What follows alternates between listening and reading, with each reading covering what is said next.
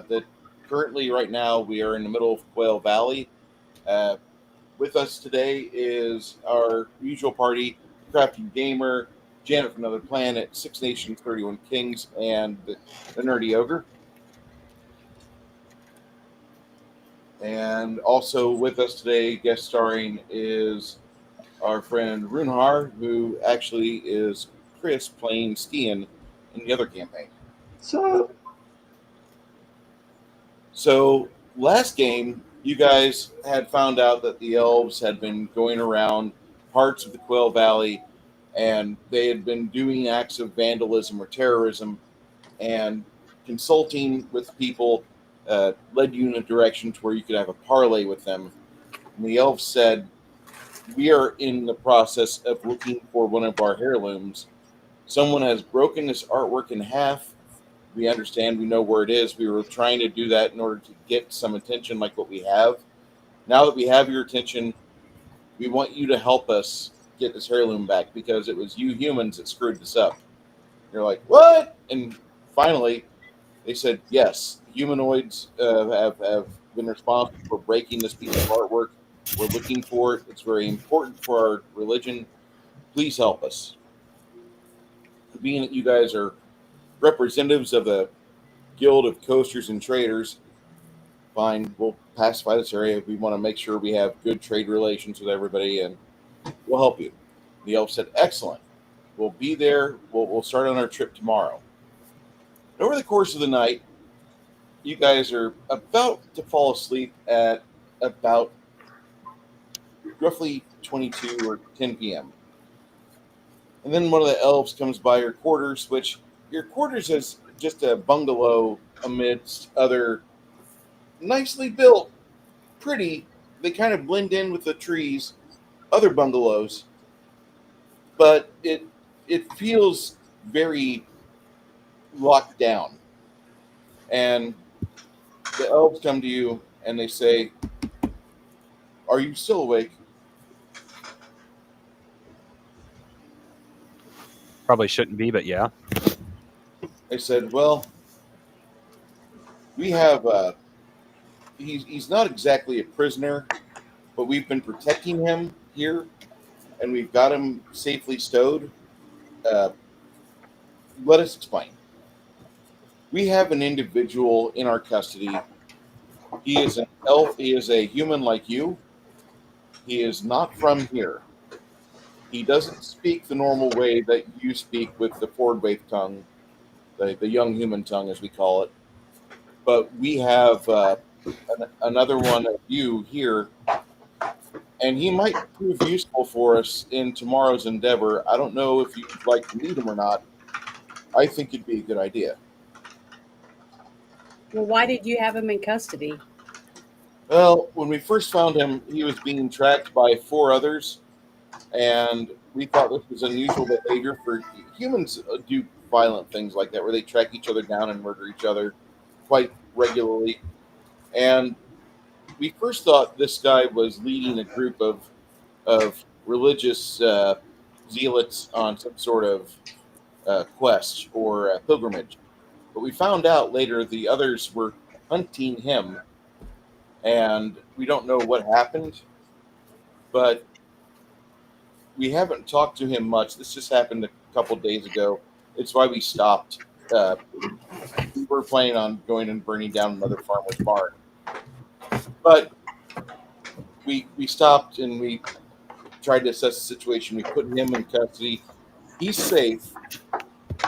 He'll tell you he's probably not going to agree with what statements we have, but he is in his own bungalow. We did arcane lock the windows and doors, and we do feed him every 8 hours. And there is a bathroom there so he can relieve himself. He does have some belongings that he's got, but we didn't strip him of anything. Would you like to meet him? Well, are we going to have like a language barrier, do you think? I don't know. I don't know. I think he speaks a little Fordwaith, but he's not from here. He looks like a human you'd find up north. Janet, don't forget you have I forgot what I it's was looking tongues. through. Yeah, I'm looking through my paperwork right now, You have and comprehend languages and tongues. Don't forget those. okay. I'm trying to. Oh, you Comprehend. mean that? That's a spell. Tongues is a spell. Okay, guess I'll have to use that if I need it. Um, so I don't think it's appropriate that I go by myself. So who wants to go with me? Everybody, I I would suggest all of you talk to him. Yeah, we'll go over and introduce ourselves and ask him if he would like to join us in our quest. Or You at the guys very want least, to find do out what that? he's doing here. Yeah, and that too. Find out what happened and why he had people chasing him down.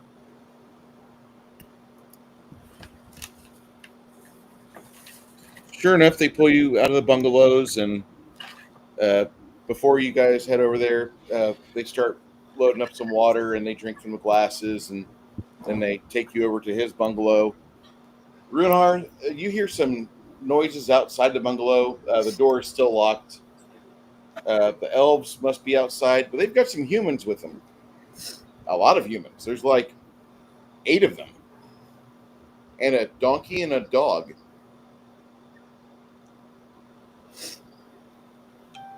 In my language, should I just call it Norse, or do you have a word for? You could call it Nordic or the North Tongue.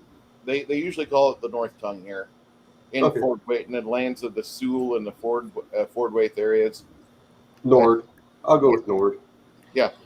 In Nord, I say, oh, Does anybody speak jive? so I'm not in Alpine. Interesting. Hello. Oh, I thought someone else was talking. No, that's him.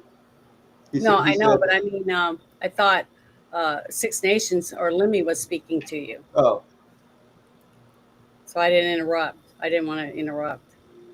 So, Lemmy, were you talking to him? Oh no, not yet. Okay. Not in character, at least. Well, yeah, you guys I want walked to in introduce and myself to you. My name is Isabeau, and I was wanting to ask you a few questions to see whether or not you might want to join us in our quest, if you're not on a quest of your own. you use tongues to say that, or no? Well, if I have to, if you can't understand me, then I guess I would have to do it.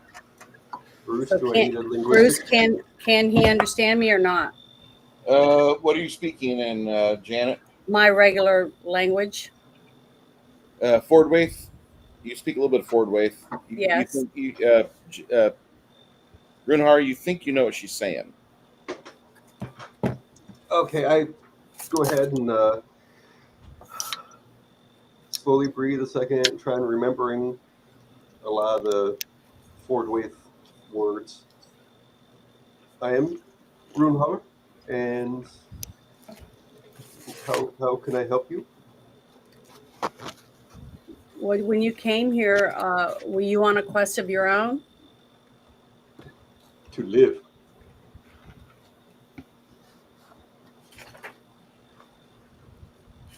You do see a symbol strung around his neck, and he's mostly just in rags.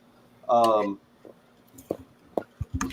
he'll try to tell you that I helped Chieftain's son, and he lived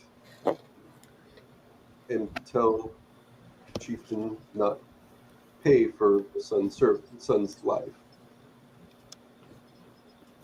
So he hunt me down. I'll find.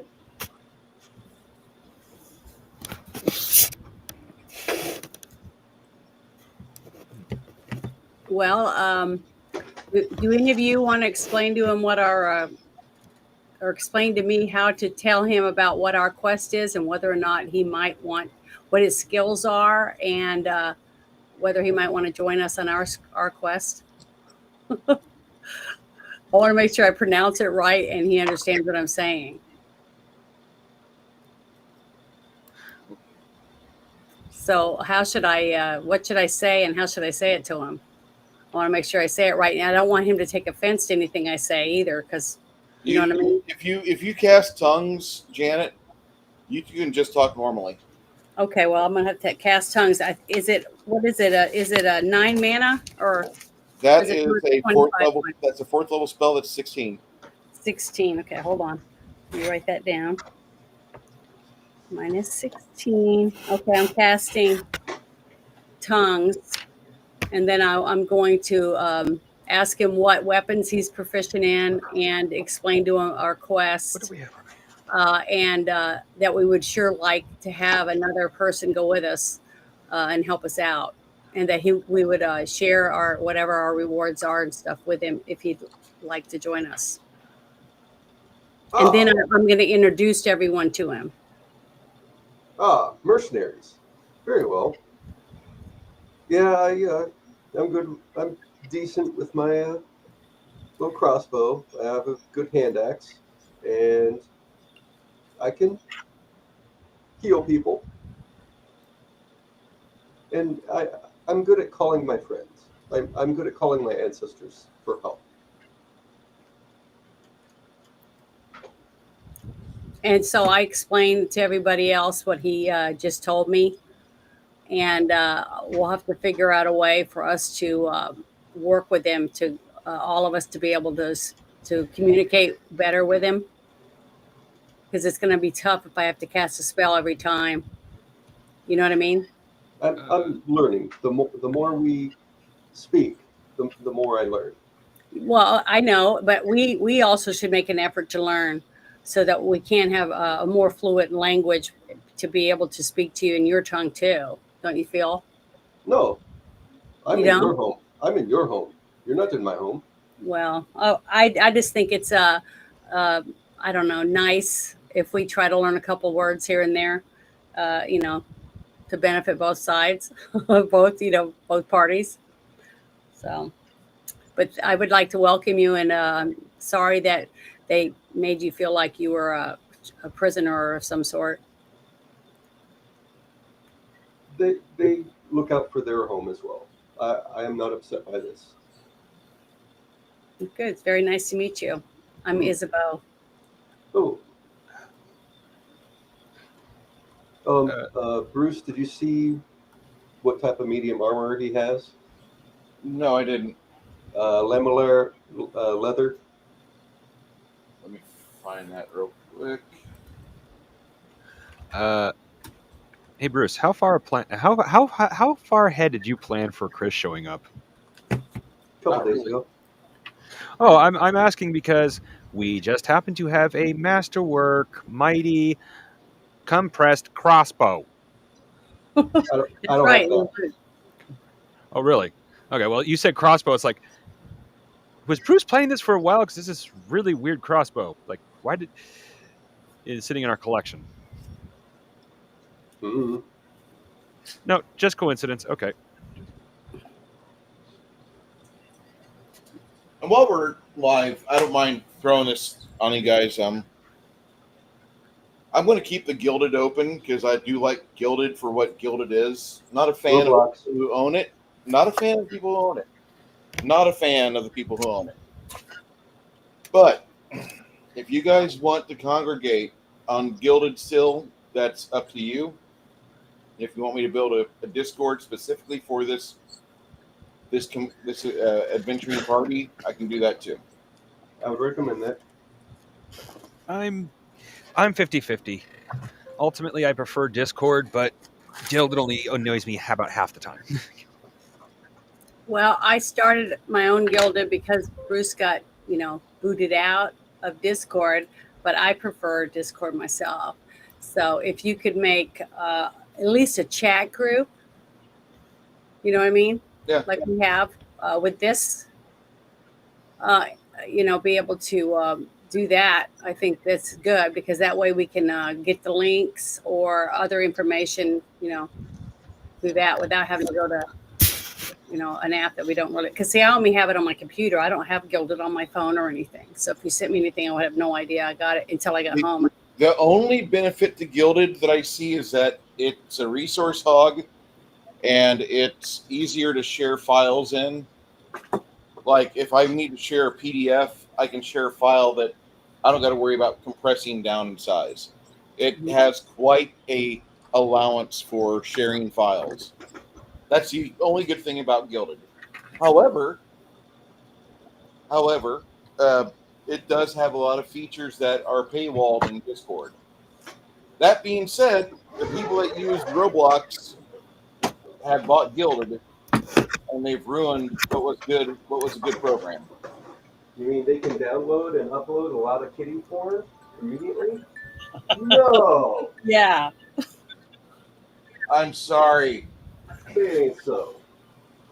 Say it But- doesn't cater to a But certain Bruce is crowd. also on Reddit. Is anybody else on Reddit? No. I only use Reddit for a few things, Janet. Well, I'm not on it at all. So. I use Reddit because there's actually the frog gods do a lot of stuff over on Reddit, which makes me disturbed. But there's a lot of porn on Reddit, which is nice too. I know. Lonely people. I have Facebook. Which, Treat Reddit like a truck stop. yeah, I have Facebook, which I barely use. Discord, Gilded, Mhm. YouTube. Yeah, like that's literally all my social media right there.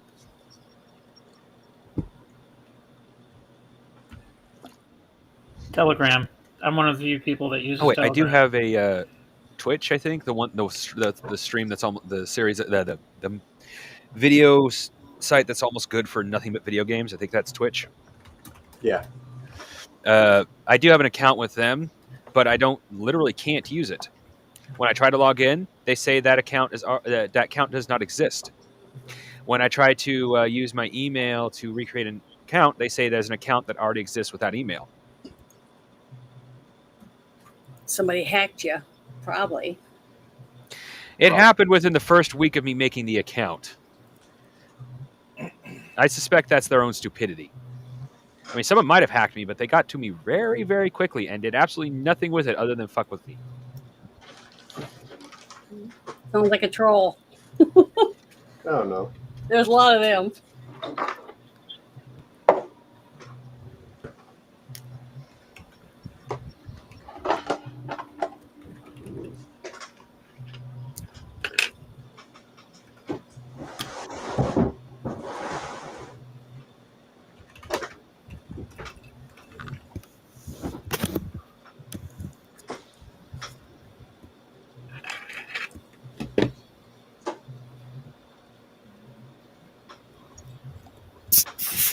So, are you going to want to join us on our quest? 2 questions. Do you happen to know where my puppy and my goat are? No, but we can ask the elves. And They said they had him that was not too far away. and please tell me you have meat. Mead? Meat. Oh, meat. Meat to eat? Yeah, he puts his fingers to his mouth like meat food. Eat. Yeah, you're starving, Oh yeah, we all. No. Not starving. hungry. I have taste buds Oh, you want something with flavor? with meat. Yeah, we always keep some preserved supplies. That includes some good meats. Oh, good. They don't hunt here. Chris, is this your figure? Negative. Okay.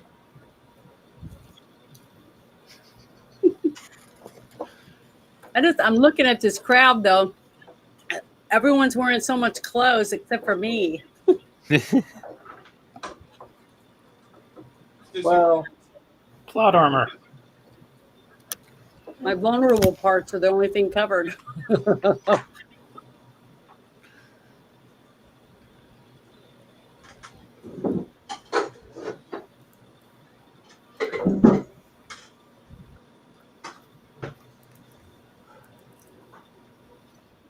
So I got less than a half an hour's worth of battery life. If I happen to drop off, I'm going to try and run Restream through Chrome, see if it'll work. Okay. You don't have a plug-in on the other side of the house, do you? That you can reach. No, I don't have anything that's going to work on this this laptop. It's a USB-C connection. I've got a transfer cable. I've got a USB-C charger for my tablet, but not for the laptop.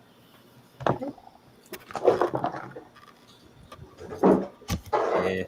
And unfortunately, the extra power cables that my mom has, they're all Sorry about that, man, but it really was the cheapest I could find at the time with the highest review. no It worries. just did not like sitting at the edge of my internet at all. No harm, no foul. Good to hear, and we'll be endeavoring here very shortly. They do bring a wolf. The elves say he's not quite friendly, but he didn't eat any of us. Yeah, when that wolf walks in, he looks like a fucking all black timber wolf. Beautiful. Rushes past you guys, tackles Runhar. Ah, puppy, you need to be fed before you eat meat. Oh, that's what you need the meat for. Oh, me too. Meat's for me too. Good. Yeah, lambda spread and side salads are fine, but where's the real food? No, they're not.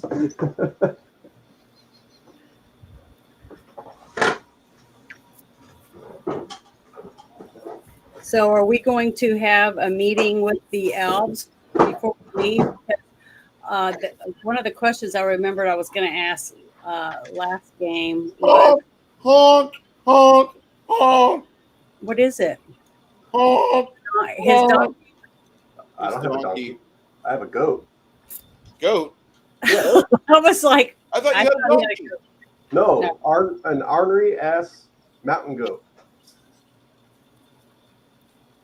Uh-oh. This time we did lose Nerdy. Cheese and crackers. well, I want to ask, did the elves tell us anything about the artifact that the pieces that's missing, or where it's broken, or where it was at when it was broken? Yeah, Janet, it was a Hello? Okay. Yeah. hello. It was a very lewd statue of two elven gods mating, and it was it was the male half, I think, was taken away. No, the female half was taken away. The male half is still there, and it was removed with such precision that it could have been nothing but purposeful. So do you think that magic was used to remove it, Very possibly.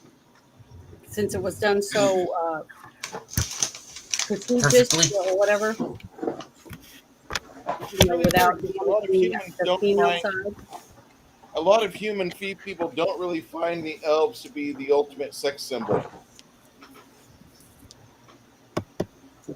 It's just Unless they have an elf fetish. Yeah, like seriously. Not around here. They work alongside them a bit. They do have transactions with them, but there's not a lot of half humans and half elves. And elves, they don't have a blended society.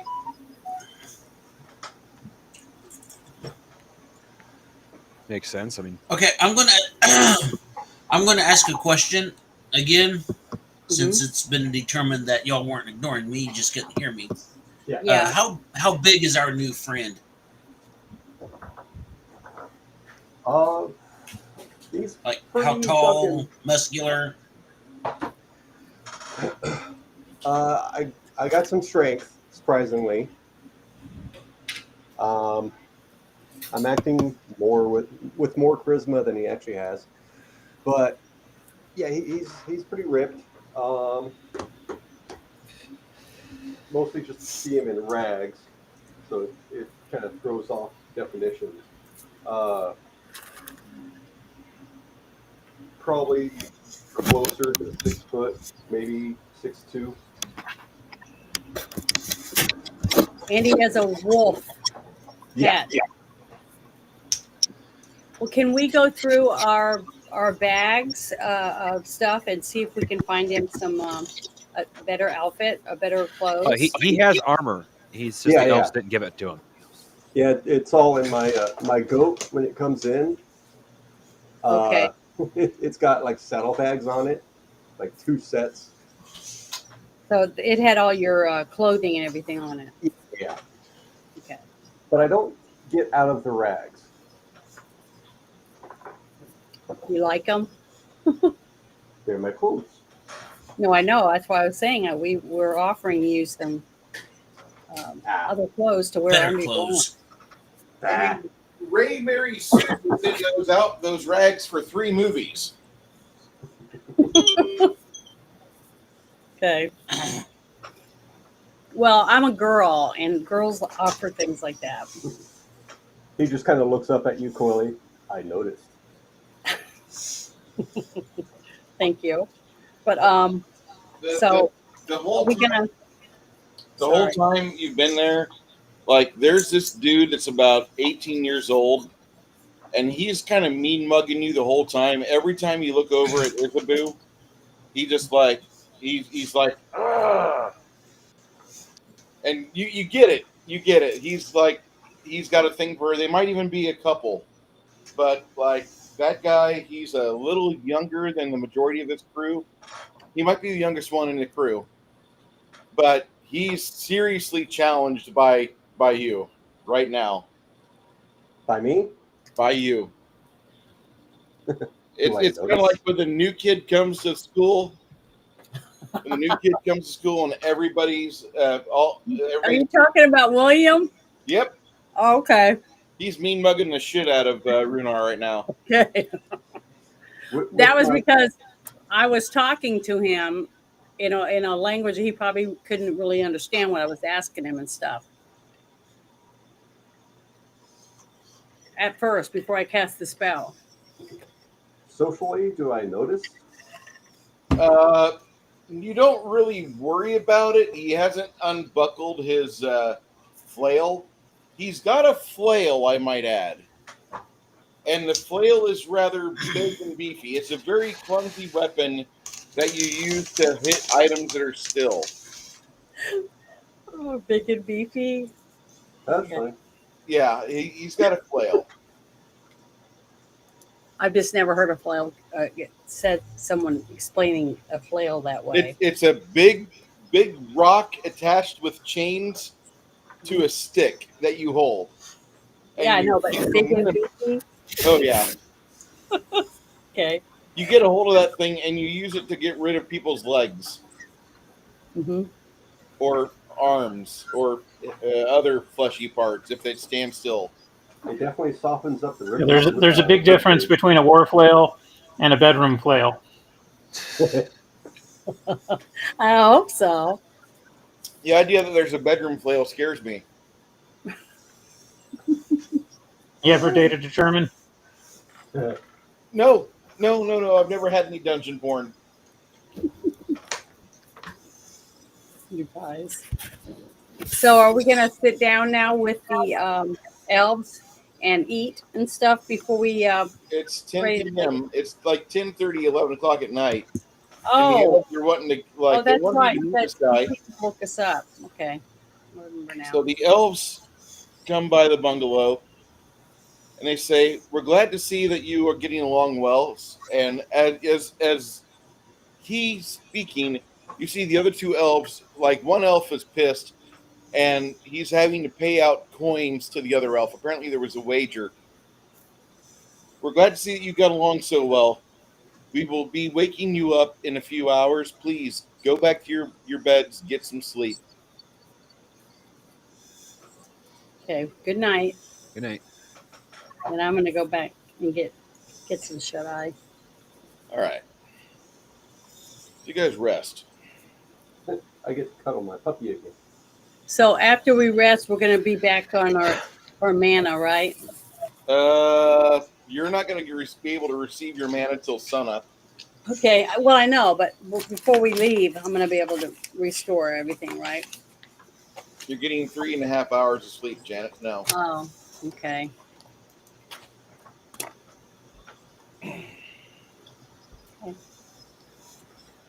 Well, look on the bright side for you, Janet.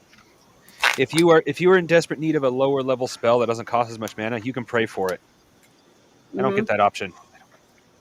Well, in case we run into trouble, I just want to be able to heal. Wait, didn't we? Didn't we have time to rest up after our last battle? So shouldn't you already be full? Yeah, but she cast tongues. Oh, right. Duh. Yeah, that was 16. They don't mind me just being grateful. Okay. So the next morning, that's a lion. Let me get a better fit.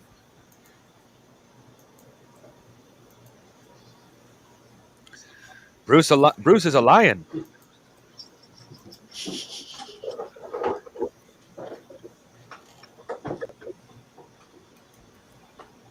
Chris, I know this is a figurine that you probably haven't seen before, or maybe you have. This is from the Chainmail box sets back in 2003, 2002, 2003. This was the first run. They had a War Dog. I don't know why, but they had so many CR1s and CR2s in that first release. They didn't have anything worth a shit. Anyway. But we have a dog already, right? Yeah, you do. It's Bandit. Well, we have 2 dogs. It's just that the other one is still too young to travel with us. We need to make sure that we get the dogs together so they know that they're supposed to be friends. We don't want them friends, not food. Yeah, we don't want them. Your dog looks at you for a moment. Your canine looks at you for a moment. This is a small dog that they've got. It's like 30 pounds. Yeah. His dog is about 80. I was having to expect to hear 200. No, about a wolf is typically about 80 to 120. Correct? My thinking right, or am I? Yeah, that sounds about right.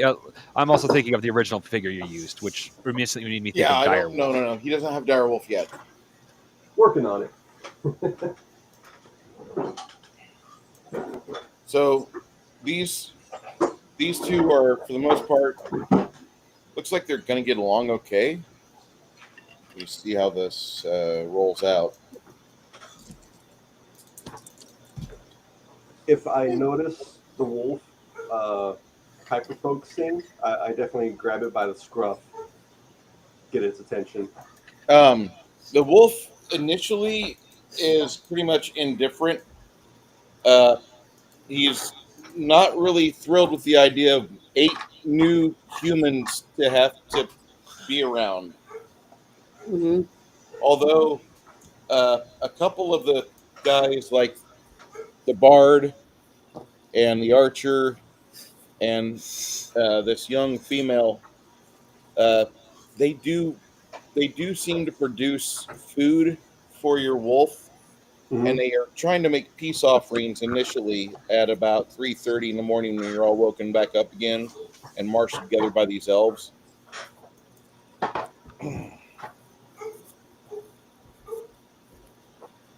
Being that you're right here and your destination on your map has been notated as up here, each one of these hexes is about 6 miles. It's going to take you a couple days to get over there. Can I ask another question? I don't know if I asked. Janet, you don't have to ask me the say the question first. Can I ask a question? Just ask. Okay, I want to. How long ago was the statue stolen? We've been searching for it for over 7 months. Okay. All right. And you haven't been able to find it yet. Negative. Well, they pretty much know where it is now, which is the reason why we're going dragon hunting. Well, how do they think they know where it is? I mean, why? Okay. Magic. Probably with magic. Hey, Matt. Well, the last bit of the last week, I mentioned a spell And then Bruce was like, "Oh yeah, that spell exists. They used it." Well, I want to ask you a question. If why do you think someone would want to take the female off of the statue? Why would you think they'd take it? Given the fact this is a dragon, chances are he wasn't the one that took it. Otherwise, he'd have taken the whole damn Mhm. thing. Chances are someone bribed him with it. Mind you, that doesn't make it any easier to get out of his possession. Chances are we're still going to have to fight him for it, but I'm willing to bet the dragon isn't what initially took it. Someone wanted something the dragon had and just offered him something of Okay, value. so all on top of us going there to try to get this from the dragon, we're going to have to deal with whoever you feel is got something from the dragon by stealing the statue in the first place. Well, that depends on one big factor. What did he get from the Yeah. dragon? He may have gotten something that doesn't matter to this area at all, to the point that after the dragon loses the statue, he'll never come back because he doesn't care about the statue. He wanted that Mhm. one item. But if it's partially about the statue, then yes, it will happen again. But given the fact the statue is within the immediate area and is in the possession of a dragon that would have stolen the whole thing, if it had been that thing that Mhm. stole it, I'm willing to bet. Well, we'll find out what was traded from the dragon at some point in the future. I'm willing to bet on that. I'm saying this as a character Yeah. too. But the thing is, But- if we kill the dragon, I- right away, we don't get to find out. Mhm. To me, that's a big gap. You know what I mean? That's real important that we try to find out. Well, don't expect the green dragon to do Well, I any know, but negotiating. I When did. you try to figure I don't that know, I out, did a little bit of- I think it's important why the dragon took it. Oh yeah. No, what I mean is I did a little bit of research. Green dragons aren't known for being talkative. In fact, you're more than likely you'll have more chances of talking to a fire dragon, which aren't very talkative, than you will a green dragon. Now, mind you, that is based off of other games, like such as D&D and Mhm. Pathfinder. But if Bruce is sticking to that theme, which so far he mostly has, a few things have been different, but it's his game, so I'm not surprised. But in general, green dragons don't like to talk. Okay. They're ill-tempered I don't creatures, trust even for a dragon. anyone, and thinking we're going into a trap. Oh, I have no doubts at all that we're going into a regrettable situation. Trap or not, I don't know. Regrettable? If we don't come out with a dead teammate, we are definitely going to be coming out with injured teammates. I just know that we've ruffled a lot of feathers in our quests that we've done, and there's somebody who wanted to get revenge, so they knew that if they took part of this statue, that sooner or later they would contact us and try to help them get it back, and took it to this specific area and gave it to this dragon to get us to go there. See? I can't help it. I'm so suspicious of everything there. Oh no, I understand, Janet. Problem is, right at this moment, you are thinking for the high level game. We are still at the level where no one's going to give that much of a shit about us. It will happen. Don't get me wrong. It will happen. Since we first started, and we've won and battled. Yes, but those have all been. We'll do for the very first thing we stopped, the demon. Yeah. We are so insignificant to him as at our level that we stopped him. He is not coming after us.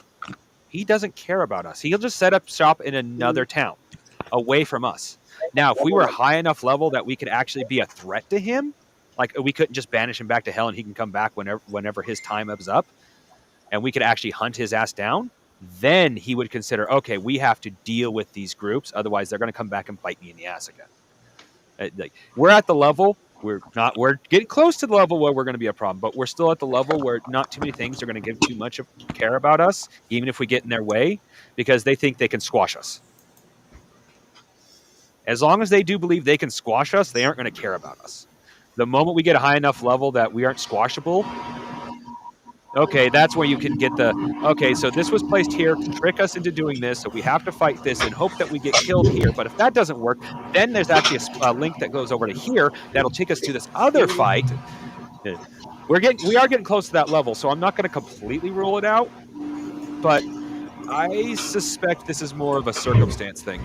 Now, I will admit I would be a little more inclined if that was something that happened since we got here, but we haven't been here 7 months. Okay. Now, if he had said, "Oh, it happened within the last 7 weeks," it's like, is someone trying to get our attention? But 7 months, that would require magic not worth. Well, once again, we get to the too low a level. Magic not worth expending on us because then they'd have to use divination and a few other things to know exactly where we were going to be in 7 months. Okay. You're right. You're on the right mindset because we are getting there, but I don't think we're there yet. Okay. Well, I hope not. So, all right. I'm gonna go to bed.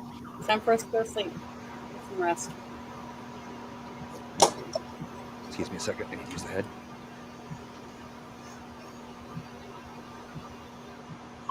All right. Before you went to sleep, they all gave you water. Did you guys drink that or no? As long as it smells like water. Yeah, it looks and smells like water. I mean, they haven't tried to kill me yet, so. No, they've been feeding you kind of this like red-ish thing. These people here, like when you were introduced, there are 3 NPCs in this group, and these 3 here, Quinn, Roberto, and Sylvia, they introduce themselves as such. And Sylvia looks at you, and she pulls what appears to be like a 7-inch big piece of looks like dried venison, and she hands it to you. Yeah, I'd take it, definitely. She when she goes back, she explains to her group, and especially the big beefy guy, Nerdy Ogre. She explains to him. She says he's a Northman. They typically will eat meat and fish, and that's their variety. So if you see one of them, if you can communicate with them, ask them if they're hungry, because most people don't eat like they do. And if they need food, just get it to them, and that way they'll be on your side whenever the sword swinging starts. Oh, kind of like dogs. You could go that direction. Might not be wrong. It's always good to have well cared for allies.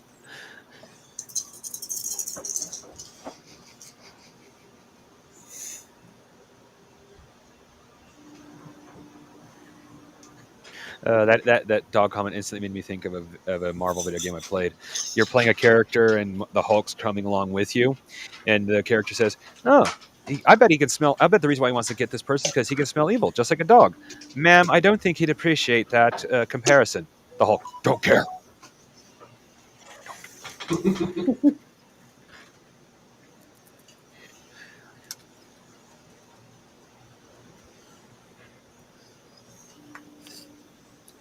So we're all going to bed now. Yep. You guys pass out, and when you're woken up at 3:15 in the morning, those of you that had the water had a magical component put in your body that would make the 4 hours of rest treat your body like they had 8. So, yeah. Work around. Those of you that were needing mana, you're fully refreshed. The elves, when they stop by your bungalow, they don't arcane lock your door this evening, Runhar. They seem to think that like you're pretty okay, safe. If the humans that are from the Traders Guild like you, then you might be worth something. Might be, the type of person they want to have around. Because the guild is known for fixing problems, or at least fixing an area to where commerce can flow. I probably wouldn't bother checking the door, Okay. if they did or not. Again, they keep me safe. There's no reason to wander around and They give them reason. they appreciate that. On the 3rd day of you being here, they did put a millstone out in front of your bungalow. That way, if you wanted to sharpen your axe, or at least a little bit of an edge, Oh yeah. you do that. As you guys are preparing, the elves join with you that in the morning at 3:30. Okay.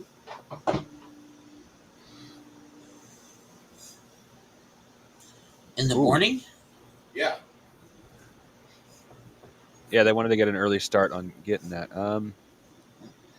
Do we have enough time for me to teach any of the elven spellcasters Ragged Edge? Because that'll be really useful right with a dragon. One of the elves looks at you and says, "You have a spell I've not heard of before." Yes, it is. It is not the most effective of spells. It only works against non-armored foes, thankfully, like the dragon. But it actually causes bleeding damage over time. I will. Trauma over time. I like that. Here it is. I will, for the purposes of Chris is curious, mostly re-put the spell in Gilded. Okay. In fact, I think this spell was back when Yeah. we still had Discord.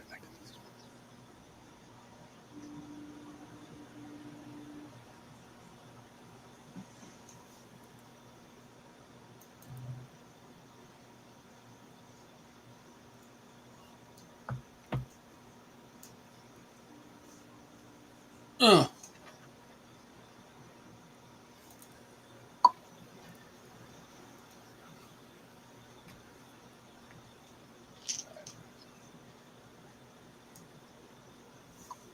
Okay, so the elves take a look at that spell. One of them says, if we were going to be doing something a little more travel intensive and we'd be resting at night, I'd be more than happy to look at it before I go into my reverie, and I would be happy to look at this spell and analyze it. But being as we are getting ready to activate a ring gate, we we kind of need to be ready for this. Share that spell with us afterwards. If I would have been smart, I would have asked you to share anything that would be battle pertinent with us. All right. That won't be a problem. One of the things I hate is when mages hoard magic. But that is the overall. Uh, I guess you'd say that's the goal of magic is to be greedy, is to not share, to be the number one collector and hoarder and able to dispense as much of it at once as you can, and being able to recoup your losses as quickly as possible. Yeah. However, you seem to have more of a elven sense of purpose for magic as it is a tool in your use, not a resource. That is impressive. Not enough humans think that way. Finally, one of the other elves says, "It is time. The hour of 4 a.m. approaches, and the ring gates will awaken. We have just a sliver of time for us to be from one spot to another." Sure enough, the elves go about giving you each a small piece of tinsel. It's it is tinsel's the wood, isn't it? I thought it was What? a thin piece of metal. Uh, I apologize. It's like a silvery metal. Yeah. Yeah. Okay. Okay. I was just reading this here a little bit wrong. They give you each a piece of tinsel, and one of the elves wanders to what appears to be like a set of woven vines and a 10-foot diameter circumference, which there's a set of stairs leading up to it to where you guys can easily step through from one side to the other.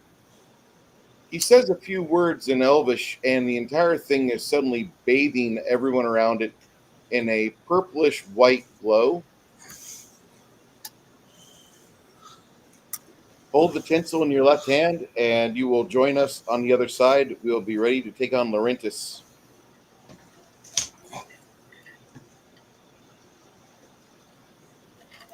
That works. Nobody has any problems. Everybody grabs a piece of tinsel. And Chris, are you bringing the wolf with you or not? Oh yes. Okay. Bandit and the donkey you guys have are staying behind with one of the elves to monitor the camp. But the bandit is not going to be going anywhere near a dragon. If you want to I'm have fine with that. if you want to have a dead dog, you can take it with you. A green dragon will single out a terrier-sized animal and terrorize it first, and then bathe it in chlorine, and then pickle it in water, and probably play with it for about 8 hours, animating the limbs that are still attached, and then finally just wolfing it down and belching a very, very nasty smell. Green dragons Yeah. love dogs. Yeah, no. Even if I hadn't heard that, Bandit wouldn't have been going with. In fact, I think we take Bandit just a little too often as it sits. Like, if I had remembered when we went to deal with the Knolls, I would have had Bandit stay in town.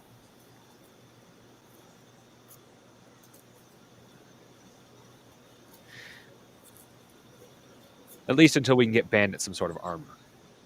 Speaking of which, oh right. I already set my order in with the guild for a 4x4 sheet of black hut. Yeah, I haven't paid for it yet. I've put in the order and I was going to pay for it when I get it. Black dragon hide, so I can make some armor for Bandit.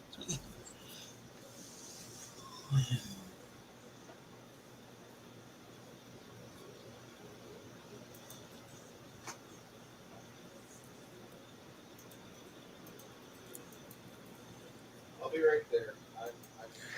So when we step through the portal or whatever, where are we now?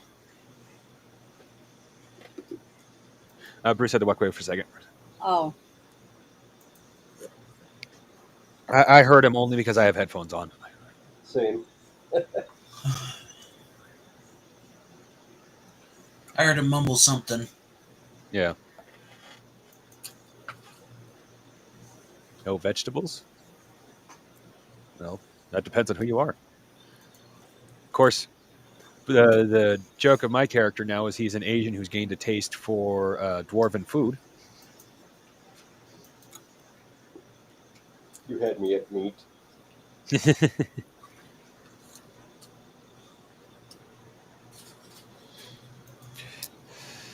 Going into the ring gate is a interesting feeling. I don't think if you guys have ever been teleported before, have you? No. no, not that I know of. We had the opportunity once, but we decided to take the long route because we were going to do a caravan guarding. Basically get extra money. You have a strange opportunity ahead, and you enter the ring gate. Your bodies feel like they're being stretched and pulled apart, like you're a pat of butter on a piece of warm bread. And it's a rather obscure feeling. Not really certain if you like this feeling or not. And after a while, you guys feel like you could pass in this ever encounter, ever feeling like this again.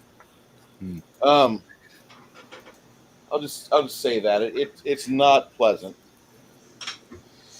I don't like it. No, it's not what you want to do. Finally,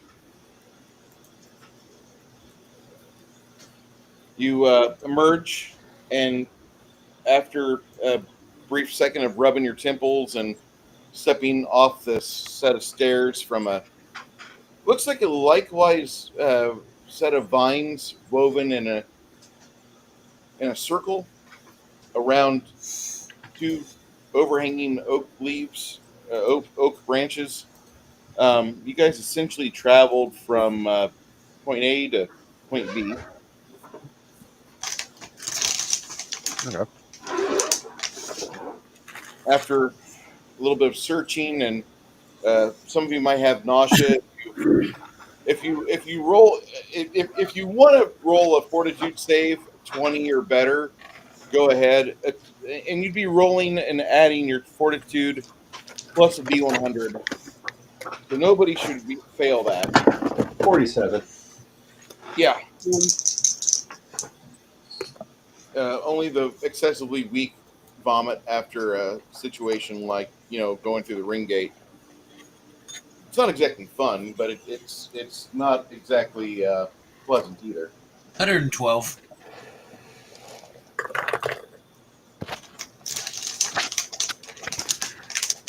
Yeah. As I was at my son, I was kind of hoping to fail, and I didn't. well, can't find my sheet. See what my number is to add to it. Damn it. Come on. All right, I'm digging through all my. Oh, here's my paper. Okay, it's 35%. You got a 35? No, I add 35%. So I got a yeah, I got an 87. So I'm sick. No. No. You had to roll below a 20, Janet. Oh, okay. I thought he said I had to roll 100 to not be sick. No. Okay, that's why I was like, oh, I suck.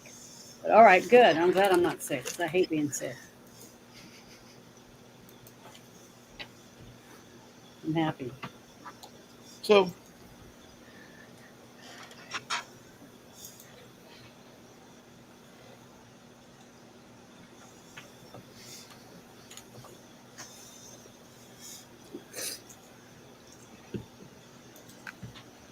shit. Well, as you guys explore around, everybody give me like a survival roll. And we add this percentile, right? Yes, sir. Mm-hmm. I don't know if I like that, Chris. What'd you roll? That's 137. Okay, so That's 00, right? Is 100? yeah, Okay. 100. So 102 plus 35. Yeah. Yeah, that's about as good as you can get it, man. I rolled a 0, and then a 4. So Nice. yeah. A 0 on here, and then a 4. Yep. That's a That means What do Chris we add actually to the rolled. roll? That means Chris actually rolled a 2. Chris said he rolled the double zeros and a 2. You didn't roll. I thought you rolled all zeros, Chris. No, 00 and a 2. You rolled an odd 2. So I rolled a 4. Yeah. That's what I thought. I go, well, I suck. You guys search around for a little bit.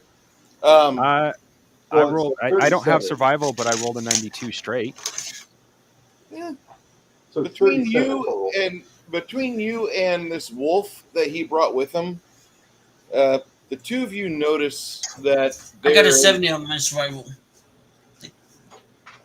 the three of you notice that there's a couple of big footprints, Uh-oh. and they're not consistent. There's like 2 here and another like 18 foot away. They go down. They're depressed about maybe 7 feet in the mud, 8 feet in the mud. Someone very heavy. What shape are they? Some sort of lizard. Oh, well, I think we're in his territory. And the dragon, I know I heard the dragon's name, but like I said, guy with a shredder in the name room. So Can we tell about how old these tracks are? About maybe less than a week, because they were after the rain. yes, the rain. That was. I'm glad we didn't have to fight in that. That was a heavy. Roberto kind of notices a strange hill about maybe 70 foot away, and he heads off towards that. You guys fan out amongst the foliage looking for more of these tracks, and then you start picking up pieces of how this thing was jumping or leaping around. You find wherever it lands with both feet. One, there's a very big impression, like the dragon's very heavy and he lands with force. And then you also find like there's the remains of like a dead antelope. There's the remains of a dead rabbit over here. There's a little bit of there's like 3 dead rabbits over here. They were rabbit pups or rabbit babies. Over here, there's like 4 dead birds, two of them sparrows, 1 owl, and a blue jay. All of them died by poison, but they also have like severe mental trauma. Like none of them died in their sleep. All of them died from fright or from poison. Hmm. So they got breathed on or something? Either they were breathed on or the dragon literally jumped in their face and said boo. And it shocked it scares the shit out of them.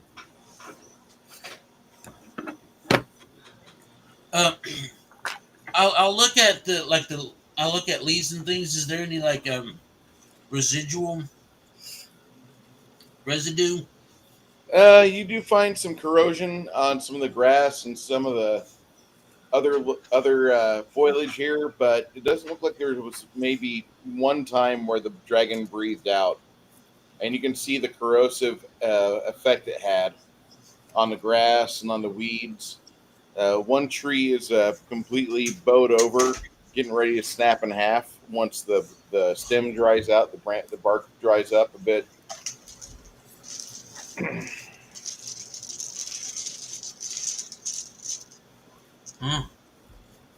So, can we see a cave or anything in the distance? You do see that over where Roberto went.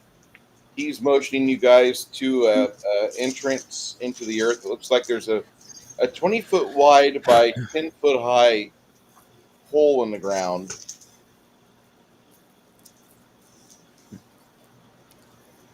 Not as big as I was expecting. Of course, then again, who knows how old this dragon actually is, too.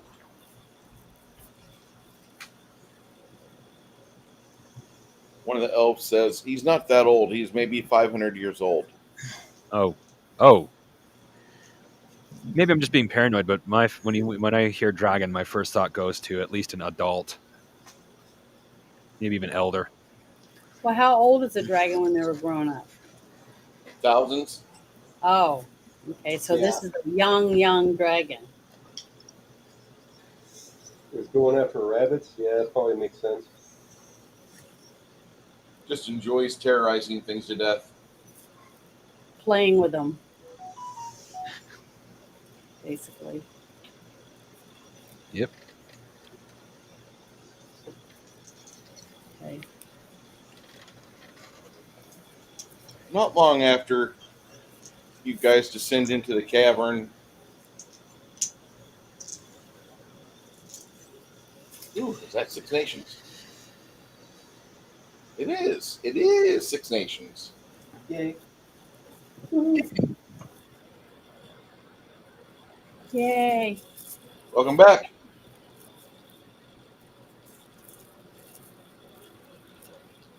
May have technical issues on non-PCs. Yeah. The good thing about Restream is that it works with mobile devices half the time, all the time. And you guys know what I'm talking about, because you remember when we had I tried to EvMux experiment and Nerdy Ogre just kept dropping for like an hour, and then he's like, I'm done. See ya. Yeah. Yeah. That pissed me off. DevMux, like for PC users, is great, but you've got to have like a hardwired connection into it. And dropped.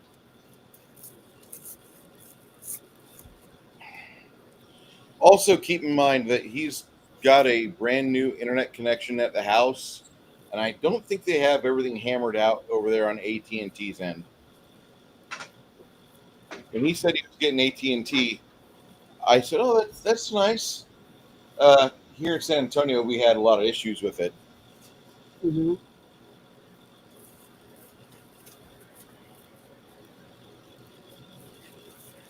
Hey, Shadow. Hey, Lloyd. All right. The elves, they're kind of got a couple guys creeping through this chamber first.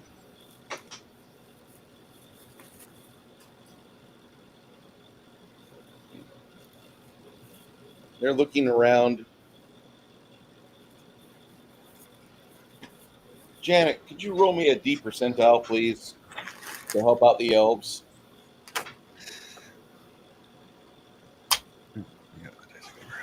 I asked Janet to do that because whenever she rolls for somebody else, she succeeds loudly. I rolled a 55. Not bad. You did okay. Wasn't a double zero. A 000 is what I want. Well, sorry. Bad news. No. A 000 is a 100. Oh, Yeah. that's what I mean. Okay. Yeah, give me a 000, and that's like the best you can roll. Gotcha. I've done it once. So Ooh. these guys are making their way through, checking for traps. Sylvia goes up there, and she's double checking their work about 10 feet behind them. Just like a woman.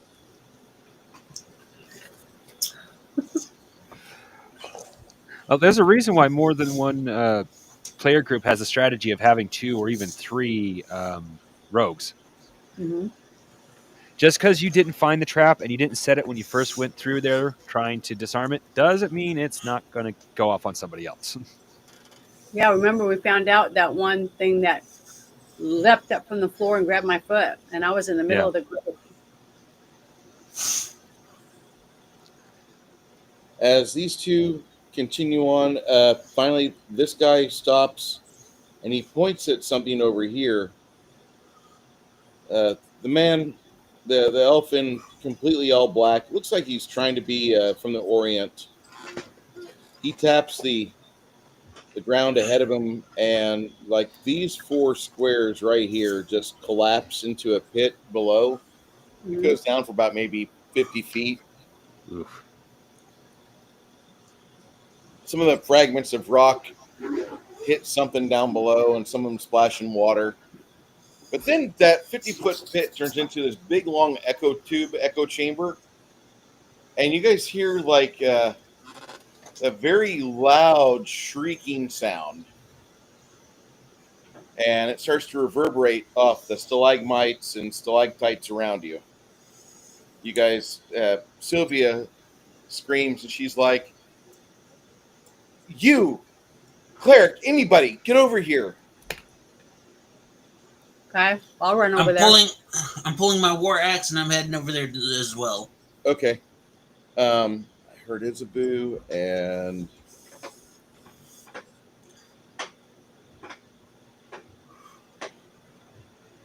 as soon as Isabu gets moving, Isabu, you know that there is a spell you have. It's 3rd level. It's silence.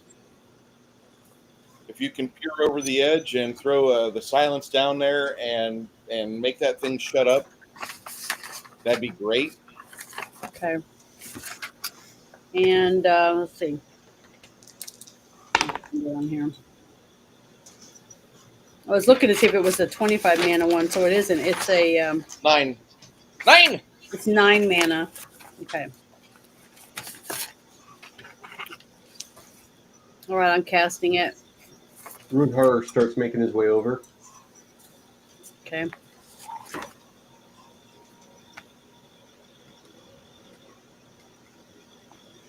You guys stand there and you watch Isabu go up to the edge of the pit, and she casts silence on it. You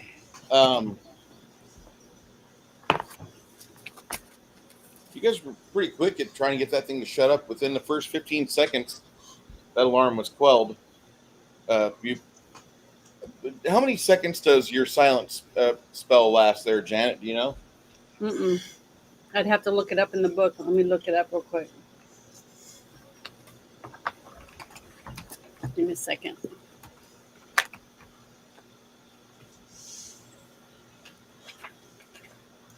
Sorry. You're good. It'll last you probably your 7th level.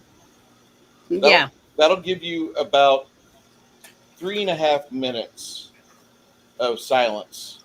Okay. Write that down. It just write down 30 seconds per level for duration.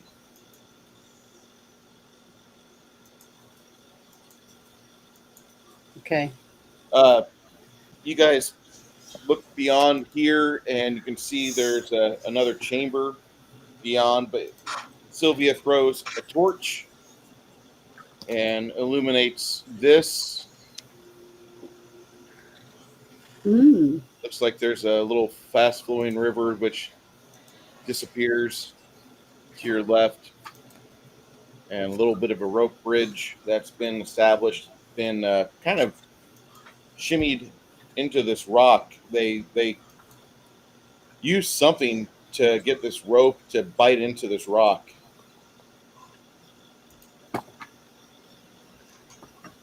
The elves look at the bridge and they say, it would be best if your members, Runar and Ogre, were to go across first.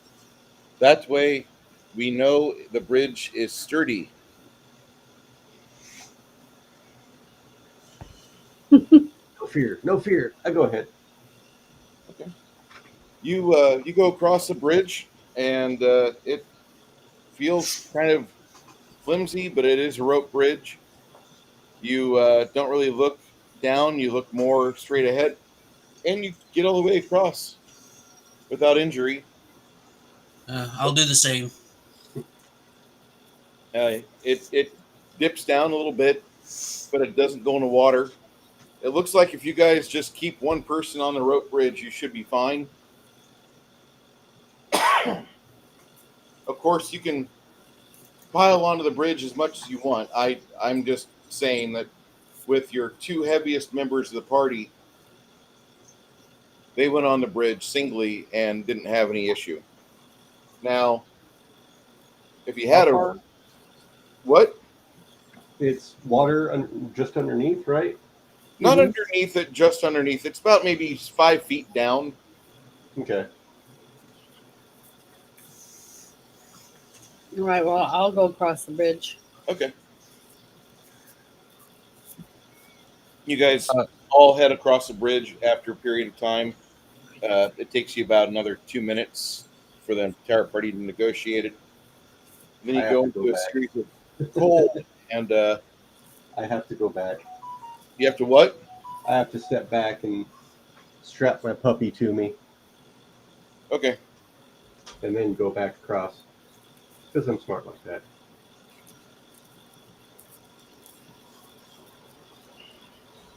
Finally, you get to a room where you can feel like a gust coming through the entry point. There are some torches in this room. And they're lit already? Yeah, they're already lit. You hear some noises from this room as well.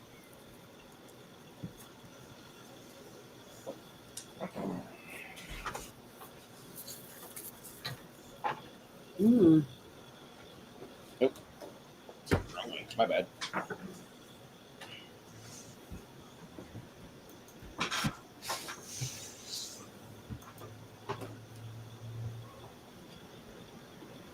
You've got some illuminating crystal geodes in the walls, and they provide a little bit of light.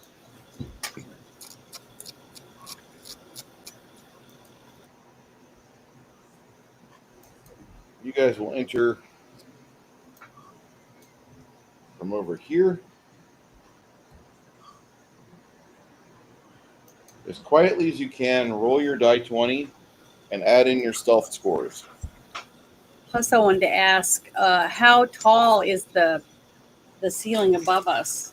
The cavern grows from 5 feet from the adjoining corridor to over 40 feet up. And what were we supposed to add to our 20? You're supposed to roll your stealth score. Stealth. Okay. Stealth. If we have one. Yeah, if you don't, just roll and pray. 4. I rolled a 14. You rolled a 4, Chris, again? But you rolled your D20, right? Yeah. So Okay. you're not rolling a d20. You have to roll D percentile, Chris. You just said D20. You I did. apologize. You did just say yeah. You did Okay. say D20. That's why I was asking it. I'm sorry. 96. Much better.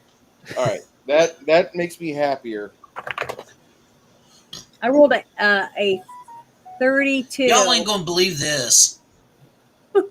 What'd you Yeah, we roll? will. I rolled a 14. Wow. I rolled an 89. I don't think I have stealth, so that's just a flat 89. You guys are mostly quiet. That's one thing I got to give you.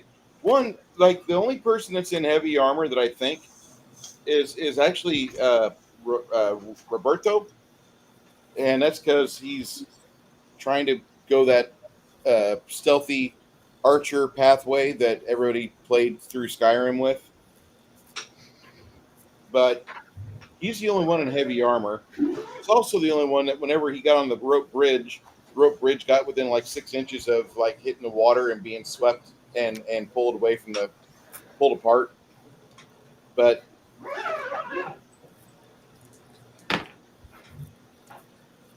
he rolls his stealth, and you guys think you're being pretty quiet.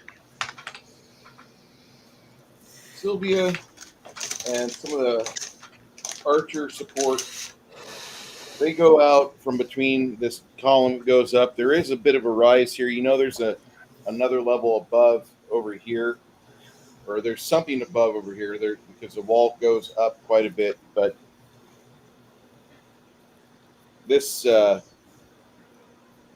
can see torches going up and over a chasm across the chasm there, and you hear like gif.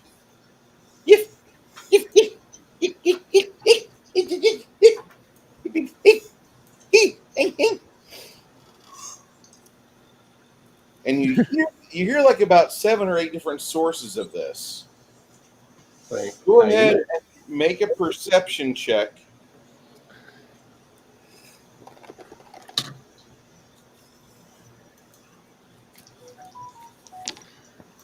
$38. I'm 90 as 78. Jesus. I'm gonna die next time we play with all these good rolls. Well, I don't have a perception on my sheet here. Add to it. You should. I don't see anything. I don't either. It was just a straight roll. I'll add your perception on there. I only rolled a 25. Yeah, you've got an 18 wisdom. Oh, it's under wisdom? Yeah, so it's more like a 45 wisdom, 45 score. Okay. With the wisdom 16, what's my bonus? You get a plus 15. Okay, so then it's 40, 50. I rolled 135.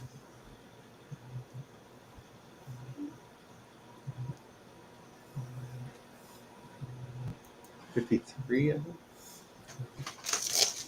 Yeah, you have a perception 20% on yours. So I rolled a 45 then. And actually, the way your character that should be higher. That should add 35 add 35 to your die roll, Janet, because you should have a Okay, 35 because there. then that would be a 55 that I rolled. Okay. You guys hear some yips and such, and you think you know what's going on here because you can see sometimes across the bay, across the chasm, some tiny figures that are about 3 to 4 foot high, and they've got little scales on them. So they're baby dragons. Kobolds? Kobolds. Oh, what's that? They're like probably the lowest version of a dragon you can find in their species. They are Yeah. technically related, but they are nowhere near an actual dragon. That's like little like if you turned a halfling into a half dragon. So they're kind of like those little chicken-looking dragons in Jurassic Park. No, they're Came up on the humanoid. beach. looking. Just their head looks like that, but their body is humanoid. Just they're small. Yeah. Here we go. I could take a Oh. picture of 3 kobolds in a trench coat and put them in. Put 'em Okay, in so they're Discord kind of for you. like goblins. Yeah. Yeah, that's the term I should have used. Not As far halfling. as level, A yeah. goblin and a dragon. Okay. I think we didn't we Yes, fight. we've some dealt of with these? that. We've dealt with them before. Okay, that's why I'm always asking what they look like and stuff. They're also little cowards. So they're freaking out because they sense us here. No, they're freaking out because they found another set of these geodes. They're pulling geodes off the wall. Mm-hmm. Looks like they're doing some sort of like mining operation here. The kobolds are not known to be good miners, but they have been known to mine before. There was a human town about 17 or 20 miles away from Reem, about 100 years ago. They had a kobold infestation, and the kobolds discovered that they really liked coal that was close by to the town, and they got into the mines and they started doing mining. And the sages don't know if it was like perceptive hostility or if the kobolds were just inept at mining, but they collapsed the mine and the town above it. Janet, it's obviously not fully painted, but I just put a picture of 3 kobolds in a trench coat in the new Discord. Okay, thanks. I'm getting the mindset that not even Restream is good on mobile. Ogre, are you connected via PC or with the mobile device?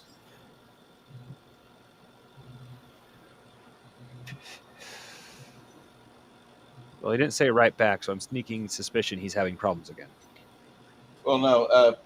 So is Six Nations because he keeps popping in and out. Oh yeah, no, I'm referring to the fact that either Nerdy's muted, but there's no mute sign, or he's having the problem where he can't speak to us again.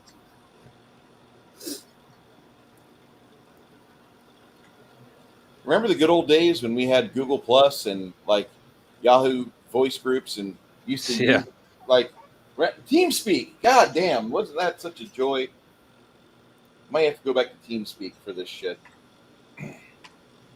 Low resource hogs. Yeah.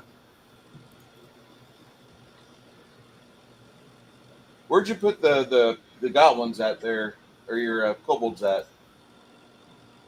Oh, the new Discord. Okay.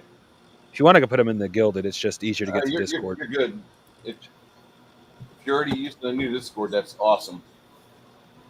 Oh shit, you guys are already using the new Discord. Awesome. Wolf names on there.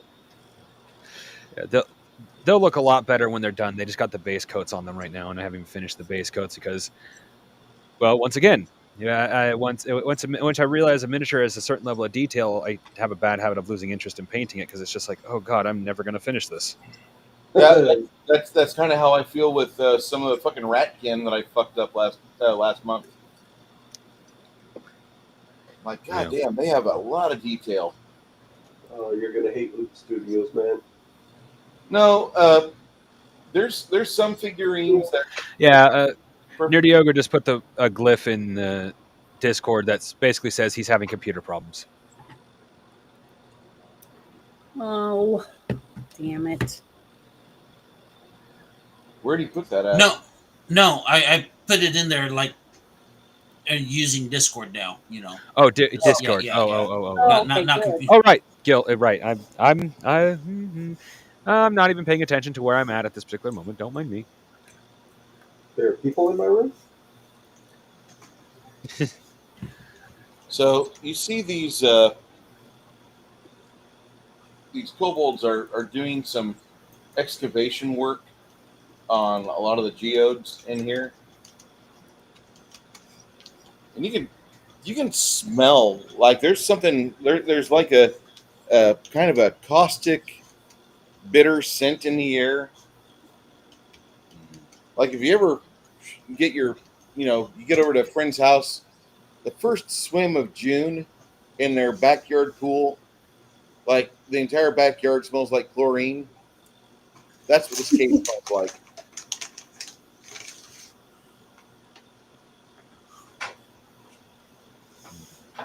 I guess it would be appropriate. Let me see if I can get a link for this before I show this.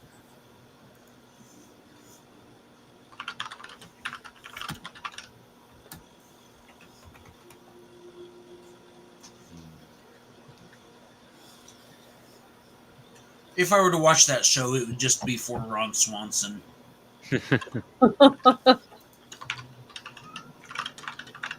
I really like him.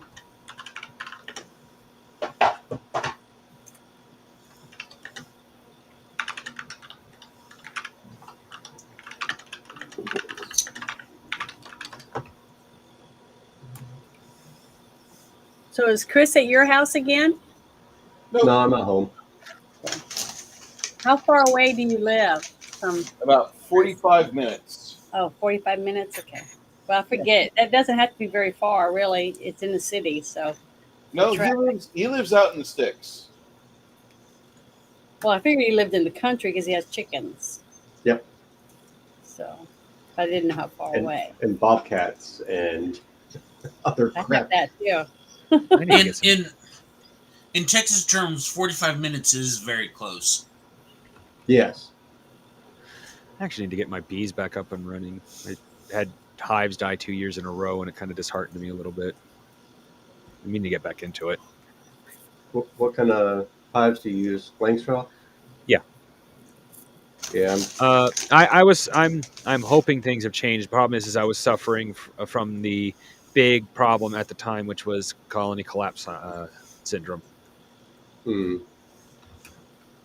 Yeah, I had a What are friend those that little some beetles wasps, some kind of wasps got in there and killed all their bees. Oh well, no. There's a lovely story about that one.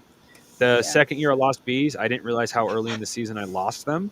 It was so early that a bald-faced hornet was able to build a large nest. Oh no. So the following spring, we had bald-faced hornets the size of your thumb. Here's the crazy part. Less than 2 months later, they were all dead. Whatever killed my hive also killed the bald-faced hornets. Well, that's not bad. I love seeing hornets die. Oh yeah, but I'm just saying that's like completely crazy. It could have been bacteria. Yeah. Yeah, that's Is it probably what the, it was. Fungus. If the bees stop working and they have a bunch of stuff in there, then between the humidity and any minor bacteria that they usually clean up on their own probably spread to their young. I have a rogue honeybee hive in one of my oak trees here. I just need to do a split. Yeah. But I'm gonna try to get another was it Layton's hive? It's like a mix of top bar and Langstraw. Ah, yeah. So you have like the top bar top, but it's in Layton's different size frames. Yeah. Yeah, the laying straw was what was easiest to get my hands on. Agreed. It's everywhere. I would love to have bees, but I'm allergic to them. I'd die if I didn't have my. Yeah, as nice as bees are, I mean, they are generally nice creatures. There are two things. One, you will get stung unless you're Yeah. wearing a full suit. Not because the bees are aggressive, but because that is kind of in their nature. Like an example, one came flying straight up into my face, and its automatic reaction was to sting me. Yep. But there are also the other problem that occasionally you get highly aggressive queens. In which case, the hive is going to be hyper aggressive. Well, that's not really a normal thing because No, it's not. that's because they've been crossbred with Africanized the African killer bees, Hmm. and those I are didn't know that was the cause of it, but I knew that yeah, occasionally honeybees will become hyper aggressive. Yeah, I A queen watched that specifically. documentary. honeybees are not aggressive. The killer bees will interbreed with them and fuck up an entire line of hives. Uh, And so you'll have like a great couple years, and then here comes this drone, and he makes his way to a queen somewhere, and then they start spawning eggs, and they're not fucking human compatible. They're here in Texas. I'm surprised Chris is still alive. Chris is not allergic to bees. However, Chris has a tolerance, and do not exceed that tolerance. I think it's like 130 stings. Wow. Yeah, one is all I need. I mean, no, I think after 30 you start having like to go to the hospital, but like after 130 stings, like I think that's where you're probably in the ground. 130 stings, even from regular honeybees, would cause you to swell up to a point you would literally choke to death. You choke. Yeah, I got stung. I got stung right here on my palm, and my hand started swelling. And within an hour, it was past my elbow, and I couldn't bend my arm. And it looked like I was wearing a baseball mitt, and I had a hard time breathing. And then my skin started splitting open, so I had like 25 splits all over my hand and arm. Yeah. And they said to carry an EpiPen from now on because the next time Yeah. you get it's gonna be 10 times worse. So I haven't been bit since. I'm not gonna wood. So I would burn this candle today, but the fucking lighter that I've got is about as reliable as my air conditioner. My lighter's there. I liked having it last time. Look for my pipe stuff on my side, Bruce. My lighter's there. Where's it at? Over on my side by my pipe and tobacco. Zippo.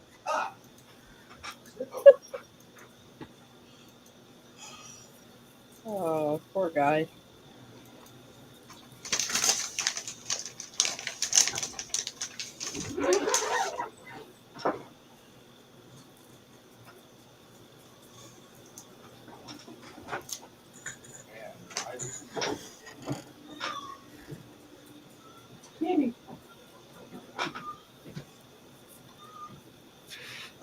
You can just have to click it once, right? Or is there a trick to this? It might have dried out already. I'm not sure how well it actually holds fluid. For me to refill it, do I just stick said? No, you got to pull the part out, stick it upside down. Yeah. Nope, don't unscrew that. That's the flint. See that little hole in the fabric? Yeah. Just put that hole on the upright bottle. No, stop. Don't pull that out. Don't touch any of that. You see where that hole is in that fabric. The hole in the fabric. Oh, okay. You just stick that down in there. on the top of the fluid, flip it over, and then squeeze a little bit, not a whole lot.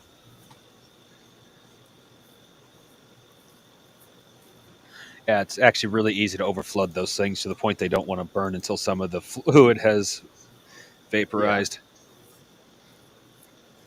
I had a Bic, and I learned that the quote-unquote hard way, since it's not like it bursts in flames, it just doesn't really light. Yeah. That and the wick I think I need to replace too, because I got the lighter kind of secondhand from Corbin. Yeah. No, there's a local gas station that used to. They don't sell them anymore. They used to sell Bic lighters, and there was one I looked at for like 4 or 5 years before I finally purchased it. Hmm. I got a reputation in town for being the term was passive fighter is how they put it. I'm one of those people that, and I can't do it anymore. I do not have this physical ability to handle it. I used to be a fighter that would sit there and take it and then wait till you wore yourself out, and then I'd kick your ass. The Peter Griffin method. Yeah. Yeah. So I didn't. Interesting enough, I didn't get the name Peter Griffin. I got the name Buddha for that particular fighting method. All right. So- Now that I've got lit, apparently we had Six Nations in the chat for a little bit, or in the room just for a second. I was busy lighting this. This is Dragon's Blood gaming candle, and it's got a bright red resin. It's kind of cute. Looks like it's used for medicine or incense. It's been using this resin for centuries. The fragrance is potent, spicy, and sweet with a little bit of earth to it. Incense has a little bit of incense, orange, and clove. It's all natural, sustainable, made by hand in small batches here in the U.S. Good for a geeky gift. It burns for 40 to 6 hours. 8 ounces by volume, 6.8 for the net weight. The price of this is about $16. And they do have some good reviews there. I've been using this brand of candles for a while because they sell this at Night Watch Games, which if you know Night Watch Games, then you understand why me and Chris prefer going here. Yeah. Like literally this right here, that's the game room. Main room. The main area that looks like a fucking tavern. Absolutely amazing. I was about to make myself sound like an idiot because I was thinking of a different store. No, it's okay. And Wow, sounds like a fun place. it's crazy, Yeah. Janet. When you visit, we'll go. Yeah, Sure. I'll have to take my outfit then. Does people dress up when they go? They do. I dressed up when I gained my Magus. I'll bring some outfits. I'll bring something good. So possibly dumb rules question. For skills, do I have to roll under that percentile or do I add it? You add that skill. Okay. Everything. This is just like playing early 2000s D20 system, but instead of rolling a D20, we roll D100 and we add everything together. Got it. Just making sure. I don't mind roll under systems. I just haven't found one that I like. Oh, you're going to be playing one when other. I understand that. I've played that one for many years. It doesn't mean I like it. I like the GM. I like the group. I don't like the rule system. I like the stories. I like the lore. I have no problem. The lore for Palladium Fantasy is 120% better than what Forgotten Realms is, in my opinion. And there's even some other custom Palladium games I've played where those were fleshed out. But I don't like the rule set. It's okay. I like the game. I wish Kevin had put more thought into things, but he was going for a game that was going to be accessible and playable, and so he went with what he's got. I did not. I've got a system that it literally takes me 3 to 4 sessions to get you leveled up from one level to the next, because the way that I play out the period of time that you're going through to get better, to improve yourself. Whereas in Palladium, your skills go up, you get another rank of whatever martial arts you know, you get maybe a bonus to hit or to dodge, and that's it. Oh yeah, roll your hit points. With Palladium though, you're pretty much pretty much a front loaded system. Like you pretty much get all your stuff at the beginning, and then you just level all your stuff up. Whereas like in most games, like with D&D, most games, you get more stuff as you level up. Yeah. So I mean, and it's like one of the things that drew me to Palladium was the magic system. Is like I mean I liked it far better than D&D, because D&D doesn't make sense. I mean, it's like, okay, I'm at this level, so I can, even though I know 15 spells, I can only cast 3. You know, and then I forget how to cast all these other spells. With Palladium, it's okay. I know 700 spells. I got this much mana, so you know I can cast as many spells as long as I got them. As long as I got the juice for it. And that I like that a lot better. I like being Yeah. able to cast. If do you have the resources? Do you have the magical spell components or foci? Go. You can do it. Yeah. All you need is time to cast a spell, and it's there. Yeah. So These guys. Go ahead. I just like the idea that, you know, a first level spellcaster can cast a 9th level spell as long as he's got the juice for it. And the time. And the time. Blood sacrifices, anybody? Yeah, I mean, It's usually me. I'm the sacrifice. well, you're the spellcaster. You can't be sacrificed. Well, I know, but I feel like I'm going to die at any minute. Oh no! If you sacrifice a spellcaster, that's a lot of PPE, buddy. True. But I mean, you need someone to cast the spell. True. Hey, Chris, you know, the only sad thing about today is that, well, I do like having you available and being at home to where I can hear you properly and everybody else can hear you properly. That's one thing we noticed whenever you stayed home last week. It was like, oh my God, nobody's having issues with the microphone. Excuse me. With you not being here today, you're not here to enjoy this coffee I'm drinking. Which one? You got whiskey in it? I can, Janet. I haven't poured it yet in there. I did put some a scoop of ice cream in it. Really? Yeah. And Are you out of the Buffalo Trace? Yes. Is that you trying to say, hey, Chris, can you bring me some of that? No, it's not that at all. I ordered 2 more bags of vanilla hazelnut, and they shipped yesterday. Nice. And then they updated the website, which was about fucking time. I might just make myself some more. I had some earlier. I pretty much finished off my pea berry. He drinks the whiskey drink. He drinks the vodka.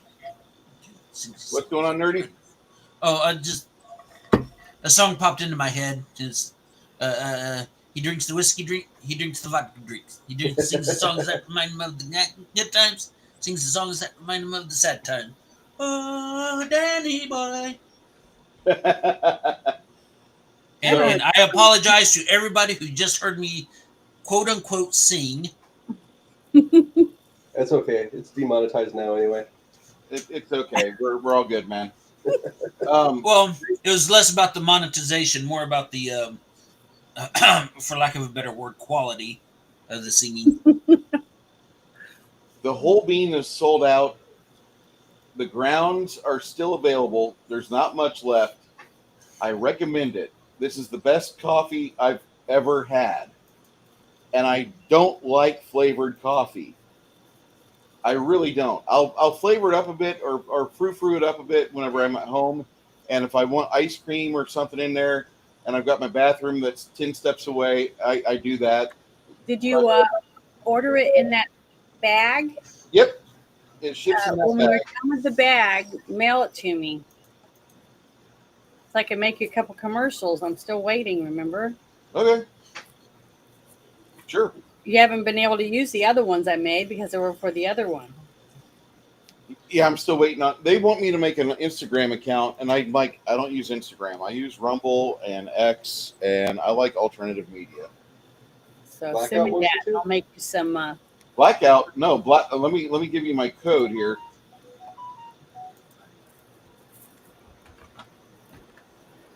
But do you want spicy commercials or just mother commercial. Can we have why not both? Okay, I'll make some of both. I'll get you a shipment of this I'm later just on. bummed because you haven't been able to use my other ones I made that I had so much fun making them for you. I'm gonna ship one of these to your place from here, and that way it'll cost me less on shipping. Because if Well, I I don't have a coffee grinder. yeah, Yeah, but did If you it's beans, I can't squash them. did you catch the part they only have grounds available, no whole bean? Oh, okay. No, Okay, I I think wasn't you're good. I was looking at the bag. You're good. My bag is whole bean. Yes. Same. Yeah, and the reason for that is that a grinder costs $16 at most, and it's the best reward you get for grinding up little beans is hearing them scream with delight into your nostrils. It's so good. It is so good. Oh. Oh. Okay. As the elves start taking up perimeter positions, looks like they're starting to make their way towards here. For those of you that don't understand what blackout coffee is, if you just like using the internet as the internet was made to be a source of entertainment and hilarity, a good way to share funny pictures, then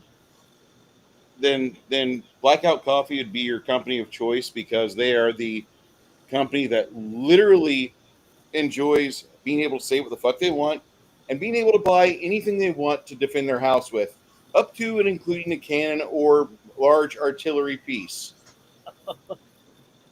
Yep. Hey, Nerdy.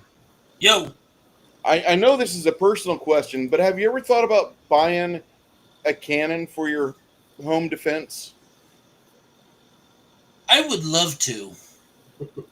Okay. You know it's legal here in the state of Texas, right? Yeah.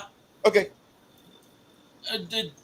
Honestly, the only thing that's stopping me is money. Get that. I get it. So, quick. I blanked on my own name.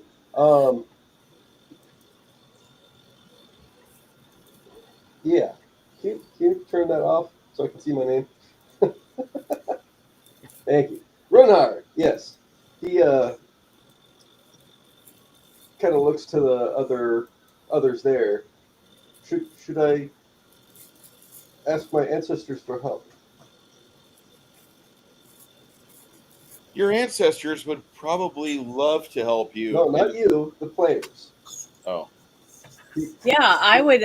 Any help is valuable. That's what I tell you.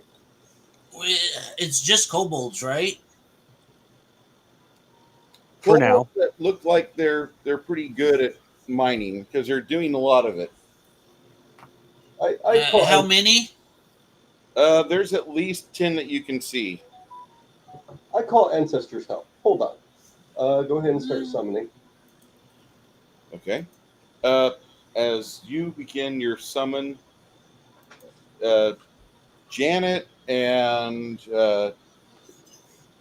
Isabu and Mongoose, if you guys want to roll a spellcraft check, go ahead and do that. He's having a large amount of purplish and black runes orbit around him as he starts to cast. What level of spell are you going to pull there, Chris? You can do up to a level 5 as the maximum capacity. A level 5 spell will cost you 25 mana, though. I'll go with 3. All right. And what do I add to it? Spellcraft? Mm-hmm. Your die roll. Okay, that's it. That's it. Okay, I rolled a 52. Janet, what he means is you take your spellcraft and add it to the dice roll. Oh, well, I don't have that on my list. You do, otherwise you wouldn't be a spellcaster. Well, it's not on. Shit, she's right. For me. She's right, actually. Oh, she is? Yeah. Oh, okay. I fucked up. I mean, that's not the first time you've heard me say that, is it? But okay. Yeah, but you keep telling me you're going to print me out or send me a new one, but you haven't been able to yet. But if I can remember what the numbers are, and I write them on my notes, and then I can't. I have a huge stack of notes. You see, I have a clipboard right here. See, with all these notes on it that I have to go through because I write them down, and then I have this stack of notes and my 2 papers that don't have the number, and then I have this little notebook that I'm going through to keep up mana and my hit points and what spells are being cast or what bonuses we might have, and then I have my book so I can look stuff up. Okay. I'm trying to keep up the best I can, I promise. But I rolled a 52. Okay. With just 1 rank and with just 1 rank in there, you have 20%, Mm-hmm. and then that'll go up as your intelligence goes up. It's almost ready to start popping up, I should say. But add 20% because I just updated your character sheet. So that was 75. Okay. You're 116. Mongoose, you know that he's casting something along the lines of summoning undead. And this, Chris, just for reference, a level 3 spell for you takes about 10 seconds to cast. And as you're doing that... And the amount of mana? Yeah, 25. 25 for a third? All right. For a 3rd level spell, no, it's 9. Okay. And when you say 3rd level spell, I'm just going to ask you about something here. Page 354. What page was it? 354. 354. Okay. Well, I figured he was going to summon somebody that wasn't alive if he was talking to his ancestors. So. That'll actually be a level 4 spell, and that'll cost 16 mana and take 11 seconds. But are you going to go for the gas, the shadow, the skeletons, or the white? Probably skeletons. Keep it simple for now. You said 16 mana? Yes. Okay. And how many hit dice should each one have? The less less hit dice, the more of them you get. For kobolds, probably go. You said it's animate 4. The level. Yeah, if you get 4 hit dice, then you can get 2 of them. You can get either 2 or 3. Roll me 4 hit dice. Okay. Roll me even or odd. Even. Even. 6? Or I just rolled a 6. All right. Well, then you're going to get 3 then. Okay. Where do you want to? You can put these within 20 feet of each other. Just kind of one between each group and us, as close as that might be. That's a lot of shaking. Then 20 feet of each other. It's not very much of a spread there. That's fine. Okay. Just kind of giving us some space so that they can do what they want. All right. By then time, weaken them or weaken the enemies. That is the start of the combat round. And let me start going through the players with their orders of what they want to do, and I'll give them their time. Crafting, what do you want to do now? Crafting? Yeah, sorry, I had to get a band-aid. Yeah, what do you want to do? Your new friend has summoned skeletons and dropped them at the kobolds. No, I think I'll start with my usual Actually, if I cast haste, I have to choose who I hit because there's now more people than I can hit. Yeah. Fuck.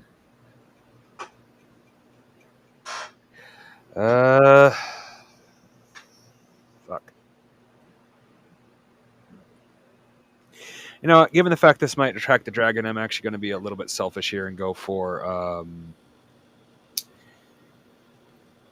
shield. I think it's shield that gives me. Really appreciate Six Nations trying to get in here as hard as he is. Yeah. Six Nations, if it's not being conducive to you, if you can just hang and chat, it's okay. I'm just frustrated that you're not able to be with us today. So yeah, I am going to cast shield. Shield? Yeah. That'll Yeah, take- I'm going to be a little bit selfish because this might attract the dragon, so I want to have as much defense as possible. You know, having a high defense is nice. Yeah. Okay. Janet, what's your first order of business? Where am I in that little group right there? You are the scantily clad lady right here. Oh, I haven't gone across the bridge or this No. other bridge then. Okay. No, the elves are making their way across. and, How many moves is it going to be for me to get over there in the like halfway past the bit on the bridge?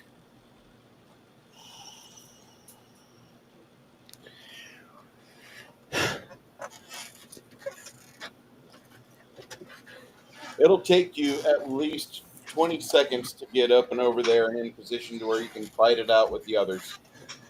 Okay. Or Well, once in I position to see what the fuck's going on, because the bridge does have an arch to it and you can't really see everything. yeah. You have an idea of what's on the other side. Well, I want to get across the bridge so I can do a spell, but I can't really do anything until I get over there because none of them want to go that far. I don't think that's quite a ways away. Do you have any spells you want to use that have over 100-foot range?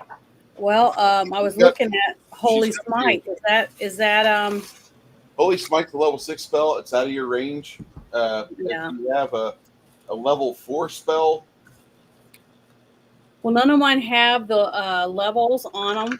Remember, I just wrote them down as you told me what they were, and I have to look. you should have a few sheets of paper that I sent you via text and via Discord and other means. Well, let me go to my Discord then. I'll have to look it up. So right now, I'm just going to move towards wherever I can get. Okay. And I'm going to open Discord and see if I can find something that I can look up. Yeah, I've got the 3rd, 4th, 5th. I've got up to 5th level cleric spells. Let me grab my phone. Are they just on the DM or are they in the group or do you remember? I don't remember. I'm going to drop them in the new Discord though. Chris, can you do me a favor and give me a call so I can find my phone? Just a second. I got it. I got my phone. Okay.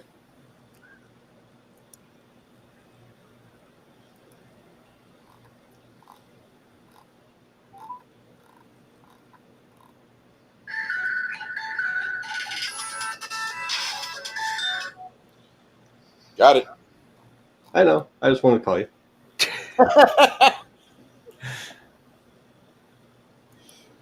Yeah, I don't see them in our DMs. I know I've sent it to you before. It might be in my old Discord. Hey guys, whenever you're looking at these pictures of the spell list, don't be like touching yourself. My feet are in these photos.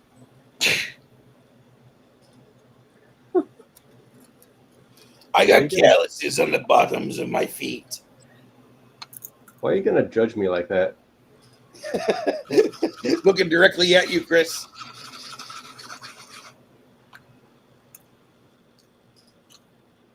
Okay.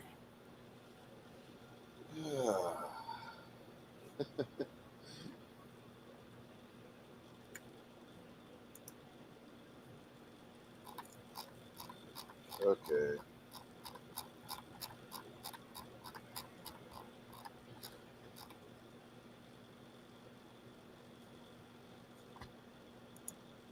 All right, Janet, I just dropped it in the D100 group, Okay. so they should be popping up there.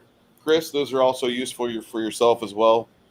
And I feel Which one of these is mine? all of them. Oh, all of these have the different spells? Yeah, 1st through 5th. Oh, they're in different levels. Well, maybe that's my problem. I only picked one, and it has starts with Airwalk. Yeah, that's a 5th level spell. Yeah, these are all 5th level. That's the only one I wrote down. That's why I Okay. don't know what they are. Well, good. Thank you very much. I'm gonna get these, and then I'll have to start looking them up and find out what each of them have. I would have thought you'd known already, but okay. Well, I don't. I'm sorry. It's okay. There are alignment restrictions. If you're casting protection from good and you're a good character, that's probably not going to affect you much. If you're a lawful character trying to beat up unlawful with a cleric's help, your god's help, it's not going to happen. That's casual. That's normal. Janet, let me know what you want to do, and I'll pencil it in. Runhar, what do you want to do next?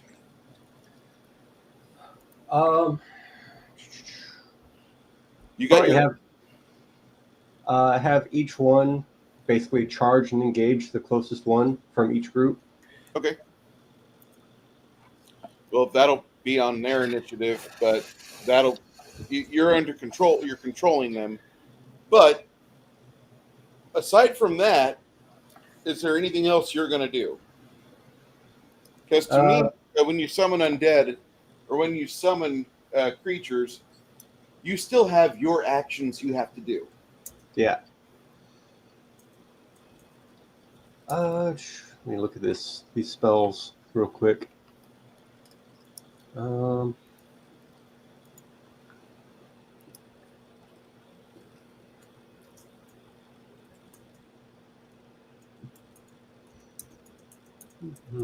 Sorry for the delay. It's all right. I'm always doing it. If it's going to take you a minute, Chris, I'll just go over to Ogre and ask him what he's up to. Yep. Ogre, I assume you want to charge forth?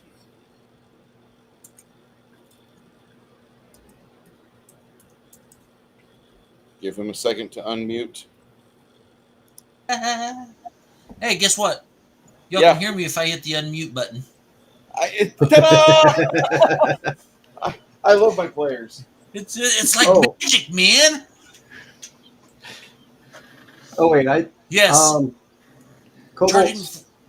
I'm sorry. Kobolds don't like light, right? Let me check real quick. Hold on here. You're 7th level. More than likely, you would know this. Most of the time, yeah, you're right. They don't like the light. Let me see if they've got a light sensitivity. Because orcs do. Orcs are not good. Most kobolds have a light sensitivity. Okay.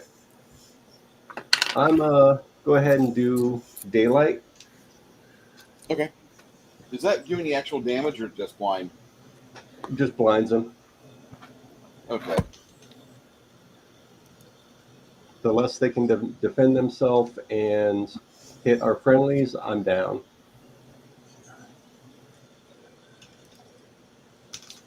Sorry about that. You're good. That's a 4th level spell, so that'll be 16 mana out your roster. Already got it. Awesome. And it'll take you 10 seconds. 7, 8, 9. Yep, 10 seconds. So that'll be daylight. Janet, do you know what you want to do? When I get where I can, I want to do the where is it again? I want to use the Holy Smite on them. Holy Smite's level above what you can cast. Oh, well, you sent me it on my list. Is it on Holy Smite's on that list? Yeah, I wrote it down. That's a level 6 spell. Level 5. Bruce. Oh shit, it is level 5. And I'm a 7, so why wouldn't I be able to cast it? Caster level if trails Janet? slightly behind your game level. Janet, Yeah. at the worst, you're a 9. Anyway. Oh, thanks. But Bruce. Bruce. I can't cast it. Let me check real quick. Did I fuck up on this? Because if I Well, did, typically this should be a level 5 spell. So yes, you can cast it. Okay, I'm It's looking up level 4 this spell, stuff right the now. 4th level spell in 3X games. Yeah. It's level 5 spells, 25 mana. Where do you want to center it at, Janet? Right. I don't know who that is right there. See that black spot? These are skeletons that are. I think they're ancestors. Oh, if I do Holy Smite, it's going to damage his ancestors too, isn't it? More than yeah. likely. Okay, then I'm not going to do You've that. got some over here, and you probably could put it just a wee bit over there, and you've got some over here. You could try to keep it away from the skeletons, and it'll probably do some good.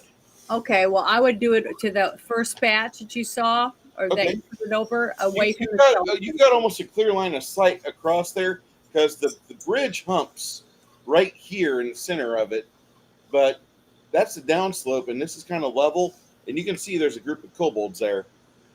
Okay, well, when I get close enough to do that, that's what I'm going to cast. And Janet, you can cast that.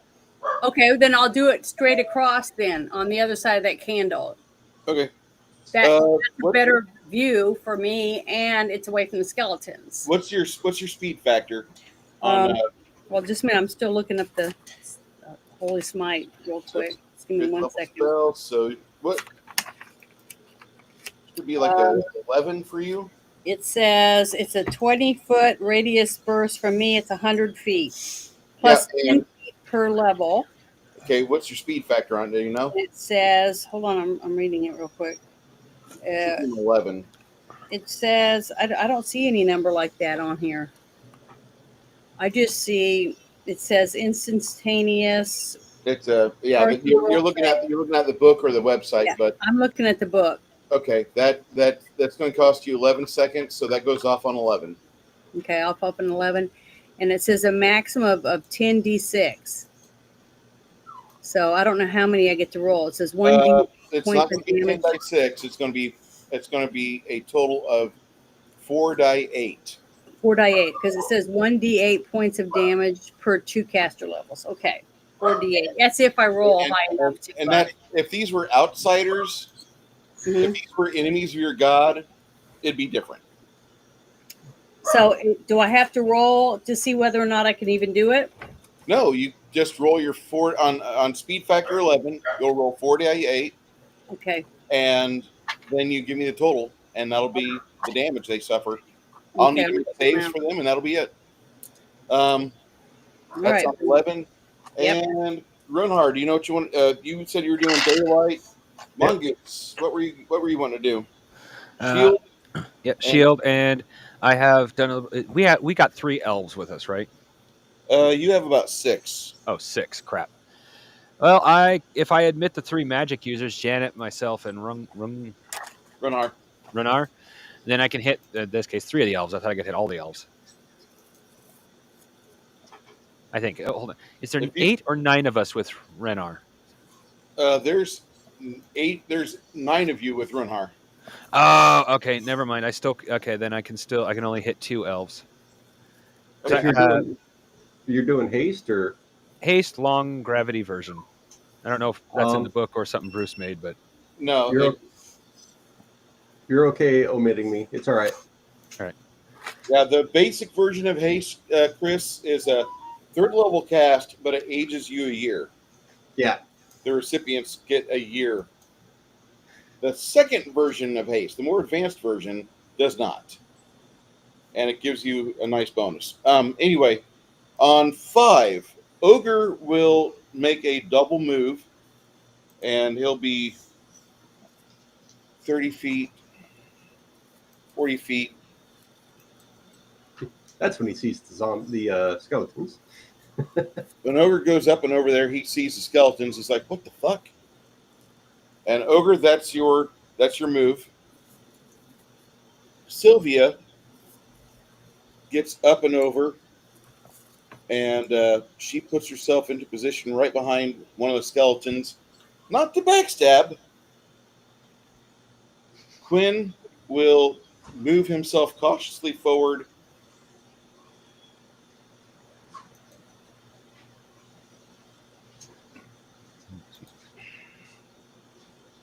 And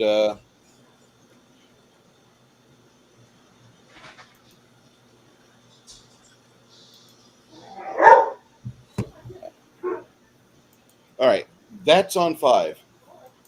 Ogre, Somebody's opinion, dude. what do you want to do next?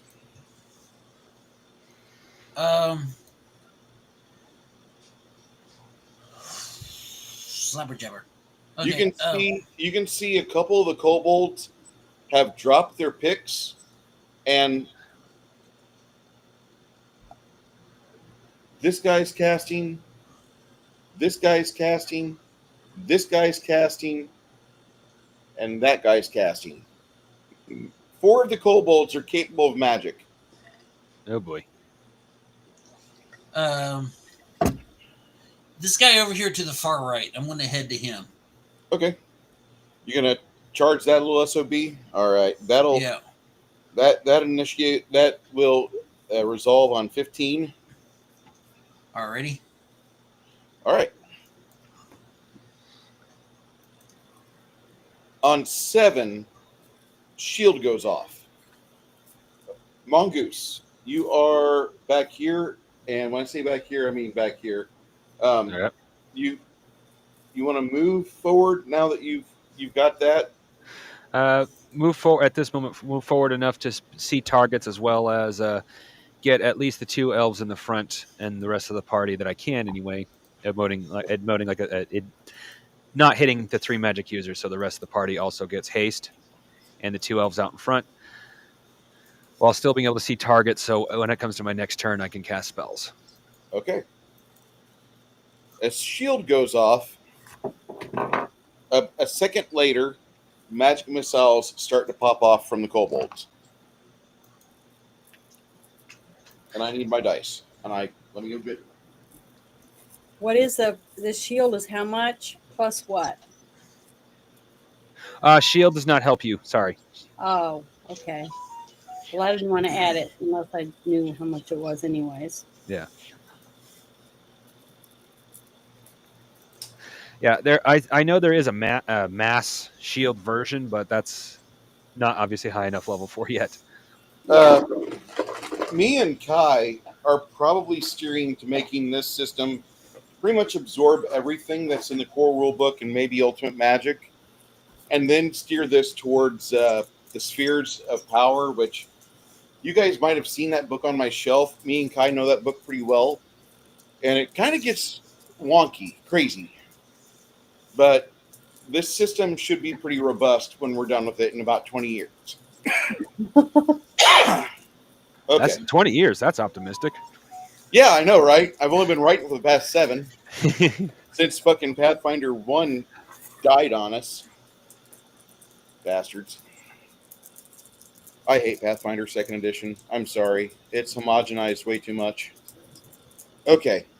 This kobold cast a spell on this skeleton here as he's getting ready to charge off towards somebody. Chris, you see some bone bits fly up in the air.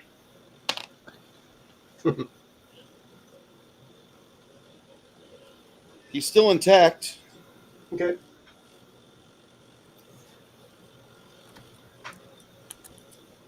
And I'll trust you to do their interactions. You don't mind if I do the rolls, do you? Yeah, that's fine. Okay. If you want me to do them after a while. I mean, if you want to roll, if you want to have the failures on your own self, that's fine. You can do that. just don't fudge the dice so bad that I question your ability and truthfulness. No, I got the camera on the dice.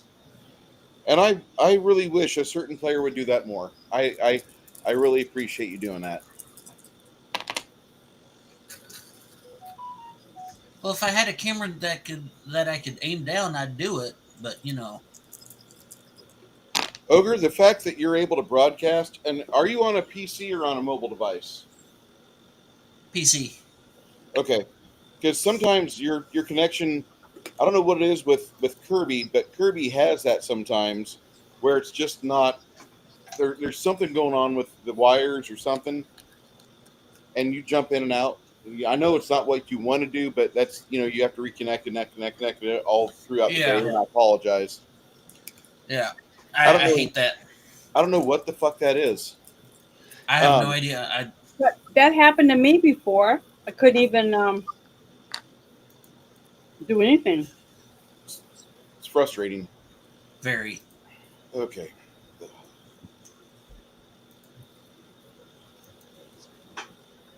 No, I feel bad for Six Nations. So do I. Yeah. If know how he's much it still, if he's listening, he can probably piggyback on Discord. If Go into the chat and piggyback on Discord and get back in through that. if Six Nations is listening, jump in through Discord or Gilded, and I'll pipe you in. I mean, that doesn't sound good, but we'll get, that took on a whole new term. Wow. Janet, come save me from my 14-year-old self. Oh, wow. It's so hard being a upright person in today's society. Okay. Upright. Going to hell. Going to hell. Okay. Now, that was on 8. On 9, the skeletons, he shifts his ass over 1. He shifts his ass over 1, and he starts to make his move over to here. You're going to use this guy on his attack first, Chris. Go ahead and try to get him to wail away at that fucking kobold. Okay. It's going to be a natural 60. All right. With his additional plus 30, that's a 90. So I need you to roll a die 8 and add 1 for the actual.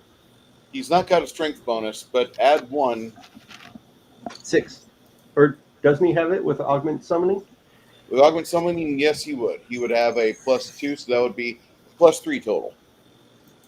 8. Bruce, can I ask a huge favor? Yeah. Can you take over my character for a few minutes? Bear just asked kind of an important question about his music, and he kind of want to get back. Kind of want to take care of that for him. Yeah, that I'll do. Sure. I'm still playing. It's just I'll be gone for a few minutes. Yeah, that's understandable. All right, thank you.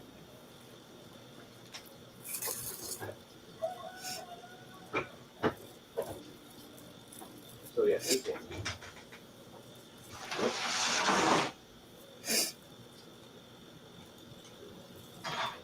Yeah, and Six Nations, this would be the ideal time for you to use those earbuds and give me a buzz with your phone and be watching via the web. That way you don't have a feedback loop of the audio. That's always fun. Okay. That first hit you did was 9 total, Chris. 8. 8. Okay. 5 plus 3, right? Yeah. Make your second attack on that one in the middle. 64 on the attack. 64 total from your die roll, plus 20 for the skeleton, plus 10 for charge. And damage is going to be 8, 9, 10, 11. Natural 8. Okay. Reflection on these dice.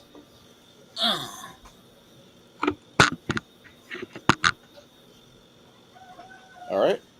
And this third skeleton, he gets a plus 30 as well to his attack. 47, so 77. That is not enough, sir. Okay. He's engaged. Yeah. That's what matters. Okay.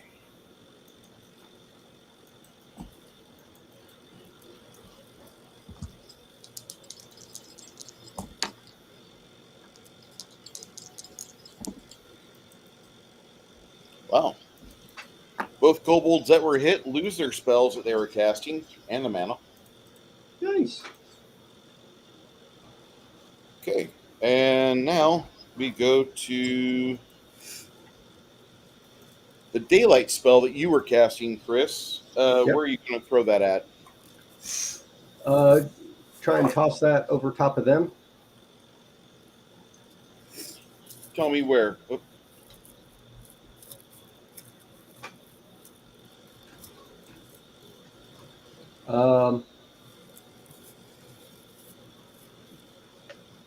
Right there, above the bigger group primarily. Right here? Yeah. Okay. They get a saving throw for daylight? I don't know. That's a good question.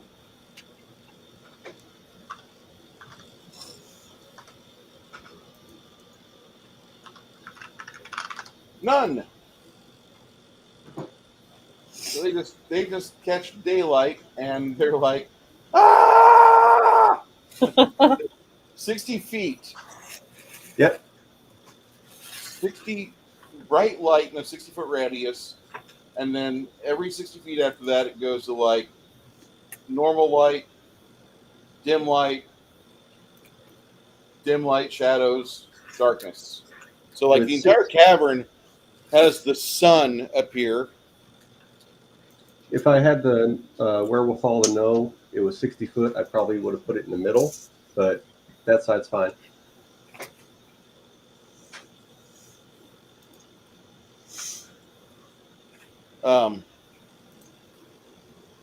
Gives some nice distractions for the other ones, like what's happening.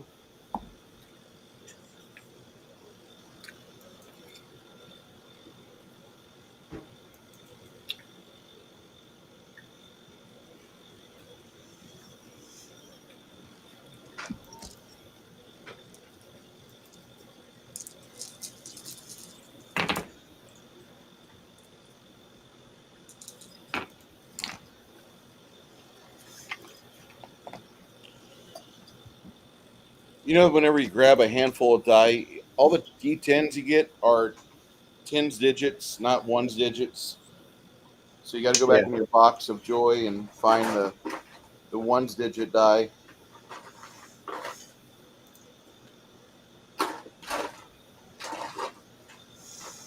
The ones that what? Whenever I reach in for a handful of die in my box, the only Mhm. tens I grab are like double digits like this. They're 10 Oh, digits. I yeah. never get the ones digits. So, all right.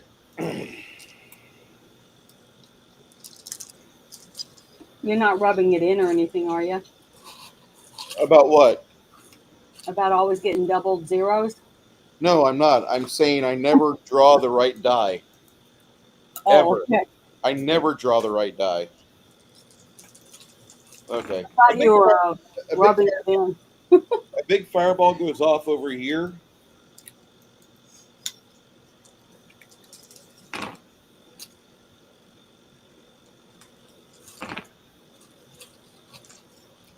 All right.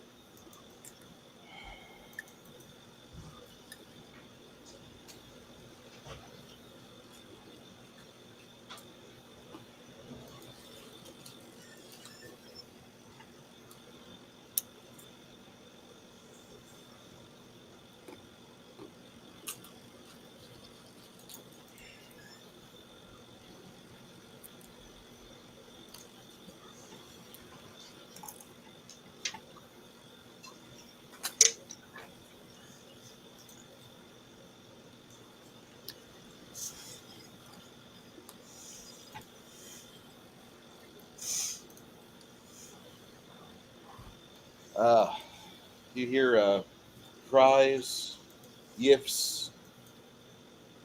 You see blackened, charred corpses on the cavern floor below. Ogre, you see something, a disturbance in the water?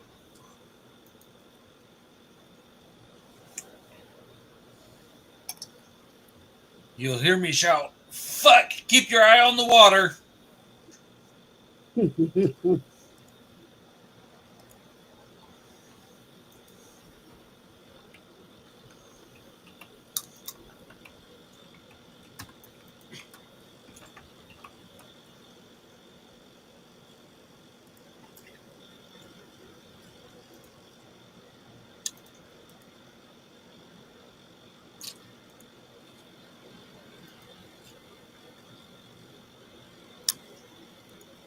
Yeah.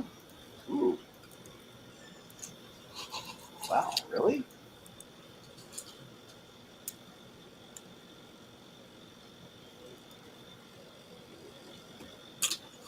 No, that can't be right. That can't be right. I'm sorry. I'm just looking at something. Cool.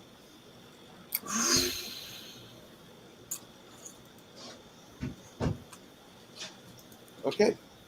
Are there any bad guys left over there on the right? Yeah, there's quite a few kobolds. They're looks like they're adapting or doing something to counter the sudden attack of the skeletons, and skeletons will go again on 16. With your daylight spell, Chris, what do you plan on doing next? Right now, just kind of have my axe out and my healing kit accessible. Okay. And the reason I ask that, you are also way over here by your dog. Yep. Right there. Oh, I'm back. Okay. I keep thinking I'm the robed one up front for some reason. The rogue, That's fine. the rogue on 10, he makes his double move to get over here. Sophia, you hear her say something like, damn, as a lot of the kobolds just get whacked apart. Do you want to make a move, Chris? Do you want to get forward? Yeah, move both of us behind the elf closer to the bridge. Okay, that'll be on 15 that you move up there. All right. Okay. Daylight, and let's see. Who else is moving up? I am. That's right. I was.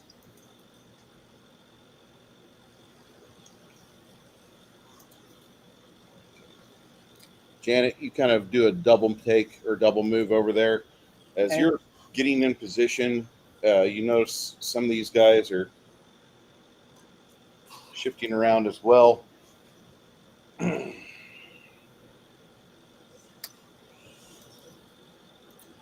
Ogre's getting ready for a charging swing on one of these fuckers on 15. Janet, what were you doing next after you got up here? I was doing the Holy Smite, remember? Oh, shit. My bad. You were moving up. You were doing I'm moving up after I do the Holy Smite. Okay. So I'm going to roll. Oh. Roll. Let's see.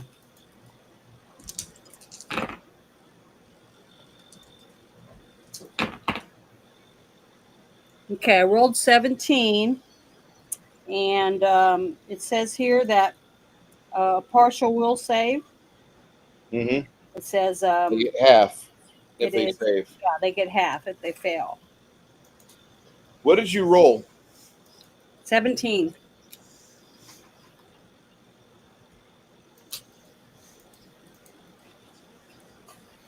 You see a column of whitish blue light beam down from the ceiling onto those kobolds and that general area in general, but it doesn't seem to hit the ancestor skeleton. And you're going to move next, you said, Janet?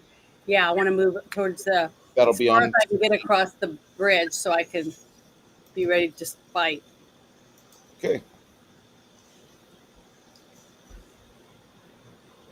All right. And this is at the point where everybody starts to see. You actually hear inspiration.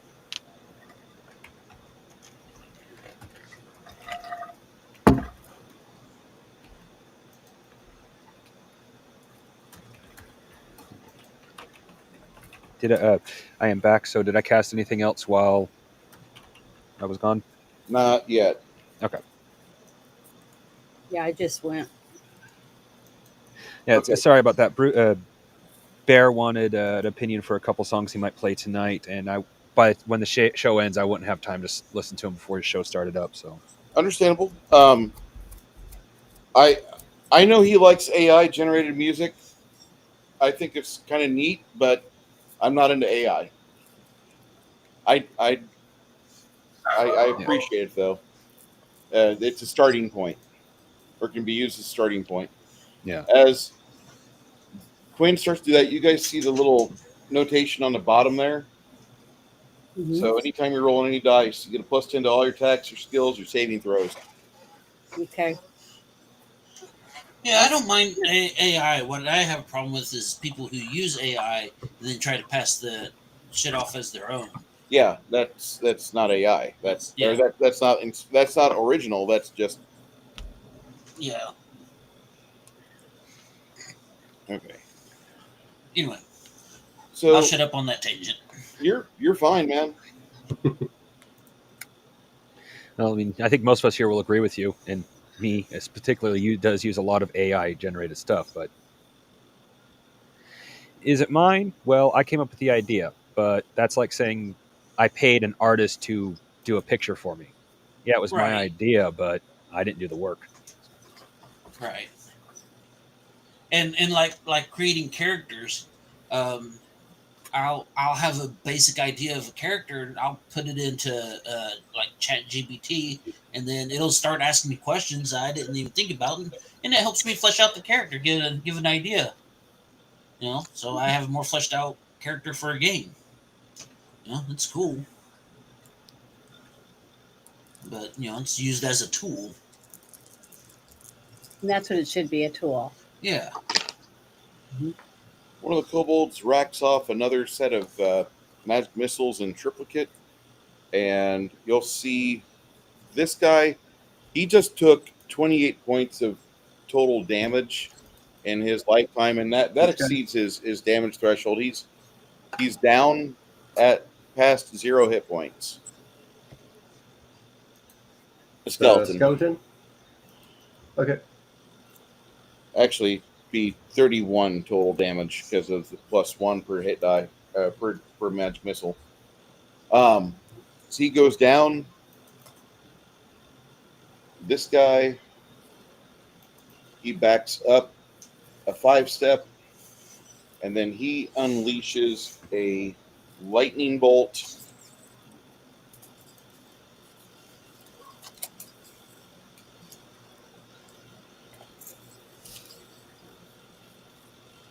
Okay, Ogre, I'll need 2 reflex saving throws. The first one will be for you. The second one will be for Sylvia. Okay. That's a D10, a D20? That is a D10 or a D100 for you. You're going to add 10 to the result because of the music you hear.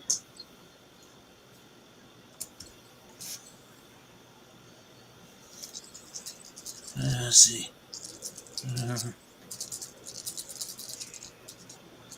20. So that's I rolled a 38 for me. 38 plus your reflex save. The DC on this is... No. 38 total. Oh, boy. Yeah. Well, you'll be happy to know that there was no exploding die on this. You'll take 20 damage.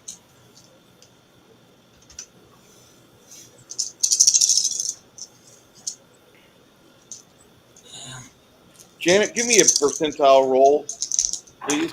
Okay. And I got a 76 plus the 10 is 86 for A 56. Sylvia. You got what'd you score for Sylvia? 86 total. That's including her reflex save?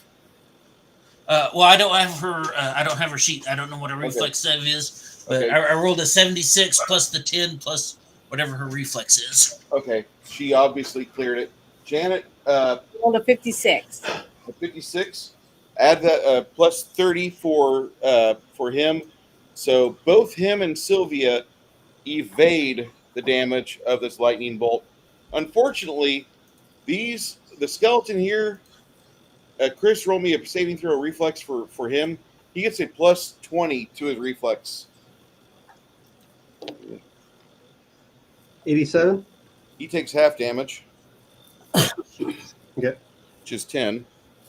And that elf that's there,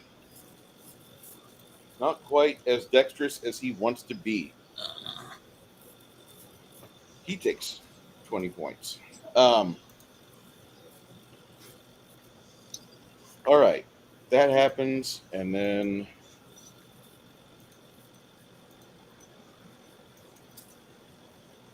he'll move. He'll adjust. Excuse me. That's what they do. And then you guys, that light. How long does that light stay there, Chris?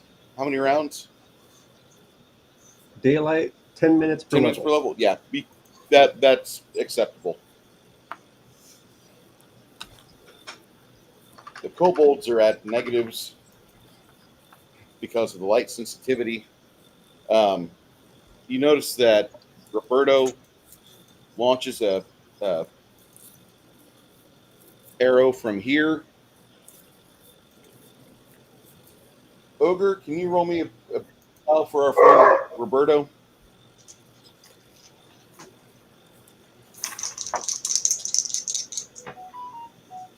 I rolled a 95.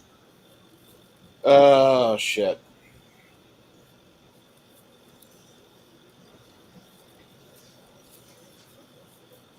A 95. Yeah. Yeah, he's rolling really good. Yeah, I noticed. That's like sweet. Is it for the Rolling bad good guy for though? me. No, this is for Roberto. Okay. And roll me 3 die 6. Add 14 to it. This is his power 3d6. set. Let's see. That's a. I rolled a 12. You said add what to it? 3 die 6 plus 14. And the way That's that 26. Jesus. Well, I rolled a 1, a 5, and a 6.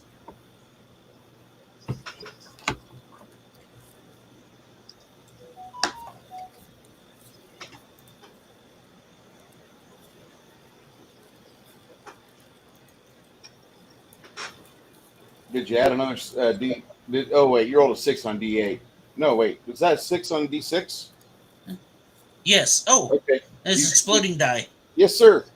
26. Thank you. 27. Fuck. Hack. All right.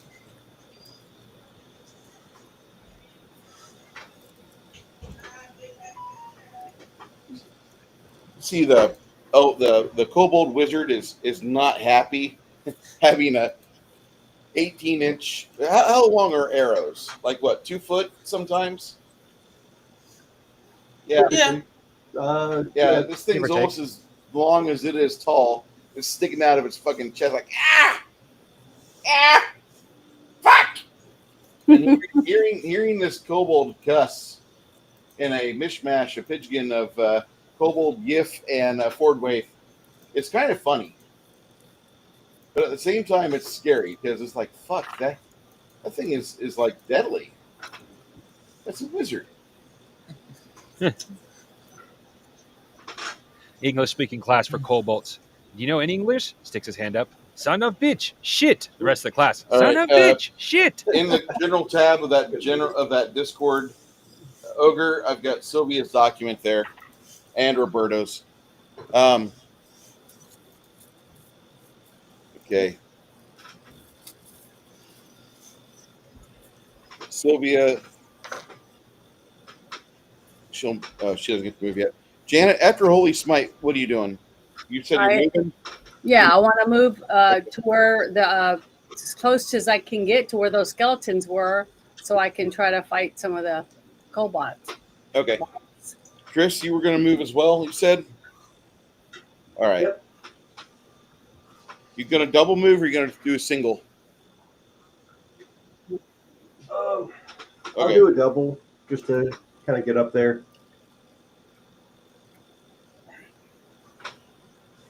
Am I allowed to do double move? Yeah, you can. Oh, It's just if you do it too much, like if you do it too much, you're going to exhaust yourself. You start suffering fatigue.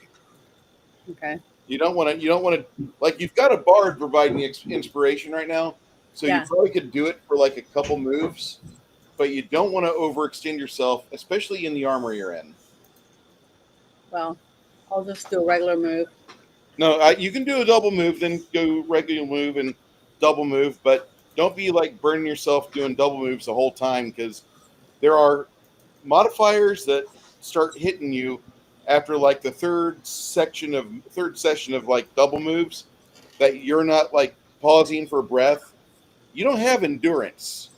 Your constitution's good, it is, but you're not like a trained individual, and more so that is like 20 pounds of armor you're wearing. Okay. That'll tire you out fast. Well, right now I'm pumped up with adrenaline, so Okay.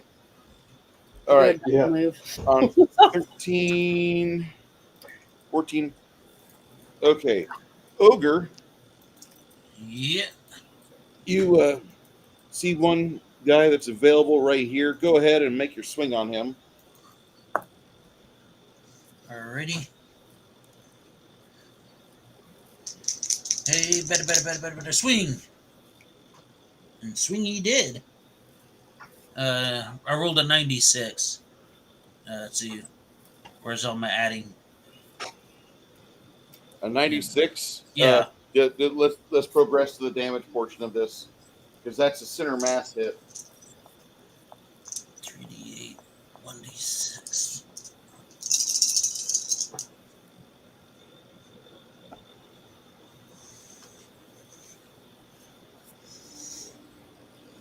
$16.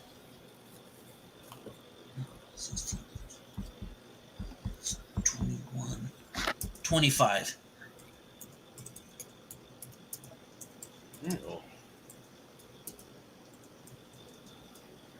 You whip your axe around, and it cuts right through the kobold like butter. Sweet. Runehar, you and your dog move up about the same time. Okay, I'm not in anyone's No, you're way not.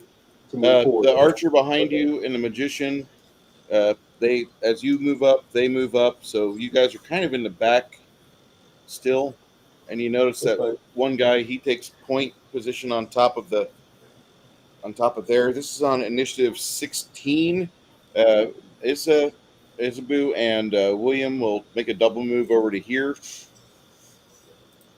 You notice that William continues to stay between Grunar and Isabu.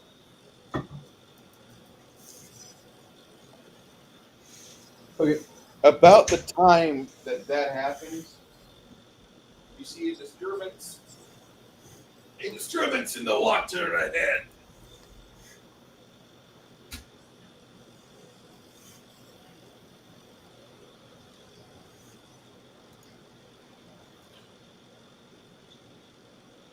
And I love that fig.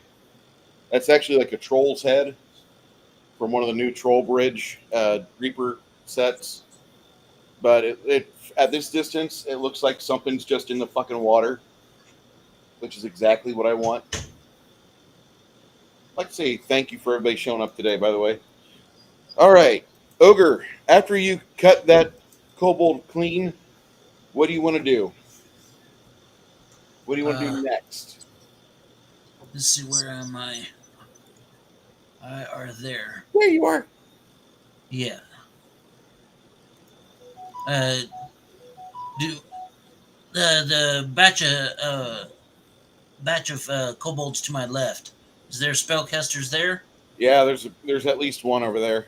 Okay, I'll go after that guy. Okay. As the draconic head starts to rise from the water, the only people that don't have to roll a save is Sylvia and why am I blanking on Lemmy's name? Anyway, Sylvia and Lemmy, Isabu, Mongoose, Ogre, and Ogre. You're the only player that has to roll a fortitude save. You want to roll fortitude of 90 or better. You get your plus 10 from the bard.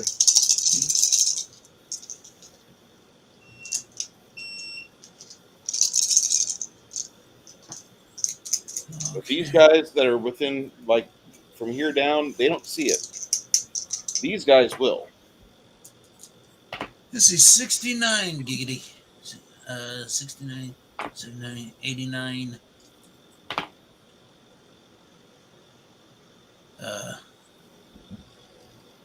See, 95, 94. You got it. 104. Yeah. You got it. You see the Draconic head, and you see it. It's big.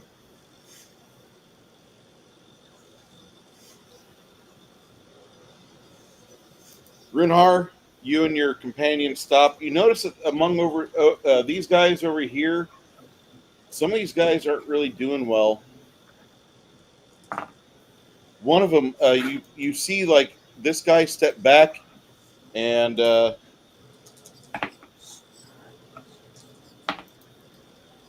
he's this elf is going to fall over, fall out.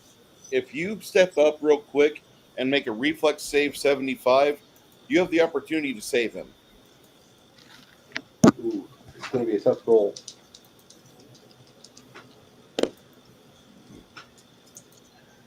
I actually made it. So 63 plus courage is 73 plus 10 reflex. Okay, Got it. William kind of fumbles it a little bit. You grab a hold of him and you pull him back on the steady rocks. The elf looks at you, and, like, for a brief second, you can see he shows gratitude, and then his face immediately drops back to Leonard Nimoy. Realized who grabbed him. I am indifferent, but I'm wondering why he's falling over almost into the abyss.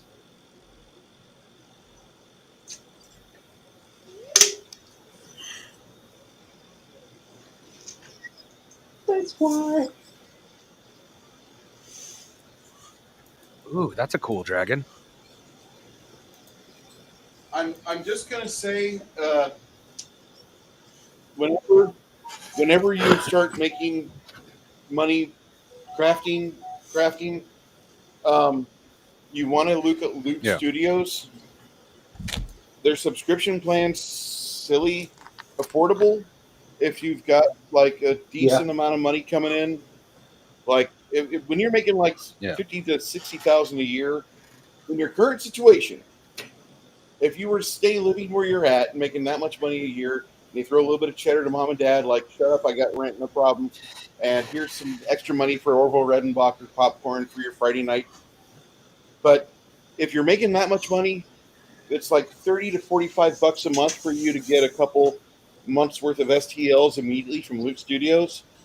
And everything I'm seeing from Loot Studios that Chris has shown me, like, I used to follow them on Instagram, and they are fucking crazy, but they do really good STLs. Very high detail. Yeah, I've heard of them, but being a subscription service, I haven't done too much digging into them. They're probably somewhere saved on one of my, not both my computers. Yeah, but they're worth it. That's all I'm going to say. And they just started a flex subscription. So instead of Chris, you're underwater every month, you can pick your bundle every month instead of it being, okay, here's the newest. You want an old one, you got to pay the $30 for it. If you're not subscribed, they're $60. Yeah. Well, at least you have access to them. Some of those subscriptions you don't have access once they're done for that month. Yeah. No, you can go back, and if there's a bundle you like, but it came out like 2 years ago, it's like, oh, it's still there.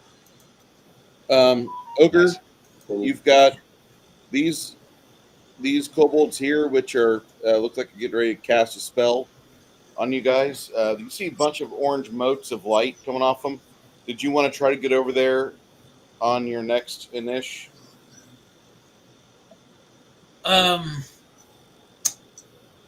Well, or do you want to go after that dragon? Yeah, that's what I was thinking. I was going to go after but since that dragon popped its head up, I think I'm going after the dragon. I think that's the bigger threat. Okay. So after dragon. Okay, you're going after the dragon. That'll happen on 25. All right, 25 it is.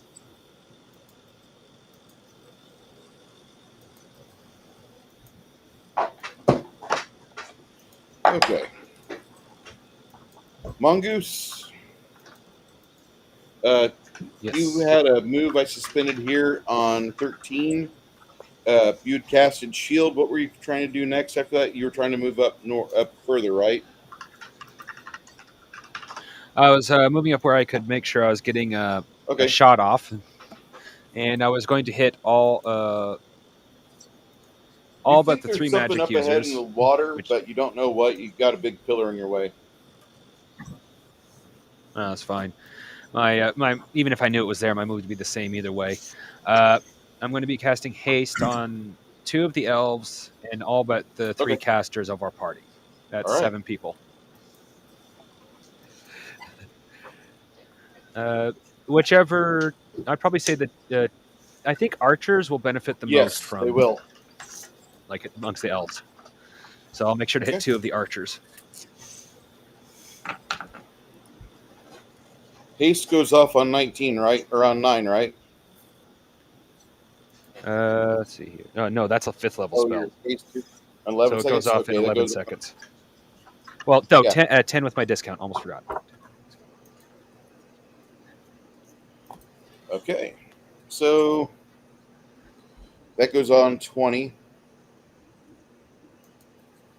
That dragon pulls itself out of the water, and Ogre makes a save. The elves do not. And then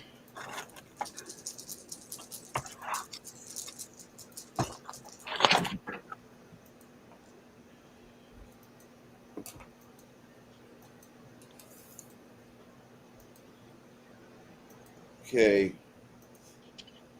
elf, Runehar, William, and Isabu. Runehar and Isabu, you're the only 2 player characters got to worry about this. I need you 2 to roll reflex saves.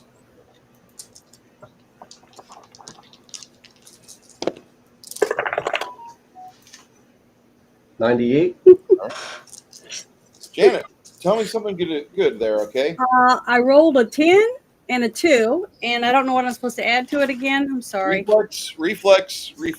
It's a lightning bolt. Okay, it says I get a 5% added to that for my reflex. It's a lightning bolt. Lightning bolt. Yeah, it's a nasty spell. All right. Runehar, you'll take 9. Isabu, you take 19. Okay.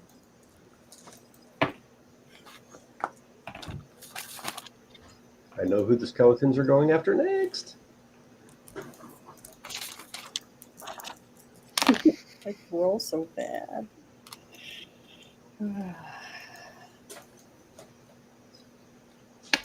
And Chris, if you ever roll maximum on a dice, find another dice just like it, roll again, -1 off that dice. If you roll max on that dice, find another dice just like that dice, roll it again, -1 from that dice. If you roll max on that dice, -1 from that. You see how this works. It's called trauma damage. Yeah. It goes past the fucking normal. Order. And that's 000. No. That's for your damage. Any type of damage you're doing. Any type of damage. And that includes healing damage Gotcha. on your channels. Right. The one I can do once per day. Sorry, bro. That's all right. Actually, your charisma's at 9 now. So you at 8. Okay. Yeah, you're able to do it 2 times a day. My bad. Yeah, you can do it twice now. Before it was once, and that was at the end of night. After you said a pretty prayer to your little deity, and you begged her for the ability to do stuff.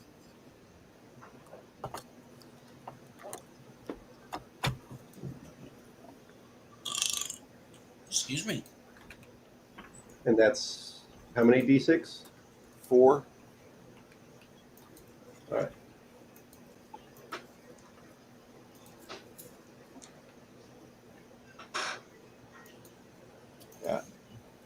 Hackmaster calls this the exploding die damage is a issue where you, or not issue, but it's a thing where you penetration damage.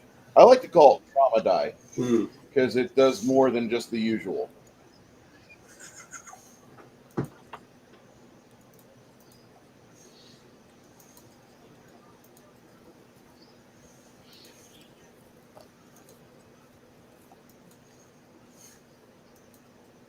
Okay. So, and you're considered a 7th level character, I might add. Okay.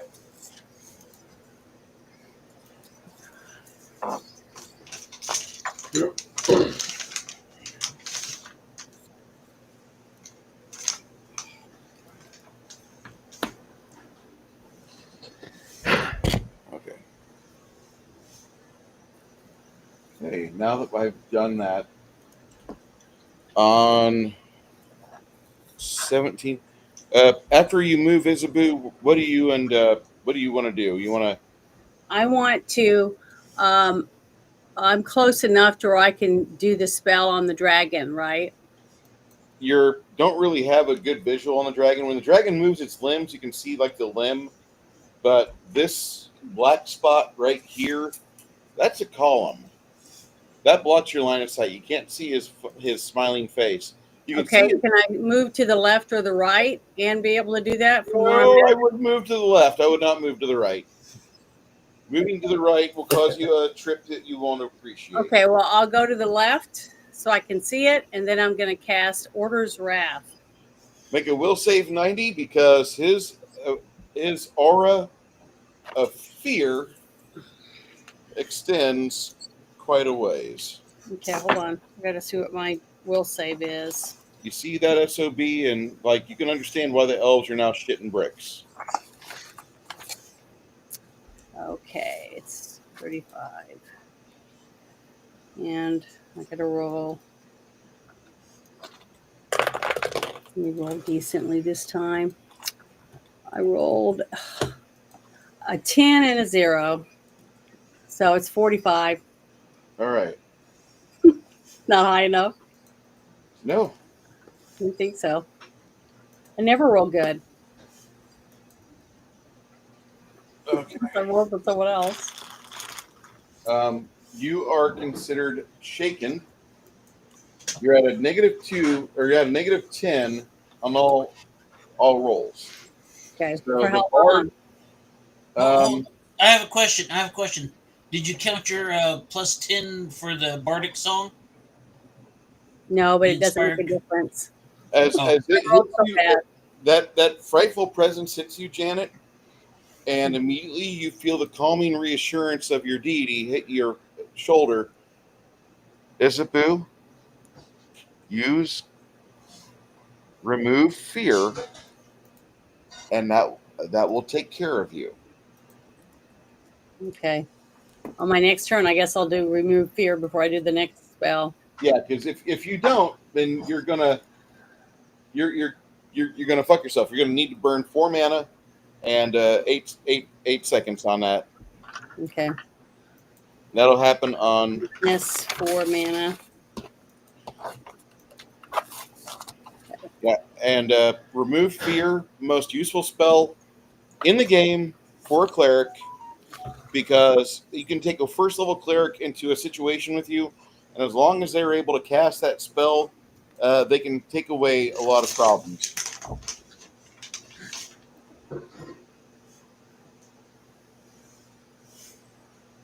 Okay.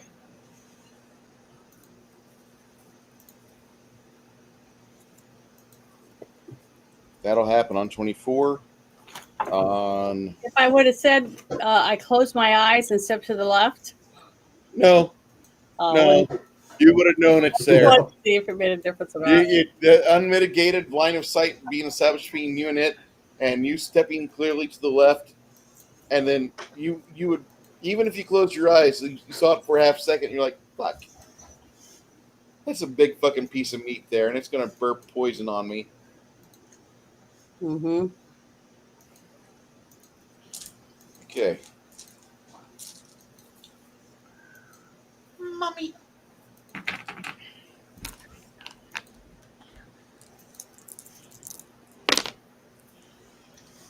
see a three round burst of magic missiles hit this elf, and he steps forward.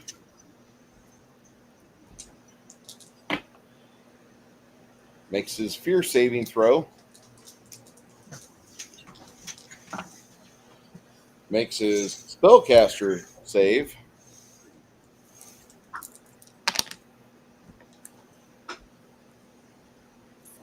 All right.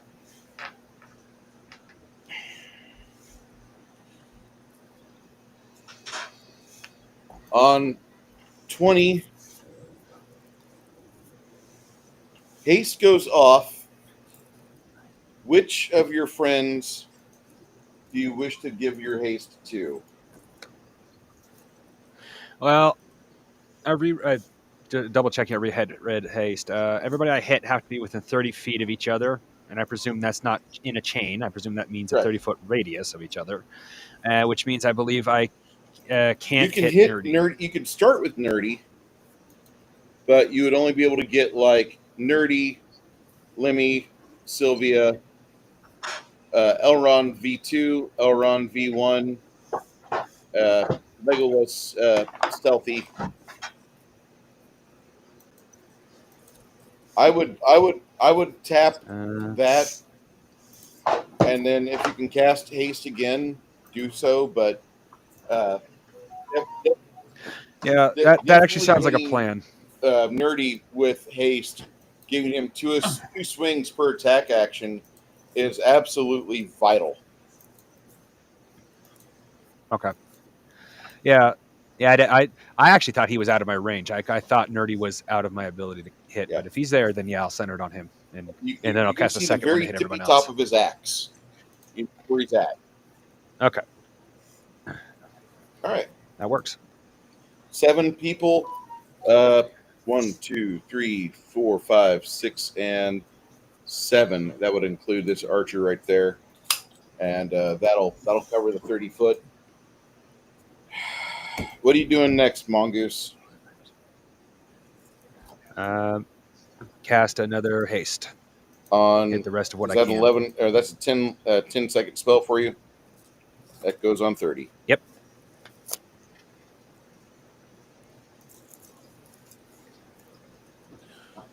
All right. Runhar. Popping prayer.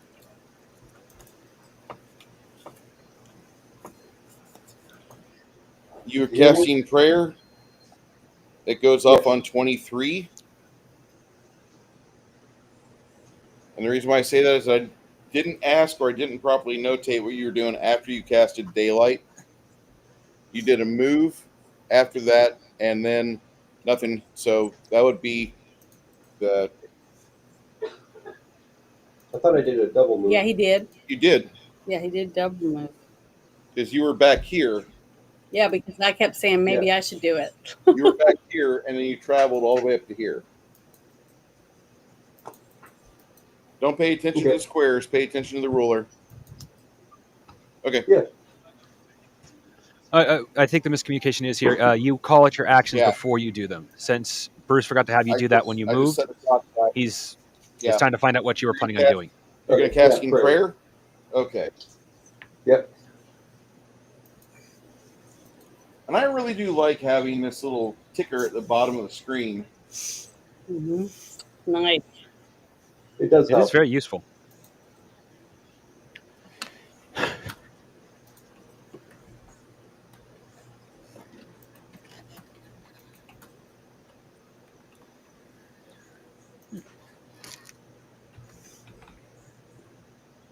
And as I cast prayer, I yell out, "My Lady Hell, let us not meet you today."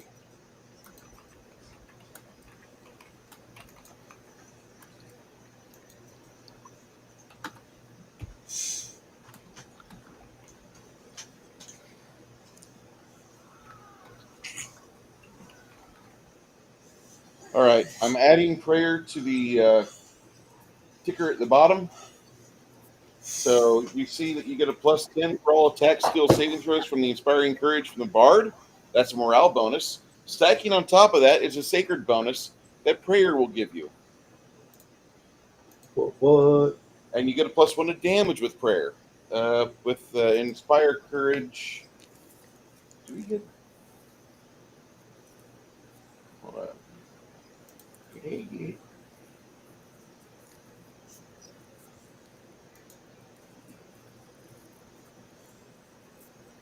Oh shit.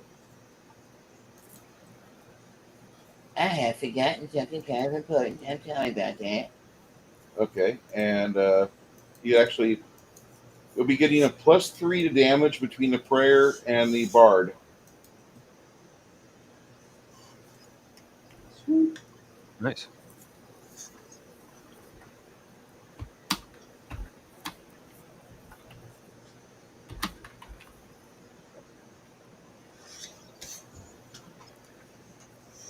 Okay.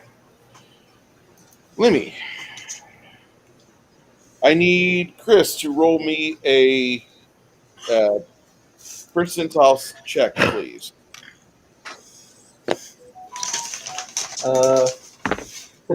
Can you see my dice? Yeah. Yeah. All right, Janet. That's the goal. I've done it once. Remember, I've done it one time. I took a picture of it. You want that right there. That is the fucking critical success if there ever was one. Okay. So Lemmy breaks into a tumbling attack and literally gets over here. Chris, give me. This is going to be fun. It's kind of where I wish Lemmy lived closer. Give me 2 die 8, add 3, and give me another 2 die 6 because he's got Scout's card. Okay. 2 die 8 2 die 8. is a 6. So 6 plus 6. 2 die 6 and 2 die 8. Yeah, 2 die 8. And then I'll do the 2 die 6. There you go.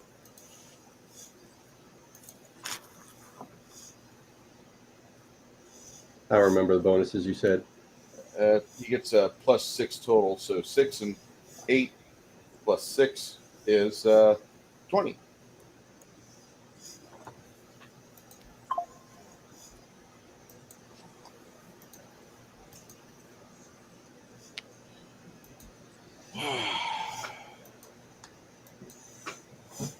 He goes away. Lemmy rips into his stomach with his short sword. And about this point, everybody hears the dragon starting to do a massive inhale. Great. Yeah, right? My character's on the other side of the bridge and the other side of the pillar, literally going, "What the fuck is that sound?" Pretty much where I'm going. When was the last time the skeletons went? The skeletons are going. I apologize. They should have gone in 18. This guy, he could make a move to the dragon right now if he wants to, if you want him to. All right. Okay. Yeah. The dragon will get a claw as an attack of opportunity. At least get those out of the way. I don't think that hits. If that's in front of me, I just leave one of them. Shit, that does hit your hits your little friend there. 2 die 8 plus 10. Okay, this is conceivably going to one-shot your skeleton. It's a skeleton. Don't forget the health bonus too. Excuse me. From augmented. Excuse. Hi, Aurora. Is it a kitty? No, we're puppy sitting well, for a 'cause I thought friend. it was a cat a second ago. Oh, That was someone else. pretty little dog. I love her little face. The Like little brown eyebrows. Like a lab and terrier mix or something. So does she just have a white face, or is she old? She's kind of old. Well, we had a dog that everyone thought was old from the age of a puppy because she literally had the old woman dog beard. Yeah. You get 2 extra hit die on, or 2 extra points per hit die. What's the charisma of that skeleton with the augment summoning there, Chris? Do you know what it is offhand?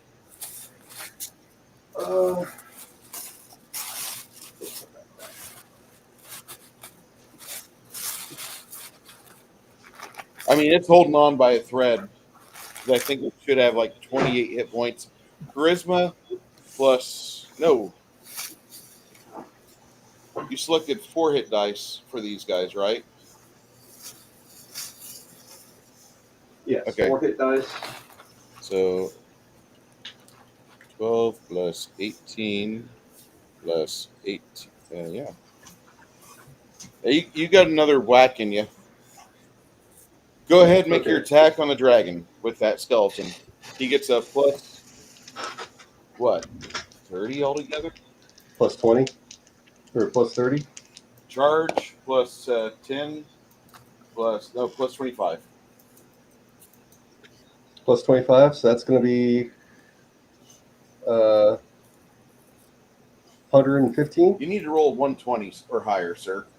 This is a green dragon. That's a natural 90. I know. I need a little bit more out of you, sir. Yeah, that's fine. And the other surviving skeletons? The other skeleton that's survived, where's he at? You can't see the dragon, but There's that. Yeah, the other one is behind the pillar, looks like. Yep. Nope, bring there you go. Go ahead and make his attack. He skirts around the column. 75 plus bonuses. No. So Okay. no. You try. As long as you can't cleave them. Okay. Prayer goes off. Chris, what are you doing next? For Runha?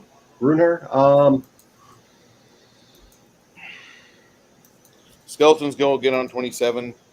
We're on 23 right now.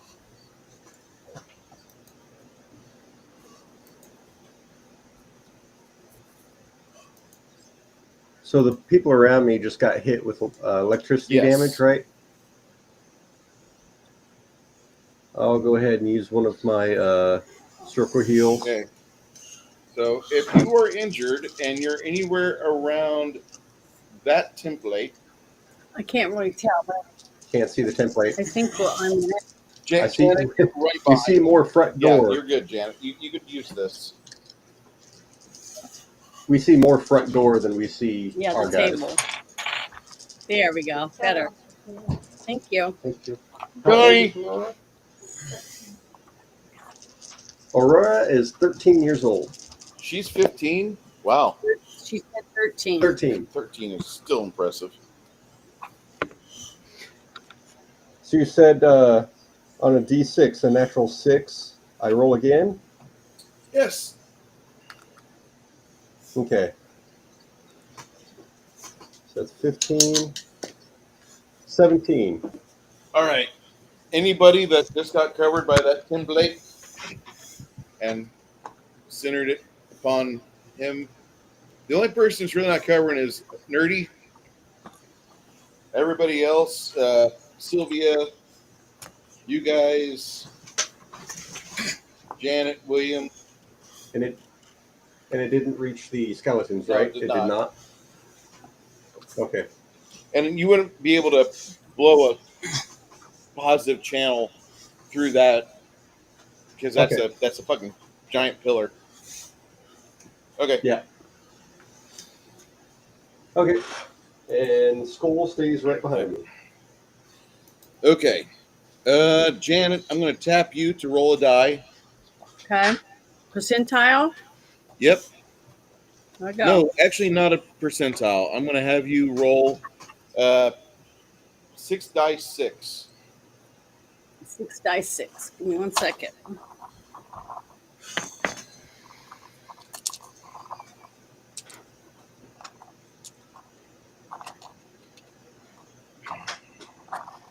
Okay, I got 6. Yeah, that. Now, if I Well, roll, go I ahead. didn't. Never mind. I didn't roll any 6s. I should have known I wouldn't. 10, 15, 21. 21.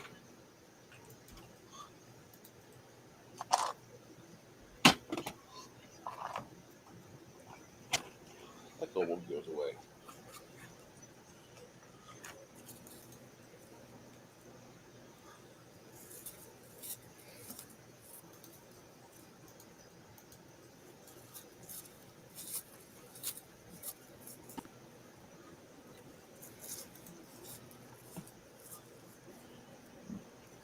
Two of the kobolds get engulfed in flames.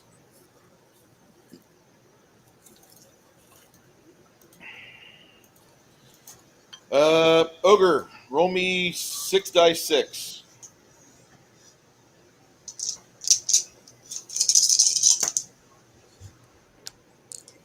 Okay.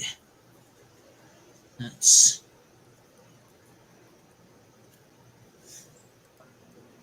18, 19. Exploding die? Yes, sir. 19, 22, 27. Okay. One of the elves over here, the guy he's like scared shitless. He targets the dragon. Looks like he's aiming upwards, and he sends a lightning bolt up to the green dragon, and you just see the lightning bolt fizzle when it hits the scales. Just absolutely does nothing. He moves up, and he tries to do an attack on said bad guy. Chris, roll me a D percentile for his charge. Add a plus 25 to it.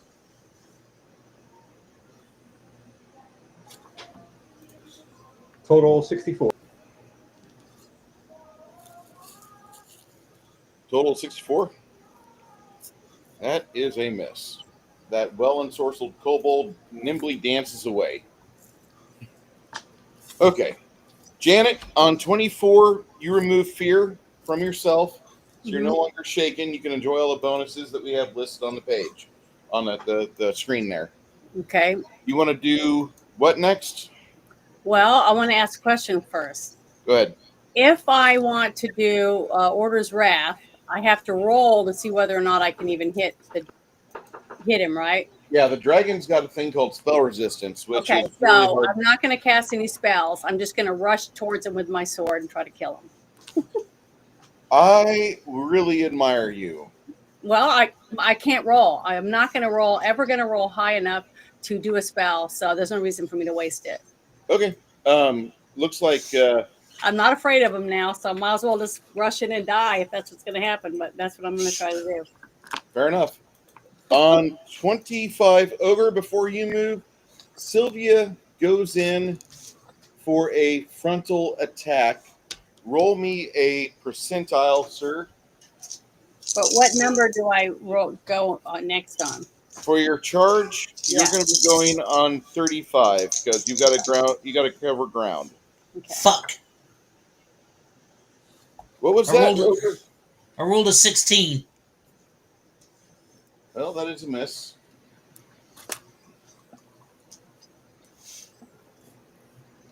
Welcome back, Chris. That is a miss.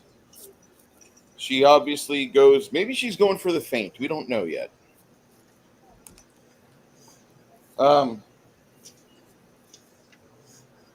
Now it's your turn, Ogre. You want to charge forward, or do you want to end up here, or do you want to try to go a little bit deeper? Okay. Here's what I would like to try to do. I would like to charge up, jump, and hook my war axe onto its lower jaw. All right, you're going to need to do a acrobatics check. I don't know if you have acrobatics. I do have acrobatics. Yay!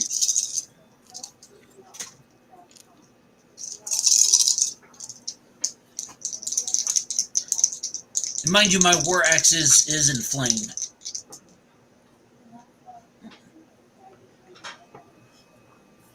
Let's see, 36 plus acrobatics. 45. That would be 70, 81. Plus bonuses. Ooh. Wrong. You said 81? Yeah, 81. Plus I get the 10. Plus, I'll give you a plus 10 for the movement. So plus 25. 91, 101. Yeah, so that'd be 101. All right. You jump up, roll your to hit. Your target number is 120. Alrighty. Add 25 to your total.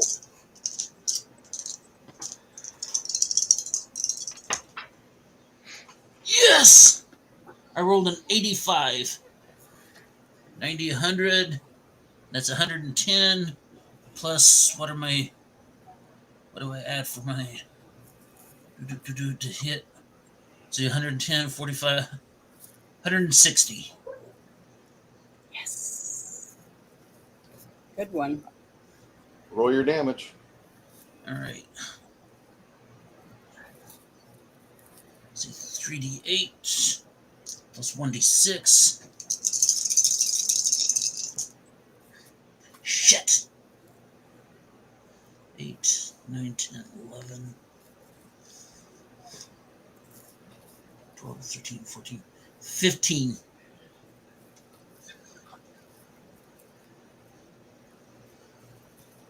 Did Okay. you get a +1 to your damage too because of the? You got plus 19. 1. Oh, prayer, 19. plus 19. 2, plus 2 from the bard. Yeah. 21.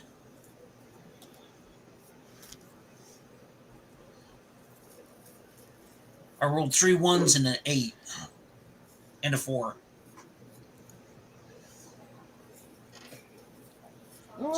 So okay. So total of 21 for damage. All right. And am I hooked onto his lower jaw there? Yeah, he stops trying to inhale for his breath weapon. He stops that.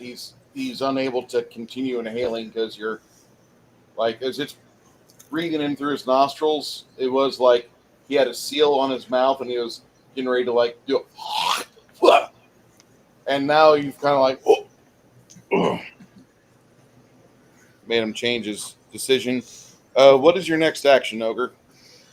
I'm gonna crawl into his mouth and try to hack his upper jaw, the roof of his mouth.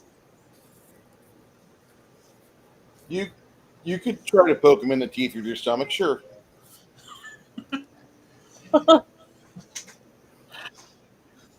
I don't think this chicken's that big. Am I big enough to get into his mouth?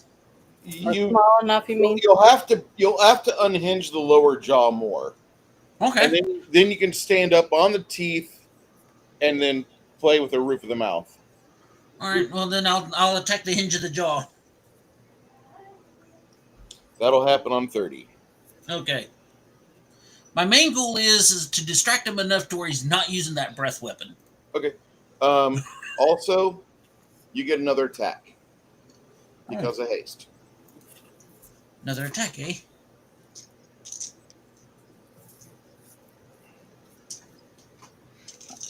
All right.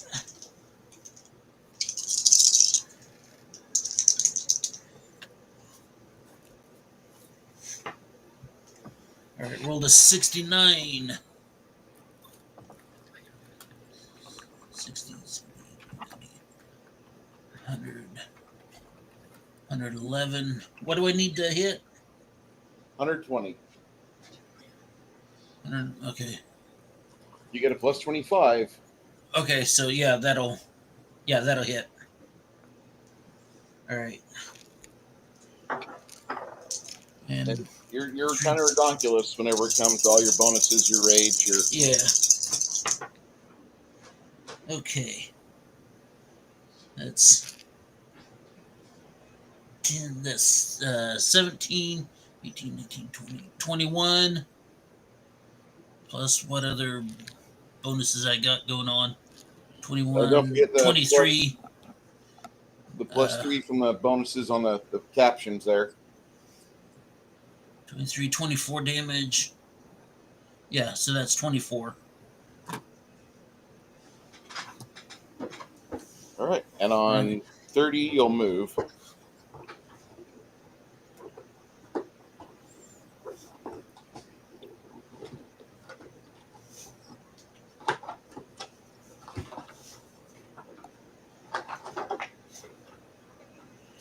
Runar?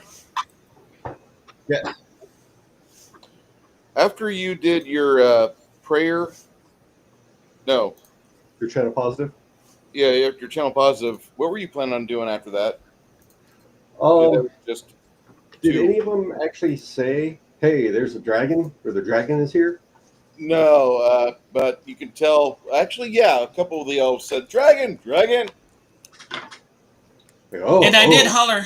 And I did holler at first, keep your eye on the water. There's something in there. Yes. That was before we knew it was a dragon, but, you know. Attention has been made. Okay. It's like, I need strong ancestors. Start summoning. I can do animate undead 5, right? Yeah. All right. Gonna start doing that. Drops me down to 46 mana. You said 5? Yep. That'll put you on initiative 35. So it'll take some time, probably. Yeah, take a little bit of time there. Okay. Right. On 27, your 2 skeleton boys, they get to attack. All right. First one. The bonus is still 25? No, 15. They didn't charge. Okay. 15 plus 78. 93 on the first one. You're going to need more than that, sir. About 120. All right. 61 plus 15. Yeah, no. They're at least swiping, but they'll... After a swipe, are they able to move a little bit? Yeah, they can do a 5. Okay. Try and make it so that they can't do a cleave on the 4 of us. Yeah, one of them shifted over to here. Yeah. And the other one's probably going to shift back if he can. Okay. That'll break the cleave from the ogre. All right. Now, mind you, he can still do a tail sweep, and that'll knock all of you over. But it's less damage than a cleave, right? Yes, typically. Okay. All right. Yeah, you got a barbarian making the breath weapon a little difficult right now. That's fine. That should be my go. It's the way I see it is your barbarian buddy kind of like he's got an ungodly amount of bonuses because of his rage, but he's grabbing on to, he's fighting like a Canadian hockey player where he's got a hold of a tooth with one hand and he's swinging his axe while dangling down. Wham! Wham! Wham! Narrating the fight the whole time. Instead of Canadian hockey player, I'd rather have one of the early, the Red Wings? No, if we're going to go Canadian, if we're going to go hockey, Broad Street Brawlers. The ones in Pennsylvania that beat the fuck out of the Russians that nobody talks about in 77. Yeah, that was the Flyers, right? I believe so. Yeah. They also called them the Broad Street Brawlers. Yes, them. Yeah, those guys were badass. And that's what I'm talking about. Those guys, you could go drink with them across the street after the game. And then on Saturdays, they play softball with you. As they should. Fucking Chads, let me tell you. Yeah. And it pisses me off now that I know about this, but Disney didn't make a movie about that. Like, what the fuck, Disney? You guys always love to beat up on Russia. Why can't you make a fucking movie about them? Disney deleted Balto, or not Balto. They deleted fucking Togo? Yeah. Fuckers. William Dafoe movie. That was a great fucking movie. If you're not aware, Balto wasn't the hero of that whole story. Nope. It was actually a dog named Togo as the lead dog. The average dog sled team, their range went about an average 31 miles, I think. Togo's team went closer to about 260 something miles, including a lake that was frozen over but breaking apart. So yeah, Togo's the fucking hero. Balto's good, but yeah, wasn't Togo. Balto was on the same sled team, and he finished the race. team. That's why they made the movie. Togo did 3/4 of that fucking run as a lead dog. Yeah. No, Balto was a lead dog on another team on the stretch. I thought they were on the same team. No. Balto was on the team that brought it to the town. And when the guy came out, it's like, hey, what's that dog's name? That dog's a hero. They said the first dog's name, and they're like, nah, that won't lead well, which that wasn't even Togo that made it to the end of that. But Balto was like, oh, that one's Balto. Oh, Balto's the hero. Fuckers. Because they liked his name better? Yeah, it Sounds about sounded better to the journalist, quote unquote journalist. Oh, it was just a dog. That's Yeah, why. It was one of the dogs that fucking made it without Balto and the others probably wouldn't have made it, but they didn't do that full stretch that Togo's team did. Okay. And Disney made a great movie about it and decided to delete it off of everything, streaming, DVD sales, all of it, to get back on taxes. And Willem Dafoe did a great unless job. they can call whatever losses they got, they can attribute it to that and get a tax break. Yeah. Bullshit. Instead of putting Snow White as unfucking findable, they're going to keep that one out there and continue to lose money on it. That would be a fucking tax write-off. That would make sense. I didn't see it. Nobody else did either. No. I saw a lot of memes. Oh, well, I saw a clip, and the joke, Snow White and the 7 diversity hires, is no joke. Yeah.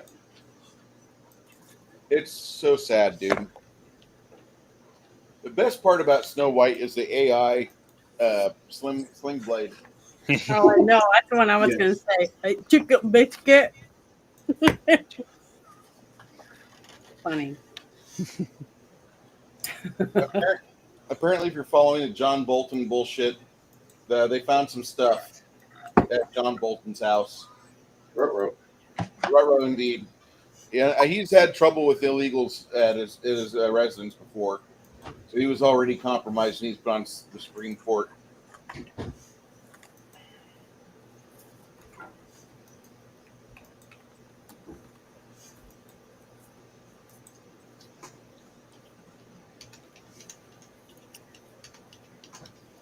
Okay. Lemmy on 27, he shuffles over to here.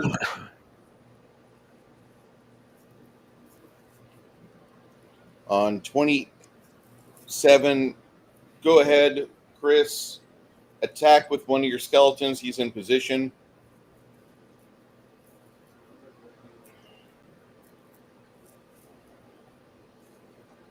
Holy cow, we got 55 people watching us today.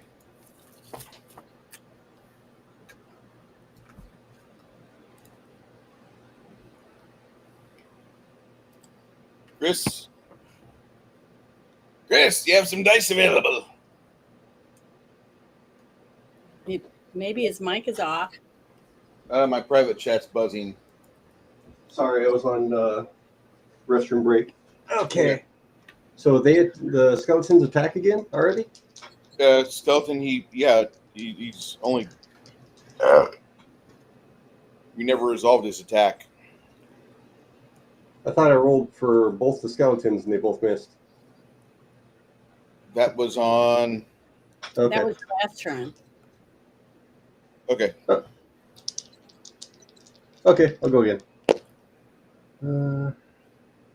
489 won't make it. And then the other one. The other one's not in range. You moved him back. You pulled him back, remember? Yeah. What do you want to do with him next? He will go to the left. Kind of go wide. Okay.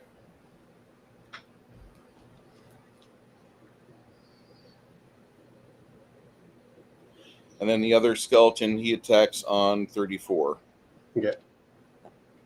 Okay. Ogre went to take a private bathroom break, unless he's back. I don't hear him. Janet, roll me a percentile, please.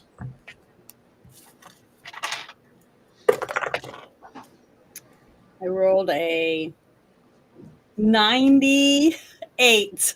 Who's it for? Well, this is for Sylvia. Oh, I was saying, God, it's probably for the dragon. No. This is for her to do her acrobatics check. So she scores over 140 on that. She basically can go anywhere on that dragon. Good. Janet, now roll me another d100. Okay. I rolled a 90. I can't believe I did that. 7. Okay. So Sylvia, using her graceful body, while her boyfriend, the ogre, is dangling from the dragon's mouth and Canadian fighting it, or Broad Street bullying it with an axe, a flaming axe, I might add, she ambles up. Give me, Janet, I need 4 die 6 and 6 die 8. Okay, I got 4 die 8 out now, so just give me 1 second. 4 die 6, and I need 4 more. 6d8. Oh, 68. I need 2 more of those then. Let me get them. 1, 2. And then you need them all added together with all the different ones? Okay. Mm-hmm. And we're going to add 4 to the total.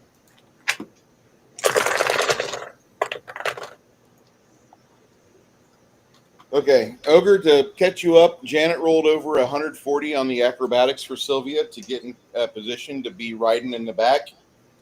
She ambled up literally to ride on the back of the Dargan. Sweet. Now she's rolling 6 die 8 and 4 die 6 plus 4. And she's going to give me a total 44. All added together. I feel sorry for these green dragons. Good God. I'm just glad I rolled decently for her. Me too. I know. It was the best rolls I've had today. 96. It's good. And then added the bonuses.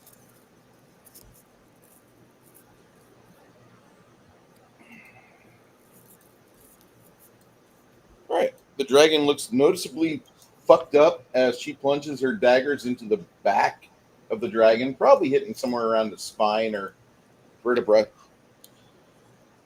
And that's on 28, 29, and kobold dickheads.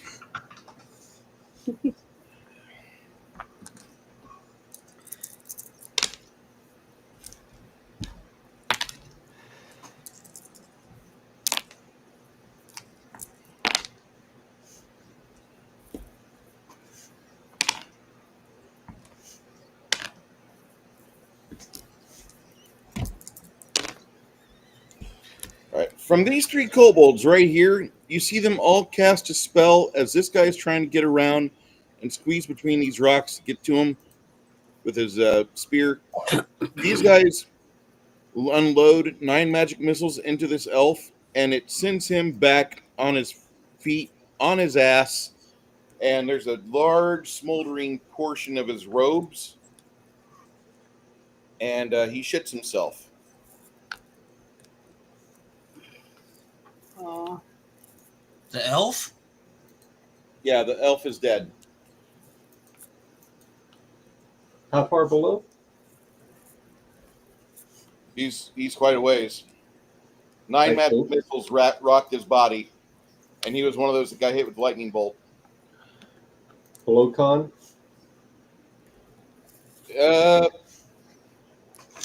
Get within 10 feet of him and do a heal check. Okay. This kobold over here, he casts something, and he sparks off. You see a like an electrical conduit, and then it streaks back and forth. Lemmy, stuck in the middle with you, he flattens himself and becomes the rock.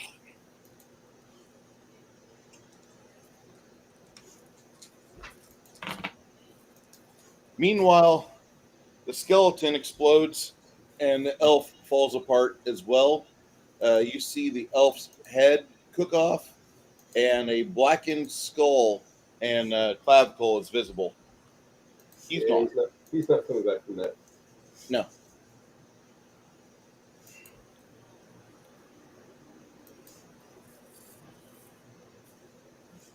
The bard continuing to he takes a reprieve for a second. The music will continue for another 12 seconds, but he's massaging some salve into his hands.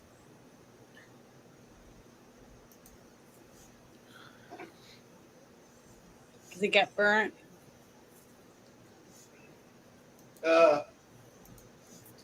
He's been pulling some sort of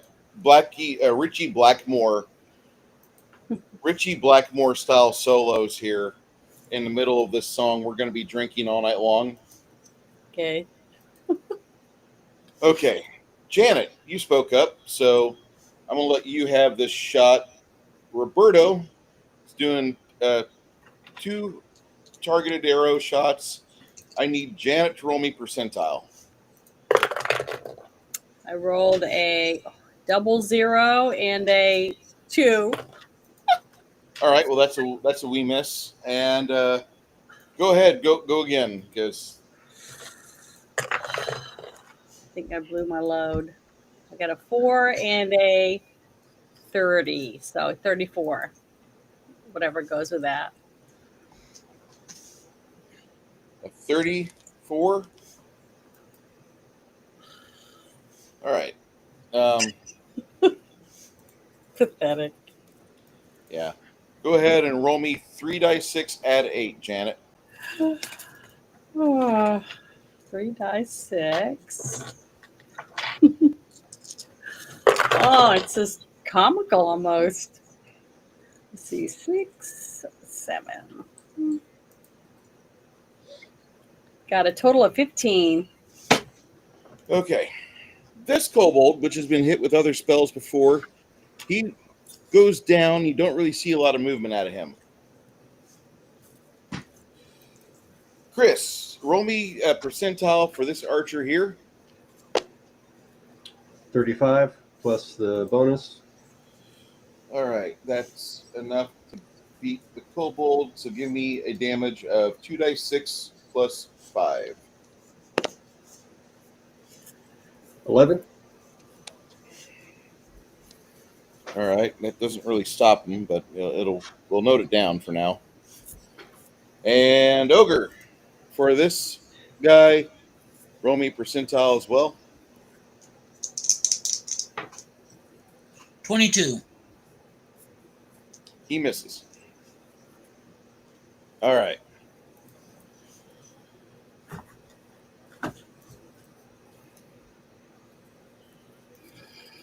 Mongoose, your second haste spell is ready to go. You want to center it on this group right here, on 7 people. These 2 are already covered.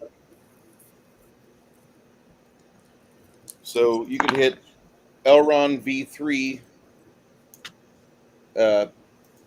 Legolas V4, Runhar, William, Isabu, and Roberto. Sounds good. Roberto would be a good one. After you cast haste, what do you plan to do next? Am I still unaware at this point, directly unaware of the dragon? I'm pretty sure I got an idea of what's up There's ahead. a dragon up ahead. Give me a will save. Yeah. You get a plus. Yeah, I'm pretty sure at this point I at least got an idea as to what's ahead. Yeah, you were at the border spot. Yeah. Let's You see what's just my crossed fortitude. into Plus. Yeah. It's 37. So I'm pretty sure I didn't make it. You have a -10 on anything you do. Lovely. It's called shaken. Luckily, not all my spells require me to roll something. No. Your spells don't. Your spell penetration checks do. Oh, right. Spell resistance. Crap. And your anything with a ranged touch attack. Okay. That should make you feel a little bit better. What do you want to do next?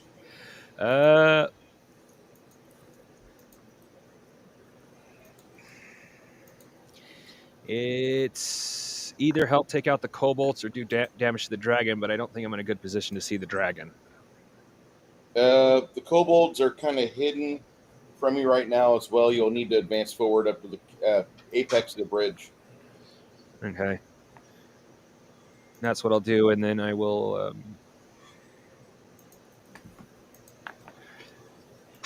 hit probably the kobold, I'd say, on the right with magic missile. If he's still alive after Lemmy gets his charge in. Yeah.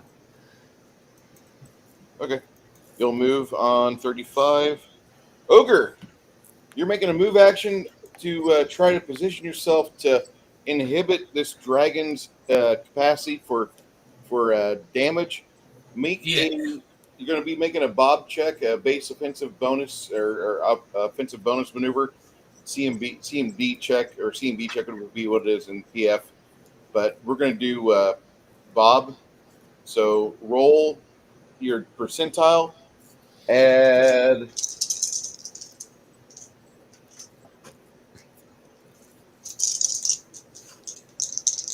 rolling percentile 15, 35. Yeah. You're gonna roll plus 50 on your add 50 to your result on this. Add 50? Yep, 50 to whatever you roll. Oh, awesome. I rolled a 69. It's 119.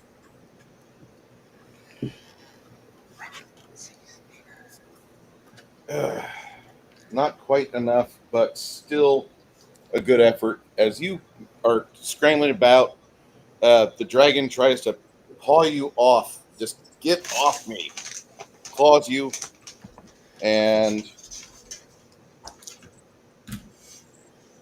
that's a 97. That's not good.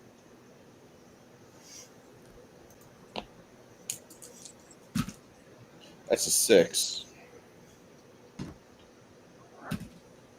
All right, that comes out as a 2. You'll take 16 damage from the dragon.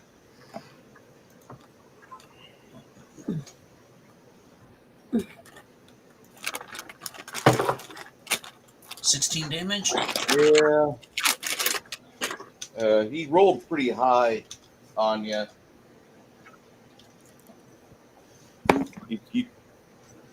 You got knocked back down to the ground. Roll me a reflex 75 or better to land on your feet.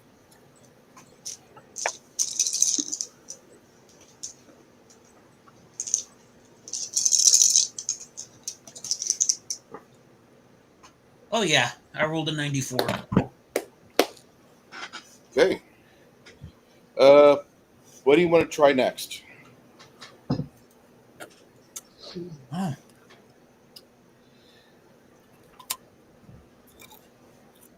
Well, same thing. Jump up there, hook my war axe onto his lower jaw. Okay. He's not amused. He's going to try to do a breath weapon again, and that'll happen on 40. What number are we on? 30 right now. Okay. And then Janet, go ahead. Actually, no. Ogre's here. Ogre, roll me an attack for Miss Sylvia.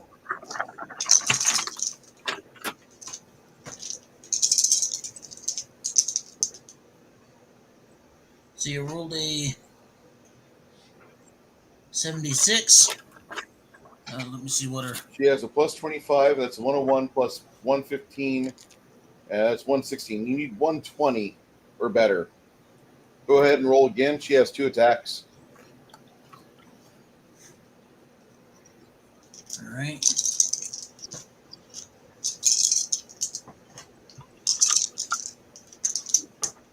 And 12. Damn it. So actually, my bad. Because of how your characters are positioned, you've got what we call an established flank. I can draw a line between the dragon, with the dragon in between the two of you. So that actually kicks her up. Go ahead and give me 3 die 8 plus 2 die 6, add 1. So 3d8. Sure.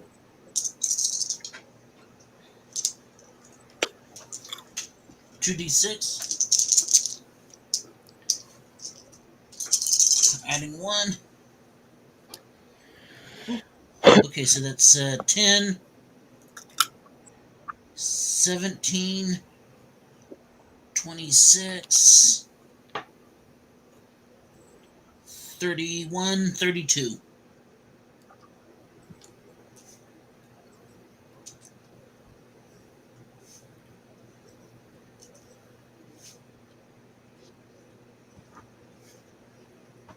The dragon does not look happy. It's got blood running down its middle. He's about to be pretty Mongoose, or David, I'm going to have you roll a charging attack for Lemmy on the Okay. kobold that tried to fry him with electrical arc. Okay.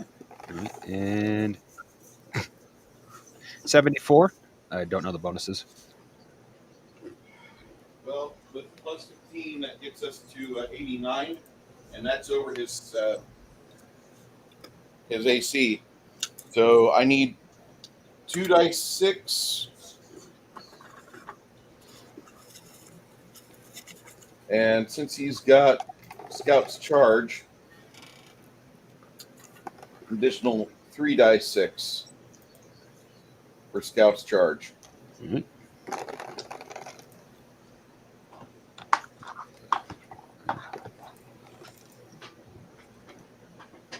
Actually, no, my bad. 2 die 8 plus 3 is the damage. 2 die 8. 2 die 8 plus 3 and add 3 dice 6 to it for the fucking nimble fucking charge he does, which catches the motherfucker off guard. All right. Look everywhere I can find one stupid D8.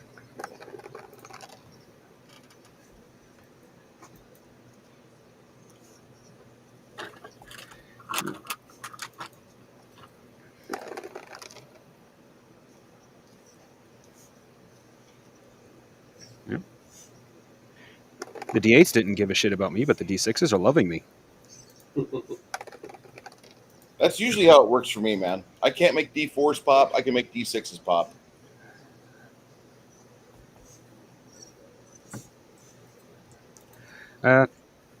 We're already over 20 damage, and I'm not done yet. Keep going. Okay. This is a dragon we're fighting, not a fucking kobold. Oh, he's going after the dragon. I thought he was going after the kobold. Okay. Wait, well, no. He's fighting a kobold, yes. But we want more because I don't want... You want to see Lemmy become the anchor for a fucking electrical fucking arc? I don't. Fair. I'm sorry. I'm sorry, Joshua. You have to re-roll a new character.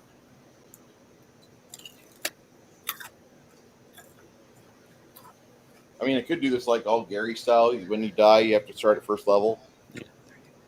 38 damage. Oh, wait, no. That would be 40. 41 41. from the bonuses. Wait, yep. Yeah. My brain farted there for a moment. It's okay. All right. Lemmy removes his liver and laughs. The kobold looks at him so heartlessly. I'm dying. And Lemmy, like, fuck you. Proud Lemmy moment. Okay.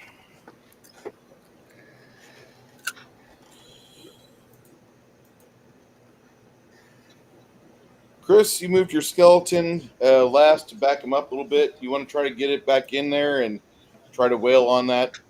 Yeah, but not adjacent to the barbarian. Not next to Ogre. One square, 5 foot more, 10 foot over like that. Yeah. Okay. Yeah. So I'm attack. going to use the same convention for cleave. It has to be right next to each other for Yeah. cleave to pick off. So With the bonus 15, that's going to be 102. you need 120, sir. I'm sorry. That's fine. It's okay. I mean, he's distracting him, so that's fine. So he's hopefully distracting him. And when does the summon pop off? Not for a couple more? Actually, on 35, Isabu gets her. You were moving, right, Isabu? Charging up there, or trying to get up there is in position to be available for a charging attack. Yep. Okay. You and William both get up here. These guys try to get into a position to where they're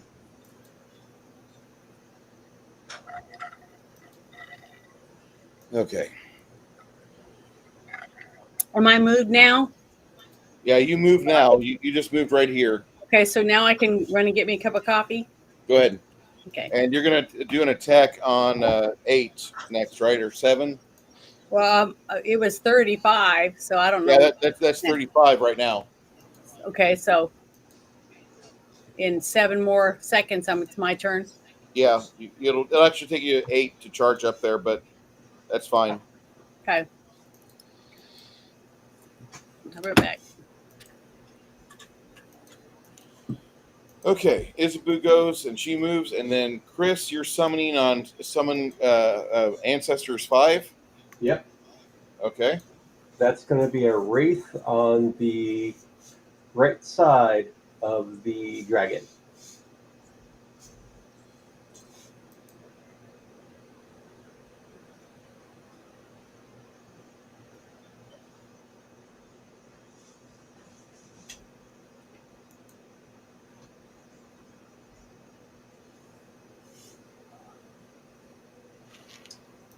And the wraith is going to do a touchy touch.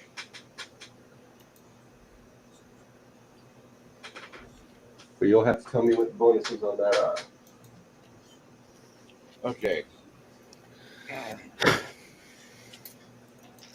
You roll for the Wraith. And the Wraith, Huh. you're going to go for a plus 30 for its incorporeal touch. So that's a total of 37 then. You roll a total of 37. With that bonus? Yeah.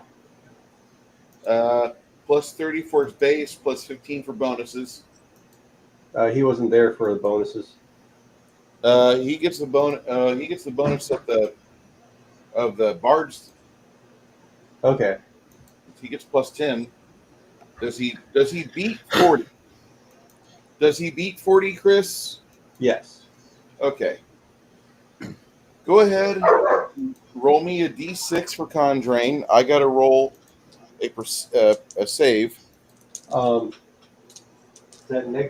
the touch does negative level D6, and D6 Conjuring requires the save. Yeah. Yeah. Okay. So negative level 5. Yeah, he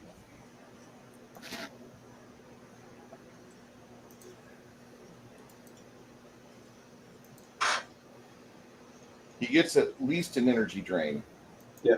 Might not suffer the con drain right away, but he's going to be at a -5 on everything. Nice.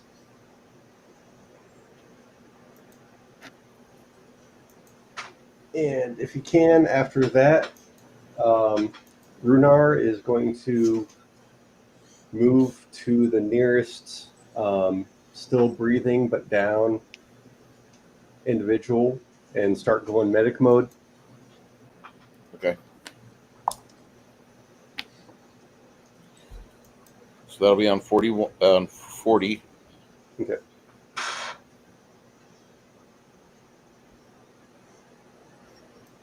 All right, and this is where Mongoose goes as well.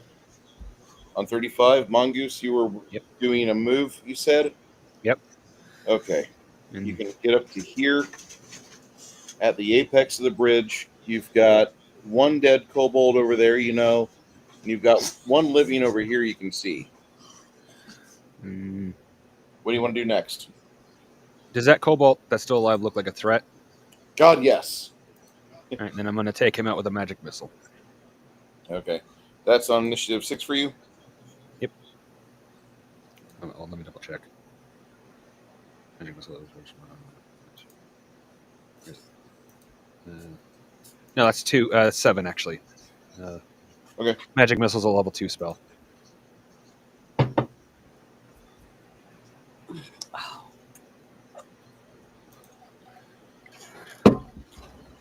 Okay.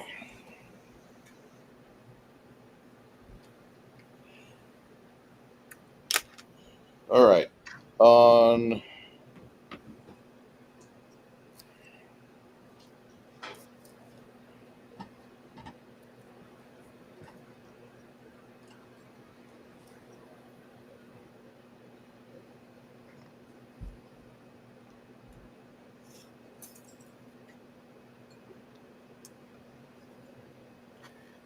okay.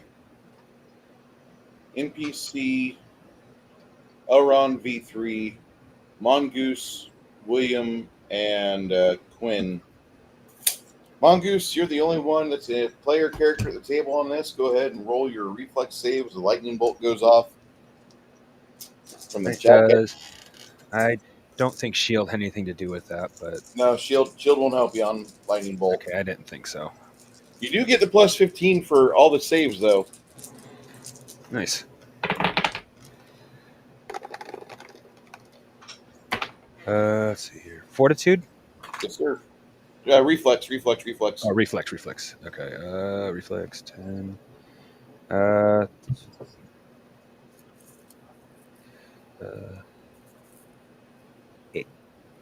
82. Sorry, I had to. No, 92. Yeah, hold on. Well, you'll be spared. Yeah, 92. You'll be spared the full damage off this. Instead of taking 25, you'll take 12. Okay. I presume I also need to make a spellcraft. Yeah, roll. you'll be making a spellcraft check.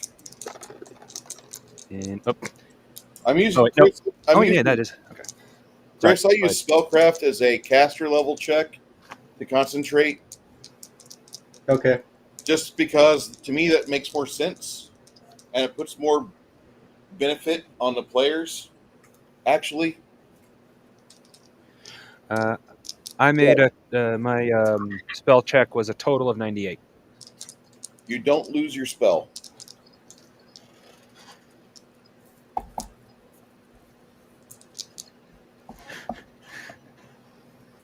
And Chris Runehar is right there when the lightning bolt goes off. Give me a reflex save as well. DC is 70.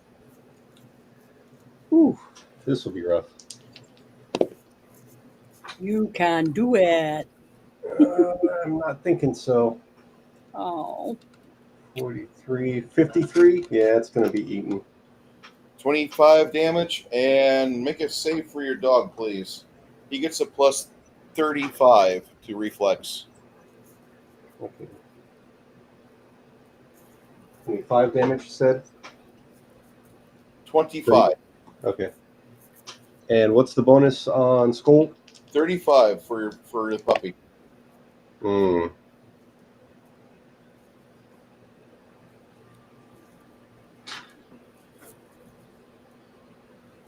64. All right. Your dog takes 25 as well. Your dog is below half hit points. That hurts. Yeah. We're rapidly approaching 2/3.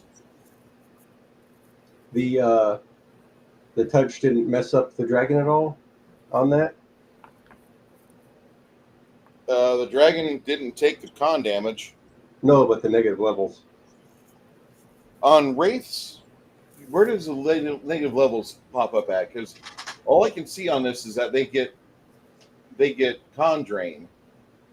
The negative levels get D6 negative energy. He took the negative energy, so you need to roll D6 for that.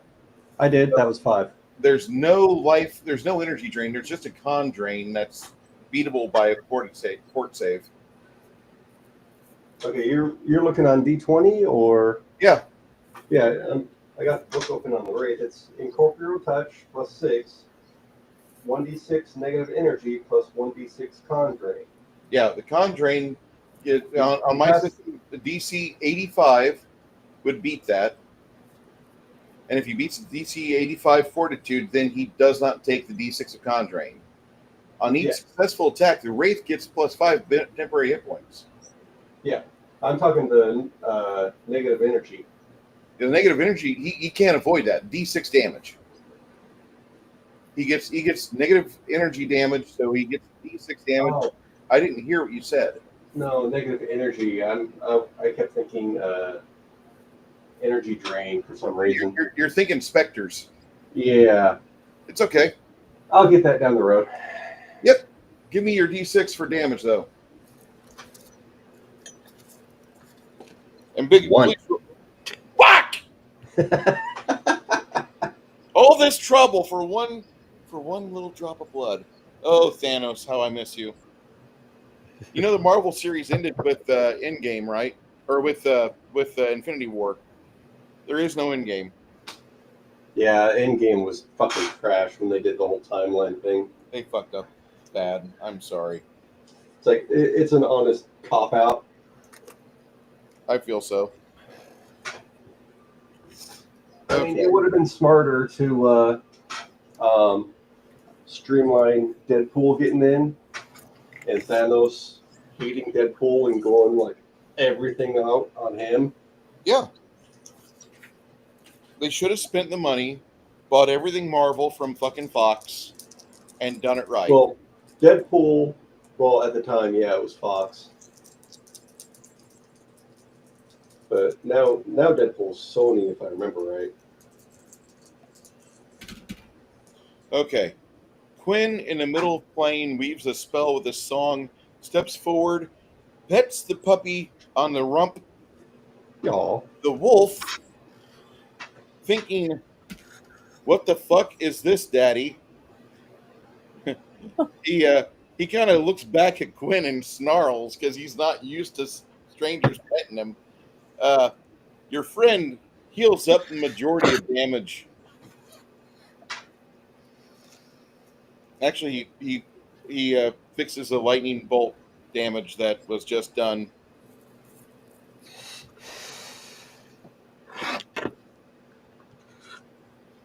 Runefar, your dog is well. Did you want to go forward and do heal or what? Yeah, he was. You were wanting to move forward, I thought. Yeah, Runhar was going to move forward to the nearest unconscious, but still breathing. Wherever the nearest one that's dropped that might still be breathing. You make a double move over here. Your wolf goes on active Wolf will probably stay back. Your wolf wants to stay with you. All right. Lots of strangers. Big, scary, fucking scaly thing. Oh, by the way, did you make your will save? I can. Please. Have you already done that? Because if you have, No. then okay. Well, now you get to make a will save because shit, that's big. 77. 77. That is not enough, sir. You are now shaken. Shaken, not stirred. Okay. All right, Ogre. I am here. You are here, and it is time for you to swing thine axe. And if you wish to add acrobatics to it and not allow this thing to breathe on your friends, go ahead. If not, 2 segments it will burp on your friends. Do I have acrobatics? You should. It's on your character sheet. You did last time. Yep, I do. All right. So I'm trying to jump up and hook him in the mouth with my axe. Let's see, I rolled a 53. It's a 98. Plus, what do I have? Bonuses. I got a total of 25. Total of 15 from the prayer and from the inspire courage. 50. You're going to need to level up Quinn a little bit more before he can get that plus 15 from the performance bonus.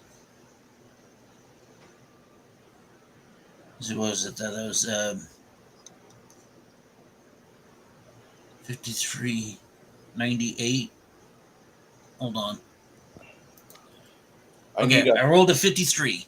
I need my 120. acrobatics is 45. So Okay. that's 98. All right, that puts you in position to jump and leap, and now I will give you a plus 20 on your to hit on this. It is 120 that you need. All right, I need a 120 on this. On a failed attack, the dragon bites you.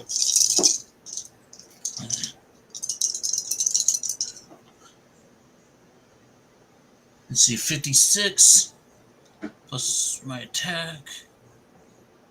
That's 45, so that's 90. That's 95. 101, you said plus 20.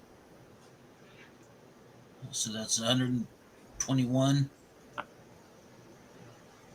Roll your damage. Yeah. So damage is 3d8.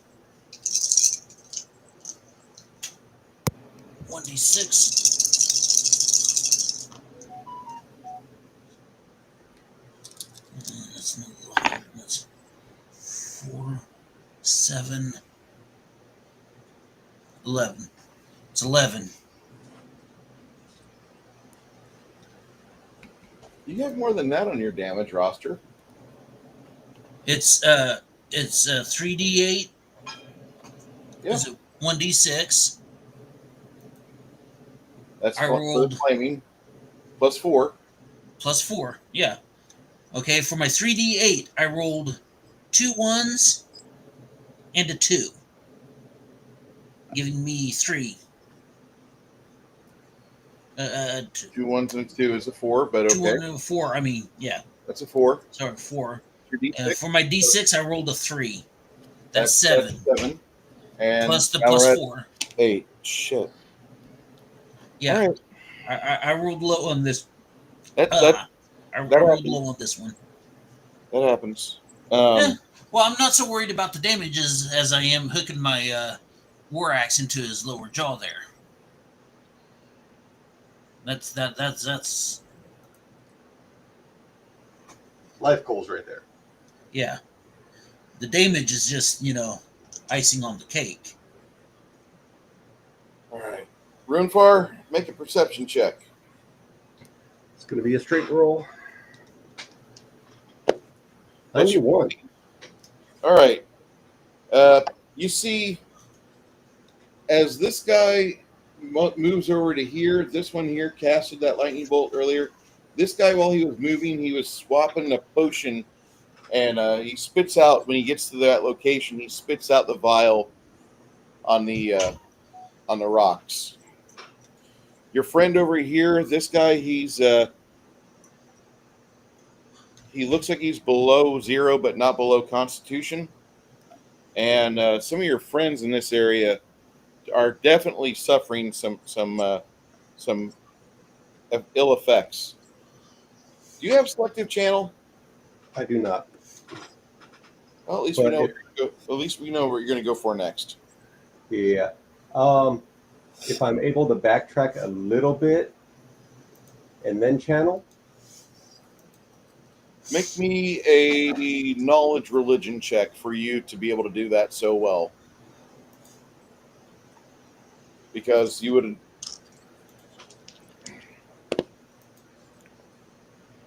Because I moved your figure. 101. Okay. All right. You have authority to hit everybody within this area. Not those 2 dickheads there. Not that giant dickhead there. You are going to hit Ogre, though. That's good. Ogre and your skeleton are going to suffer some joy. That's fine. That'll Shit happens.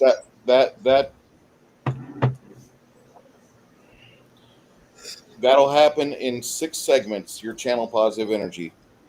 Okay. That puts you on 46. So that'll kick off then, not now? Yep. Okay. So I already rolled for it. You want me to save this roll? Sure. What's your roll? I'll just note it down. 11 and re-rolling the 6. 14 total. Okay, I got you down for 14, and that'll happen then. All right. Okay, Mongoose, you built out a magic missile. Yep. On this dickhead right here. Yes.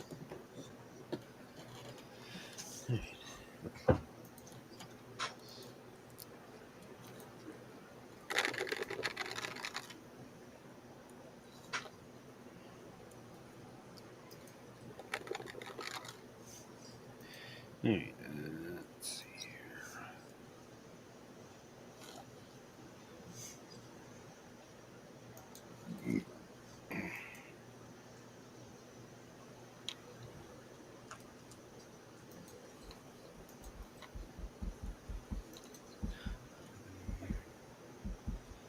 $15 total.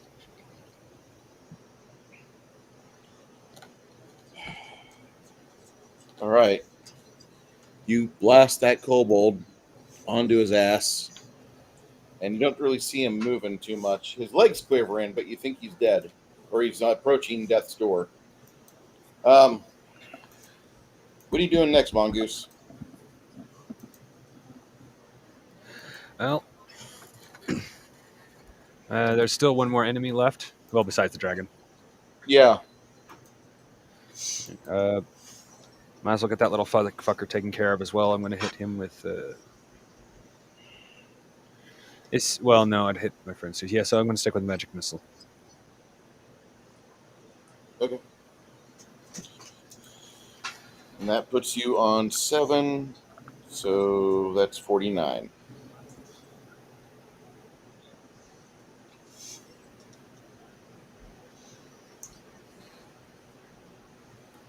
Okay. The Wraith, go ahead, Chris. Make your attack with the Wraith as he shuffles over 5 foot. You said that's a bonus 35 to hit? Actually, the bonus of 50, including the bonuses that are rotating from the bottom of the screen there. All right.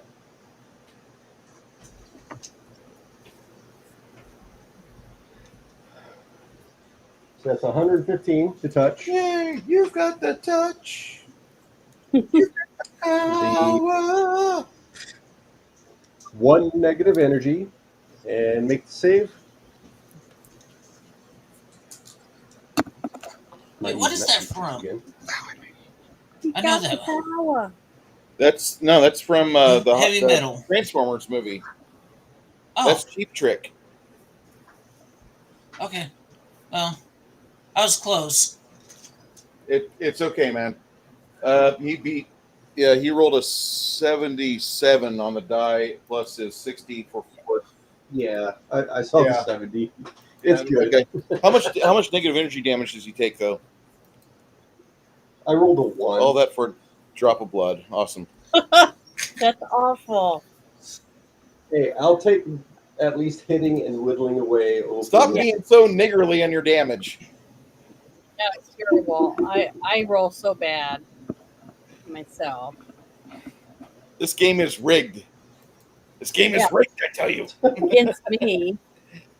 Oh my god. Well, we got things going on with the dragon. Go ahead, Ogre, and give me a whack with Miss Sylvia. Okay. Whack him off. Do well.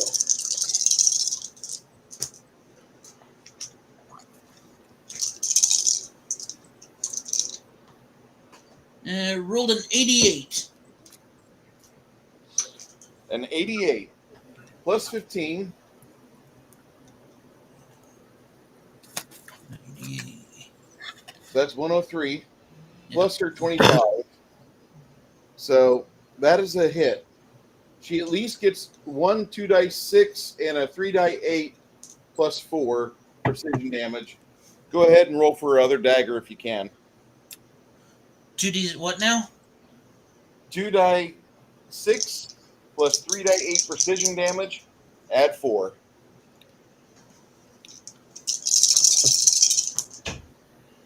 Yowza. Okay. So that's 10, 11. Let's see, 11. That's 25. And if you could offend me with speech, I can't help you. You're beyond help. 25, Go back to Somalia with a standard IQ of 65. 35, 36, 40 points of damage. All right, roll for her other dagger, please. Same dice? Percentile. Oh, rolled a hit.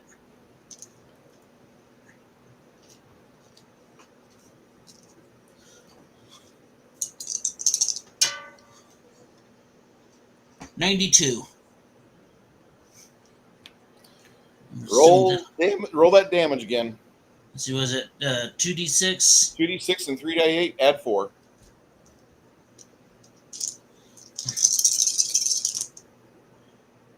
Son of a bitch.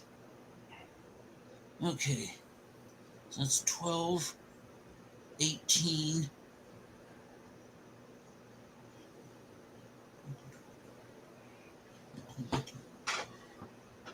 $23.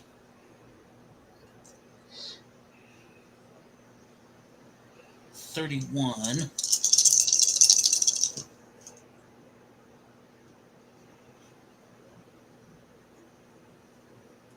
38, 39, 43.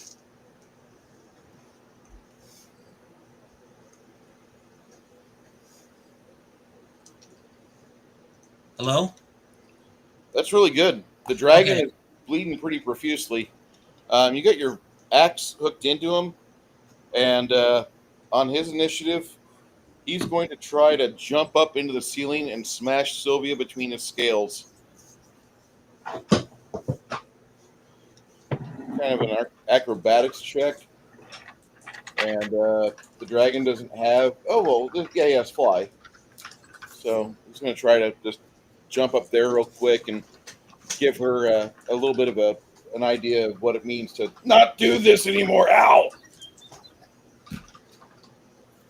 And I rolled a not 7. That's not enough.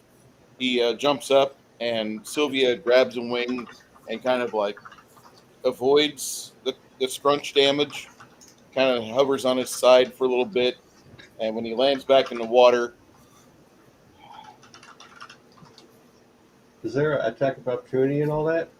Yeah, Skeleton, Wraith, and Ogre all to get to do that. Sylvia does not, because she was... Actually, no, Sylvia does as well, because she had one arm free. Ogre, go first. Rolling. No. I rolled a 21. It happens. Yeah. Well, it's kind of hard to get that attack of opportunity dangling out of his mouth. Yeah. All right, skeleton. Skeleton and Wraith and Sylvia all enjoy a flanking bonus. So bonus for the skeleton is 19 plus You get 15. That's not going to make it. The Wraith bonus is, you said 50? Yeah. 55? 50 total.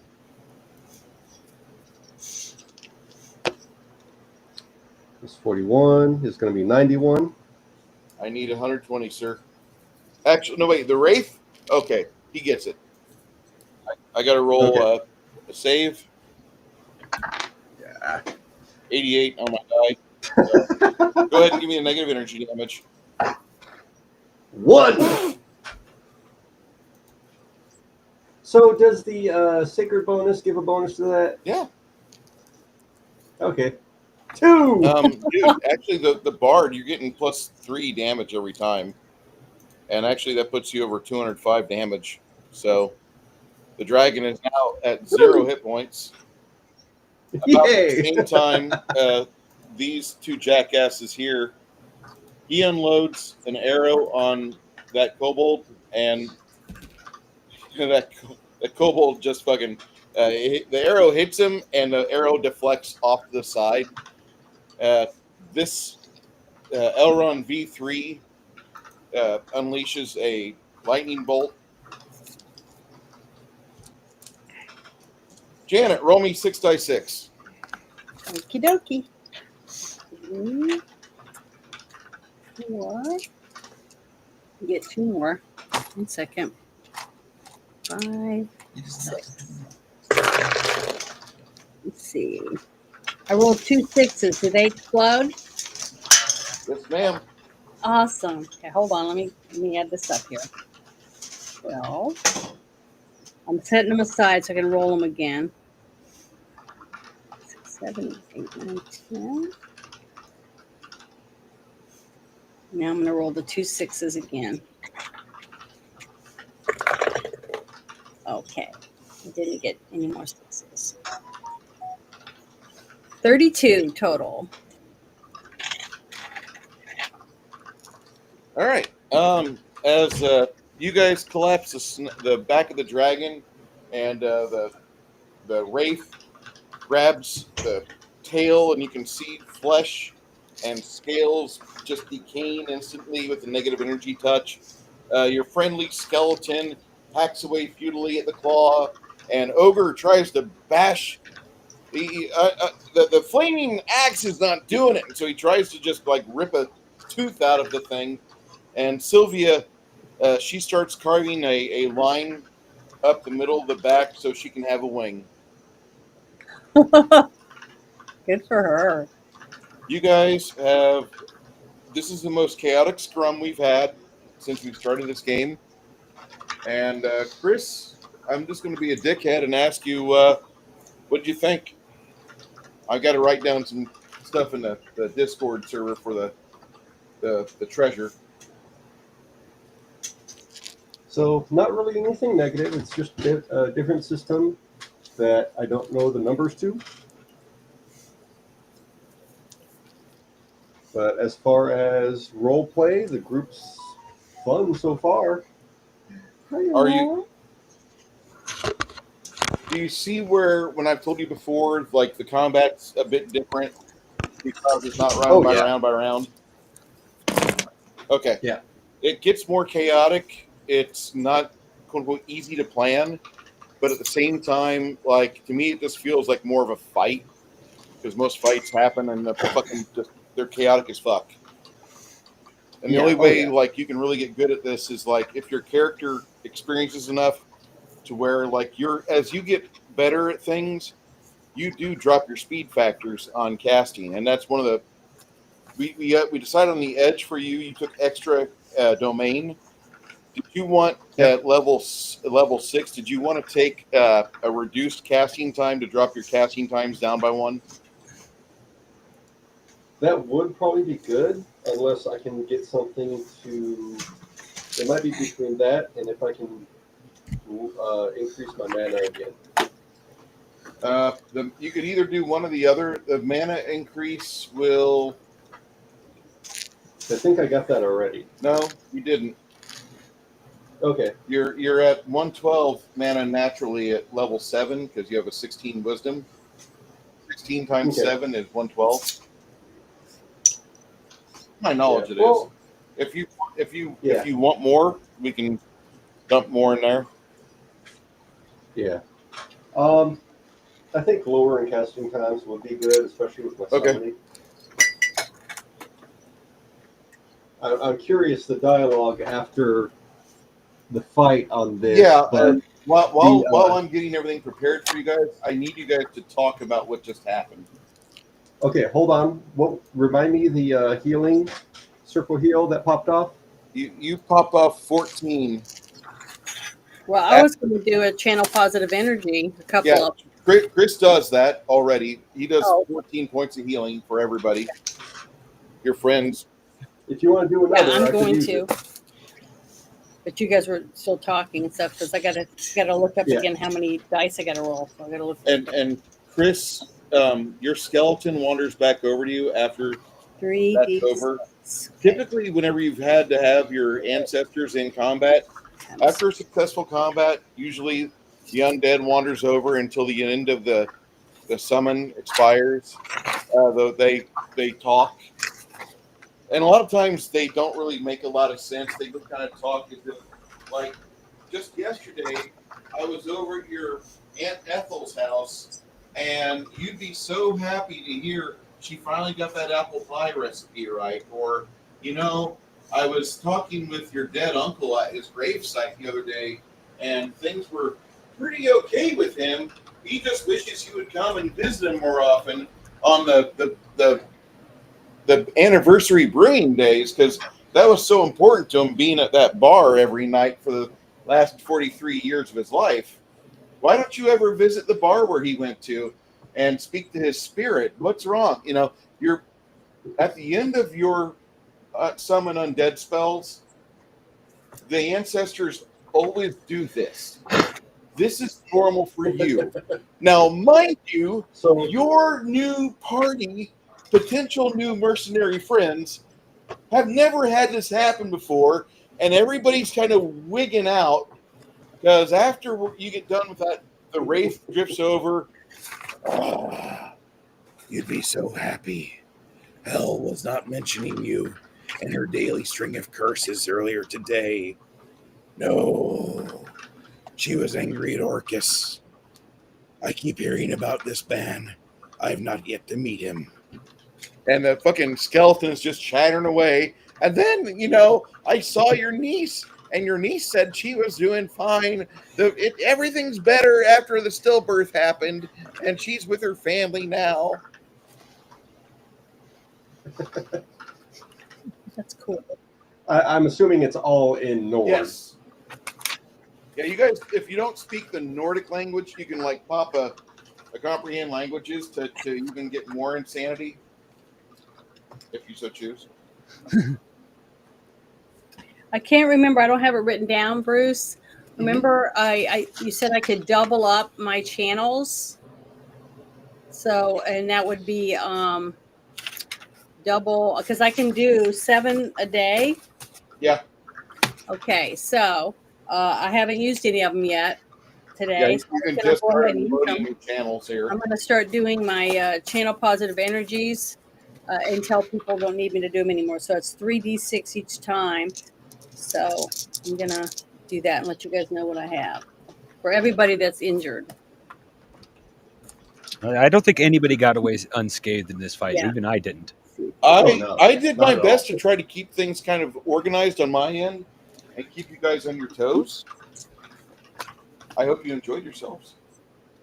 Yeah. Oh, yeah. 1, 6, 12, 2, 6, 12, 3,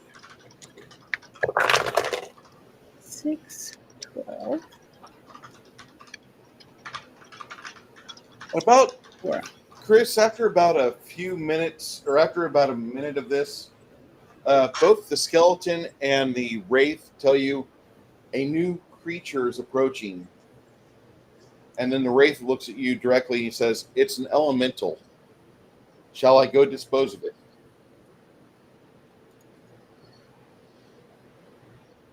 Hold. We don't know its intent. What type? The wraith goes off and kind of it doesn't dive into the water, but it passes through the wall behind where the dragon was. About 4 minutes later, the wraith comes back as a skeleton.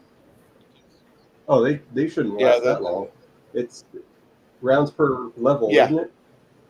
It's Okay. The summon, I believe, is 30 seconds per level. I thought his was 10 minutes.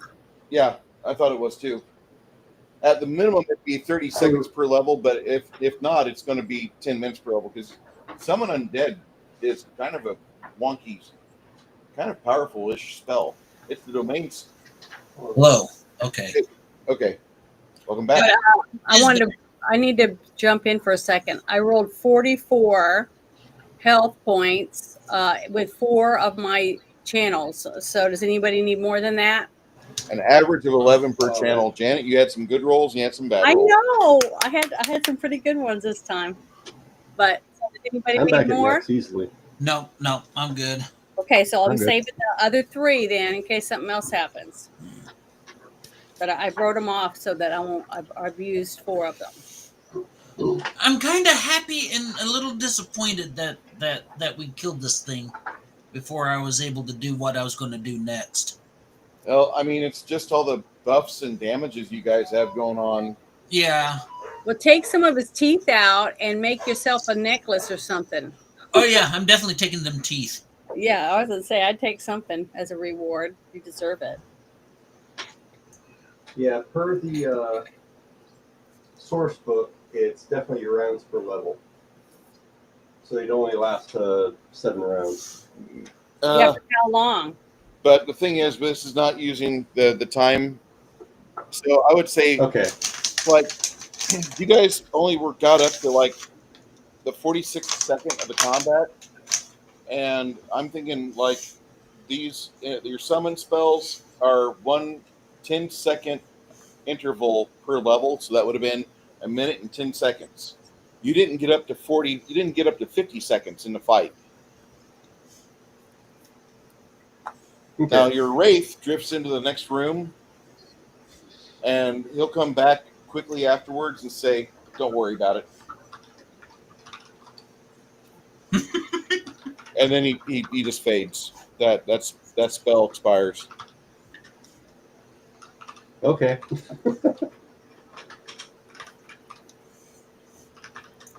But yeah, what I was going to do next is I was going to crawl up into its mouth and slide down its throat. And start. That's not a good idea. No, Dragon stomach acid is very similar to purple worm acid. No. Not slide down to its stomach. Slide down into its throat. Basically, get into its throat. Kinda still. Get into its throat, and block myself up in there. For what? To cut its head off? Well, for one, primarily to keep it from using its breath weapon. Oh, okay. And for another, kill it from the inside. I'm going to have that flaming axe and I'm going to work it in there. I thought you were gonna cut its throat open. Oh yeah. Well, I mean, once again, that would be the icing on the cake.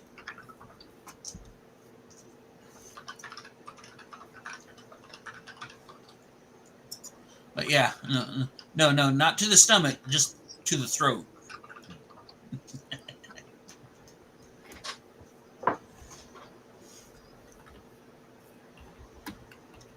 And while I'm sliding down, I'd shout, "Choke on these!"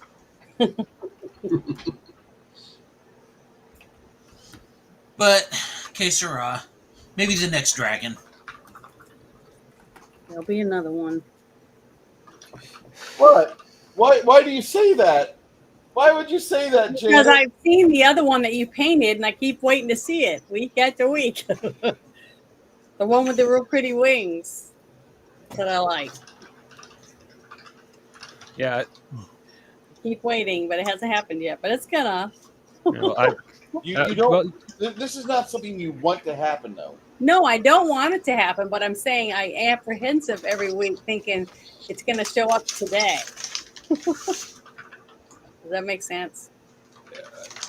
Because I hope not. you just like doing it. I just know you do. But I did roll better when I got my coffee, if you guys noticed, and I posted a picture of my cup. So maybe my cup is the reason why I rolled a little better. I posted it in our Discord. I love how we are also superstitious about how we roll die. I suck at them. I just get so pissed off. I keep all my die on the number I want to roll. So for the high rolls, like my percentiles, I keep them on 000. All my d4s, I keep on 4. So I never thought about some of us have doing our little that. superstitions. Not at all. I wish I had have thought of it, but I didn't. Ah, I see your mug. Yeah, someone got me that. My kid bought me that mug.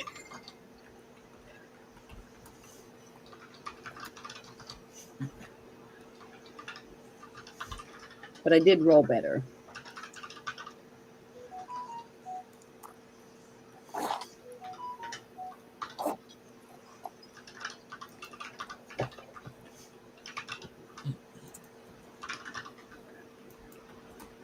I keep forgetting to pull this one out. I keep saying on the shit show night, I'm going to bring this mug out and I'm going to put some alcohol in it and drink out of it. See, it's a toilet. It's a shit show mug. But I haven't done it yet. I'm going to sit in here. Back when I was a teenager, I actually one I owned until it was stolen from me. The other I only smoked out of. There was a handmade crab shell pipe with one hand having where your mouthpiece is, and the other claw, I should say, and the other claw having the bowl. That was cool. And the other one, I actually what really reminded me of this is I actually had a toilet bong. Yeah, I haven't seen a bong in a long time. Everybody now, I like that thing. they don't use bongs; they use the vape. You know, those little cigar-looking things. Yeah. I don't really smoke that much anymore. I do occasionally, and The last time I puffed on one, water pipes are incredibly wasteful because they just chew it up and chew it up and chew it up until what in a regular pipe will take 2 or 3 rounds between 6 people. Well, in a bong will only last 3 hits at most. Okay. well, I took a couple of hits off of a friend's, and I ended up just throwing up for an hour or so, and then I went to bed. Never I'm sorry, Janet. Your friend was an idiot. You never start with a bong. It wasn't a bong. It was one of those vapes. Vape. Well, that's just as bad. They're super sick smooth. as a dog. So I'm a wood. Yeah, they're super smooth. So you will take a gigando hit and not realize it, and easily physically overdose because it was horrible. It's like good moonshine, legit moonshine. Yeah. It'll taste like water, but give it a minute. Yeah, I had a good night when I had that. Now, what were you saying, Bruce, when I interrupted? You guys explore this little cave network area, and you note that on some of the little sprues that end here and there, the kobolds have built or etched into the sides of the wall about 2 foot high. You get too close and you start seeing like glyphs appear.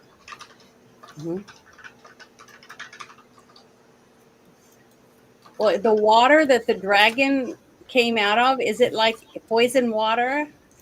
No, it's not really poison. I mean, it can be cured with a blessed So food and water it's a spell. water dragon. Yeah, it's a water style dragon. So then, if it did have the statue, wouldn't it want to keep it in the water with it? Yes. So we're gonna have to send somebody down in there to see if the statue's in there. Sylvia looks directly at the new guy and says, "Grinhar, can you bring your ancestors back and have them start digging out the stuff from there and see if they can go down and see if there's a treasure hoard there or whatever?" Am I out of bounds? But like Sylvia's like, am I out of bounds on this? But I think, like, no offense, I don't want to dive down there and get it. If your friends can go down there and scoop it up and bring it up here, that'd be great though. Or give them a bag to pocket stuff in. What is the danger of the water? I can't breathe in it, my friend. Oh, it's just breathing. Purify food and water.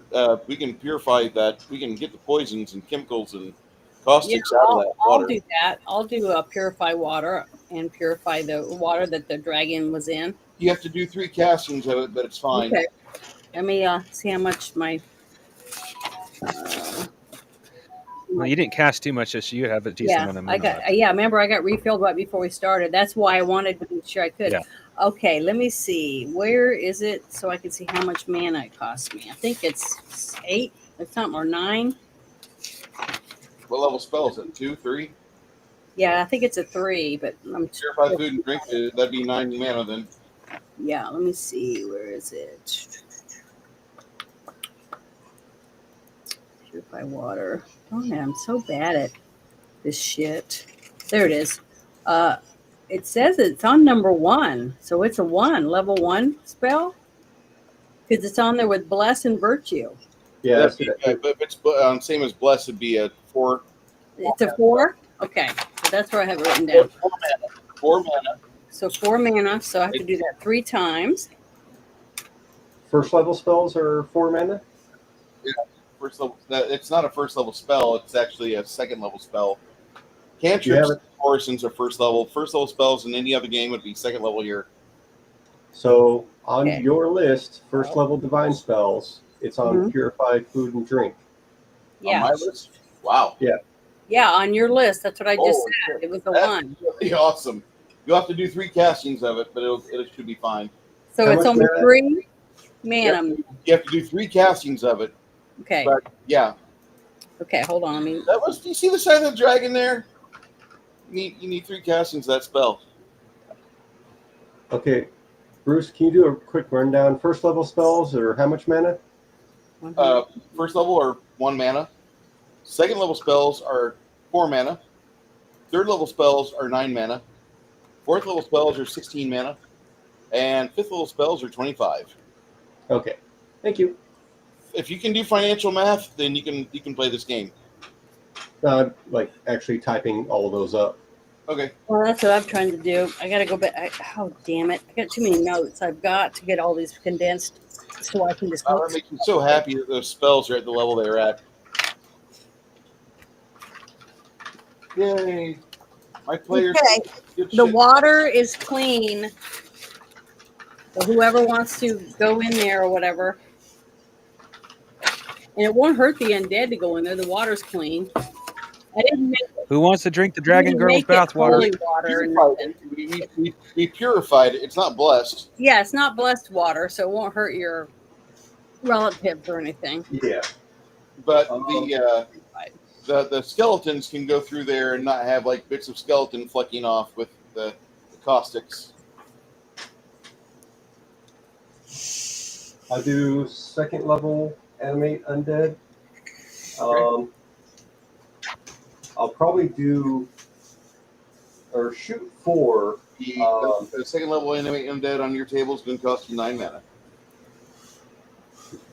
Okay, 9 mana. Yes, sir.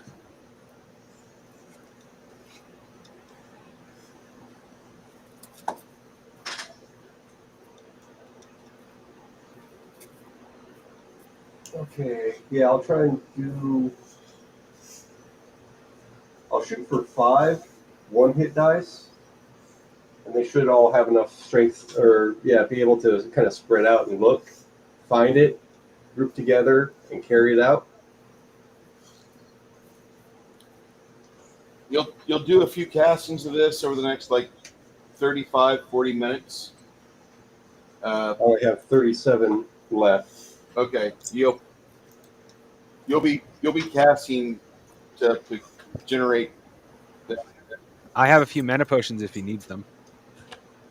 Oh, And, by the way, Chris, we can craft extra mana potions during days is- not doing stuff. That is very wonderful.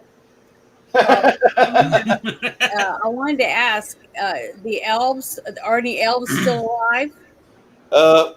2 of the 3 are, Okay. and then there's 3 of the sharpshooters. 2 of the 3 sharpshooters that are still alive. Okay, well, they got healed by the 44 channel positive energy too, right? Yeah. The elves tell you more than likely, Mrs. Isabu, your ability to educate and to lead in battle. I don't know how well that translates to family life, but I would like to make sure that when the time comes for you to have your family, that you are bountifully blessed. Thank you. About the same time that he says that, the 4 surviving elves all put their right hand upon your shoulders or neck, and you feel like this unusual warm energy spread from the elves and center upon you. They can't make you pregnant with their hands, can they? Like that? No, Good. no, Okay. but man, I tell you what, the full of the moon, the next time that the moon is full, that might be like one of those nights where poor William. Just saying, I'm not ready to go off the road yet. And stay home or whatever because I'm huge. Would I do that to you? No, I'd make you fight. I'd make you fight 8 months pregnant. Yeah, I wouldn't do that because I wouldn't want to endanger my child. Okay, I'm not that kind of a person. fair enough. Hey, Bruce. Sir. You said animate undead level 2 takes 9 mana? Yes, sir. Because you don't have a cantrip in the deep magic for animate undead, do you? They don't have a 0 level spell for animate undead, right? Let me look. I have a 10 level system. In my system, the first level is basically your cantrips and orisons. Gotcha. The base magic, and everything else gets bumped up a level. So anything that's like second level in Pathfinder is 3rd level here. If you got a 5th level spell in Pathfinder, it's 6th level. Which is why, whenever you get those opportunities to increase your mana pool, please take them. I learned. Well, I have right now, after all the stuff I've used, I have 100 mana.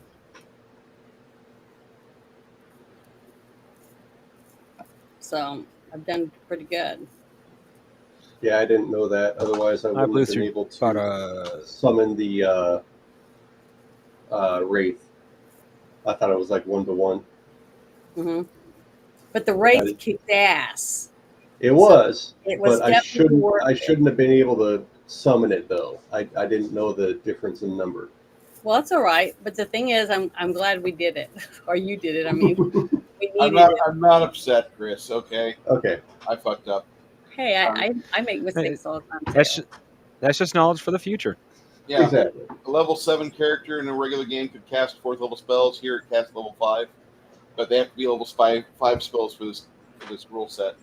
Yeah. They do 4th level spells anywhere else. I just like the fact that it goes up to level 10 because for me, I don't like orisons or cantrips labeled as such.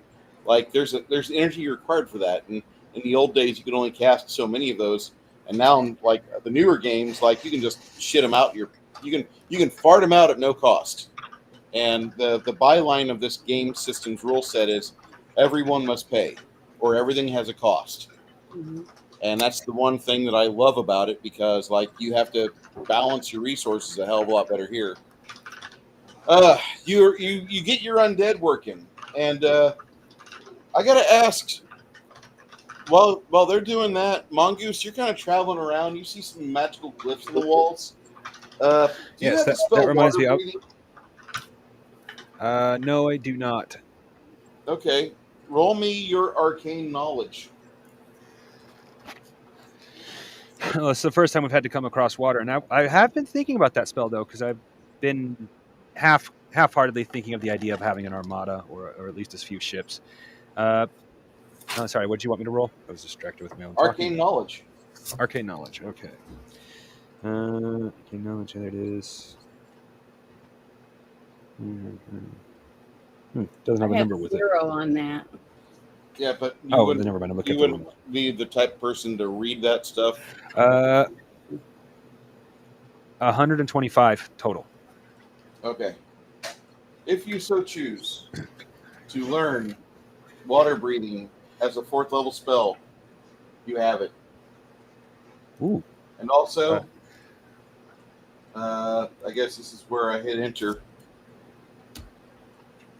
The skeletons finish excavation of the treasure room, and they also fish out a dead Belker corpse. What's that?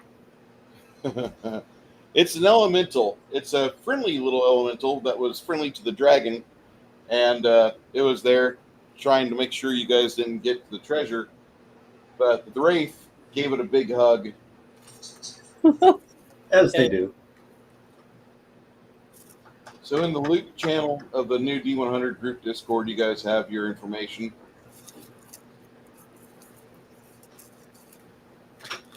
Go to Discord and see what we got.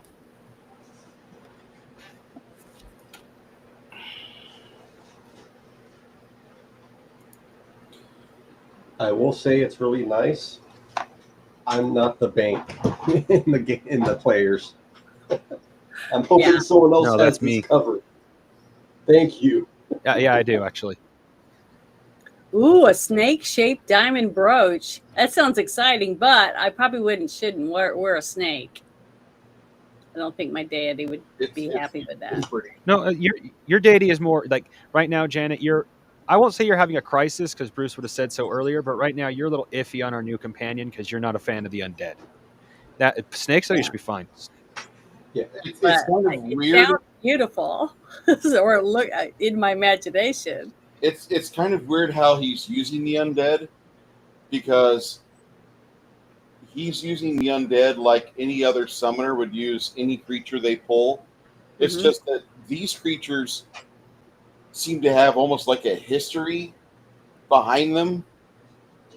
And during the fight, they're screaming out like, "This is for our cousin Bobby," and shit like that. And it's kind of funny as fuck, actually. Wow, they had some real pretty stuff. A beautiful necklace and a tacky yet refined gold crown. Oh yeah, it looks like the Burger King crown with the 4 rubies. But if I'm allowed to have that, I wouldn't mind having that and wearing it. You know, like, do I wear a cape thing? You haven't yet. Oh, okay. Well, I was gonna say, if I had one, then I would just pin it right there, or like hold it together and pin the little snake pin on there. Because I haven't ever taken any scales or claws or teeth or anything of anything that we've killed yet. But this is something that's pretty that I wouldn't mind having if nobody else wants it. I don't want a tiara. I'm not a tiara person. And what would you do with a teakwood box? It weighs a bit. What's in the box? To store stuff in? I know teakwood. It's it's a very, very here in crap. I can't remember exactly what it is, but it's a very expensive It's a wood. solid wood. It is very solid wood. Yeah. So, like, if you had a bunch of scrolls or old books, things like that, you would want something nice like that to store it in, to keep the moisture out and things, right? It's more of a. It takes an axe to get in. It does have a hasp on it. Both Sylvia and it's kind of funny when you pull the teakwood box out of the pile, because both Sylvia and Lemmy both kind of get in position to like, hey, let us check that out. Let's take a look at it. Mhm. The only two things that really interest me, I mean, maybe the box, but I also have the money to have one made if I want to. But for me, it'd be that goblet, because my character seems to have an obsession with precious metal, like the rare precious metals, gold, silver, platinum. I like that. Well, I'm willing to take less in the money if I can get the brooch to wear, because I want to start, keeping some of the loot or Oh, something. that was established at the beginning, Janet. If you want I some know, of the but items, you get us. I don't normally take anything like that. I've never no. taken an article of like jewelry or anything for myself, but that sounds really pretty. I wouldn't mind wearing it for my character. No, I'm just reminding you that was part of the, like we initially agreed. If you want something out of it, you get slightly less of the cash the money. value, but you get the item. That's fine. But yeah, that looks on the list. Basically, that's really the only thing I'd be interested in wanting. Yeah, the only other thing besides the goblet would be the potions, but that's because they, depending on what they are, they're useful to us. That would go in the overall bag for everybody to use. You have the spell shield, right, Mongoose? Yes, I do. It was the first thing I cast, in fact. We could probably use that snake-headed brooch there, and the snake-shaped diamond brooch, and we could probably fashion that into a ensorcelled brooch of shielding for her, with an additional 700 gold in the town of Bostwick. Yeah, and that is definitely doable, especially with what we just got. What does that mean? If I wear it, it gives me extra protection? Yeah, magic missiles would have to do 101 points of damage to you before they broke through the brooch. Wow. Yeah, that would be good if I could have something like that, and it'd be beautiful. And it'll also make you a little bit more durable. It actually increase. Well, the shield spell I have says it increases your AR by 4. In Bruce's game, that's either 10 or 20. That's 20%. Okay. But the shield spell doesn't kick off with Brooch of Shielding. She's just got a barrier of hit points of 101 hit points against that. Oh. She doesn't. Okay, so it'll be a lesser version, but it'll still save her butt. It'll save her ass. Don't get me wrong. Yeah. It'll be just a regular Brooch of Shielding. It's a nice magic item, but it is a really sweet looking magic item because that is 101 hit points of magic missile damage that you don't have to worry about. Yeah. So you can put that on the burner for later. It'll cost you 750 silvers. Okay, 750 to get that shielding put on the brooch. Yeah. I'm gonna write it in my notes. Hold on, Janet. We have over 3,000 silver and over 36,000 copper. We could easily pay for that out of just the copper. Okay, well, good. It'd be a good idea to get rid of the copper. I'm just saying. Yeah, it weighs a lot. Yeah, we need to, Your donkey wants a mate and somebody else to share the wealth. Yeah, well, that actually reminds me, I don't expect to get this if we can at all for many levels. But did you see the donkey of holding I put in? I did. I liked it. I'm not saying. It's like, I yeah, it's way up there. If you want, I can post it in the Discord so you can find it. It's in the it's in, where is it at? Guild. Right now, it's currently in gilded devices, but it's kind of buried a little bit.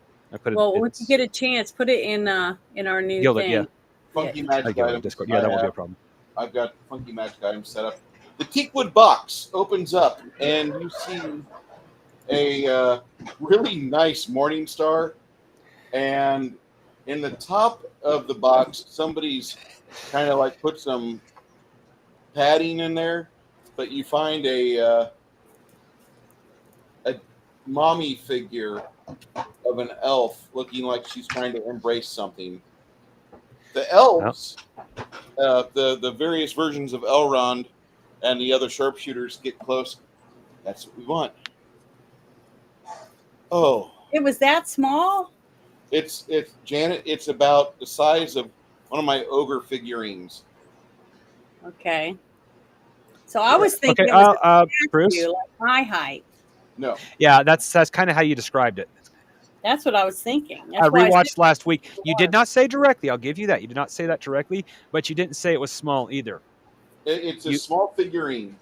The You figure kind of I left it up to our imagination. Yeah, you said it was a statue, and to me, that's not a figurine. That's a statue. It's No. big. This is a figurine. Both of them are figurines. They're about 3 inches in height, but they have a religious significance to the elven community that's near here. And the elves, when they see that, they say, "Would you please pass that to us?" I pass it over with grace and honor. There we go. That's what I was looking for. And respect. Bleh. Good. Awesome. Rondell, one of the sharpshooters, says, "I know that this probably means very little to you. This is just another day where you liberate some item from some horde of some feast, some monster, etc. But I want you to know that what you've done for us today, this is exactly what we have been pursuing for years, looking through our item list, trying to find through our various caches, where did we hide it? And because of you and your bravery, we were able to only lose 2 of our brethren, and we are so thankful for you. It pains us to lose our brothers this way, but this was their job." Okay, I can confirm this time because of what Nerdy said last time. No, he is having computer problems. Me? No, No. Ogre? Yeah, he put the gif in that he said he would put in if it was if he was having that problem. Are you back, Ogre? I hear Ogre's background. Yes, Same can you here. hear me? Okay. Yes. Absolutely. Yes, I'm back. Okay. All right, Janet, in Funky Magic Items in the Discord is the it's called Dungeon Donkey. Basically a donkey of holding. Okay. There. Ogre's still here, I'm still here. but Chris Yeah. left. What's been going on with me is like after a while, like my microphone goes out, Okay. and I'm wondering- I won't know until like I start talking and y'all talk over me and you ignore what I say, and then I realize they're not ignoring me; they can't hear me. So then I have to fix my audio back out, come back in to reset it. I don't understand I why Brave does that. I think this time, I think I fixed it. Hopefully, so it shouldn't do that anymore. But I'm a techno idiot, so you know.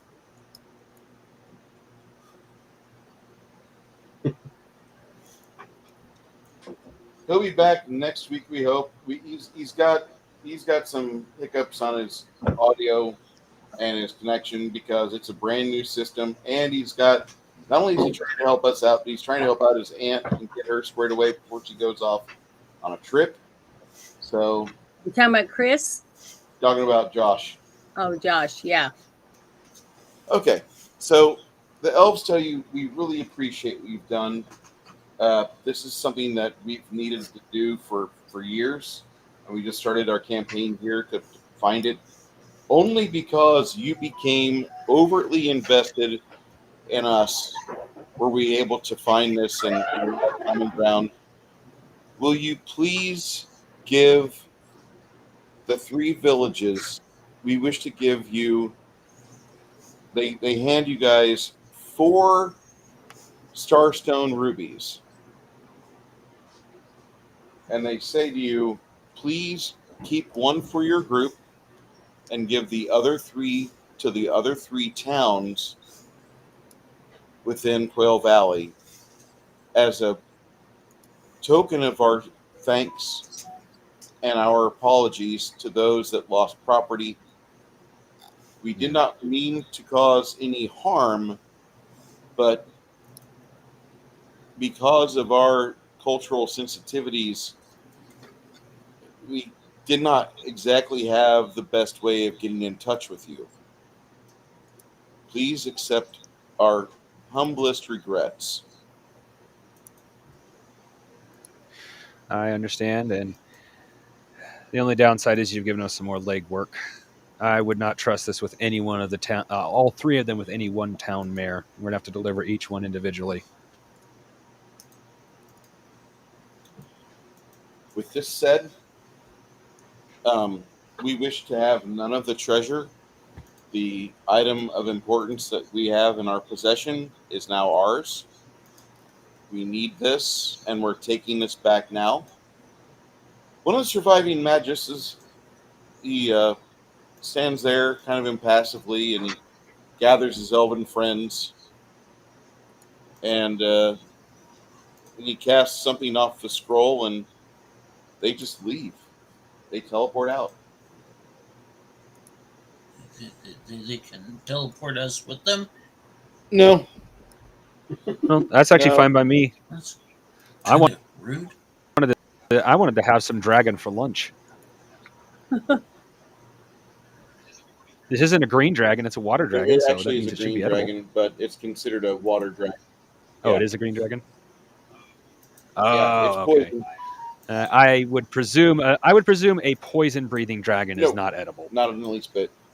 However, while you guys were doing that, your friend the barbarian, and once Sylvia got done playing with the teakwood box, she went back to the barbarian, and her and him started doing taxidermy. Amateur taxidermy is always fun.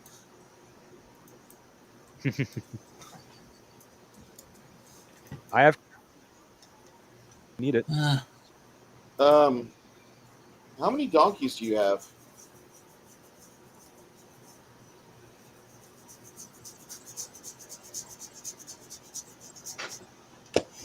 How many donkeys do you guys have? You were going to say something, Bruce? How many donkeys do you Donkeys? have? Donkeys. Unfortunately, only one currently. Donkey. No, we have 2. We have. I forgot. We do have actually 2. We picked up. We lost most of them because of what they were for the guild, but we got the one that it was. It was either a gift from the guild or we bought it from the guild. I can't remember which. And then we met the guy on the road. So technically, we have 2 donkeys, but that's literally it. And the goat. And a goat, yes. Well, the goat's not here though. Yeah, I don't blame you. Yeah, it would have been lunch.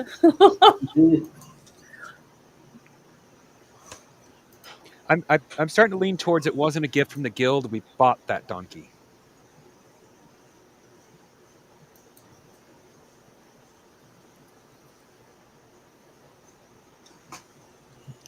But yeah, we are woefully unprepared to try to haul a dragon carcass out of here. The carcass probably wouldn't be a good thing to haul out. However, if you guys want to spend some time in here, not get comfortable, but deal with the lodgings and do your best to find the important parts within the dragon's corpse.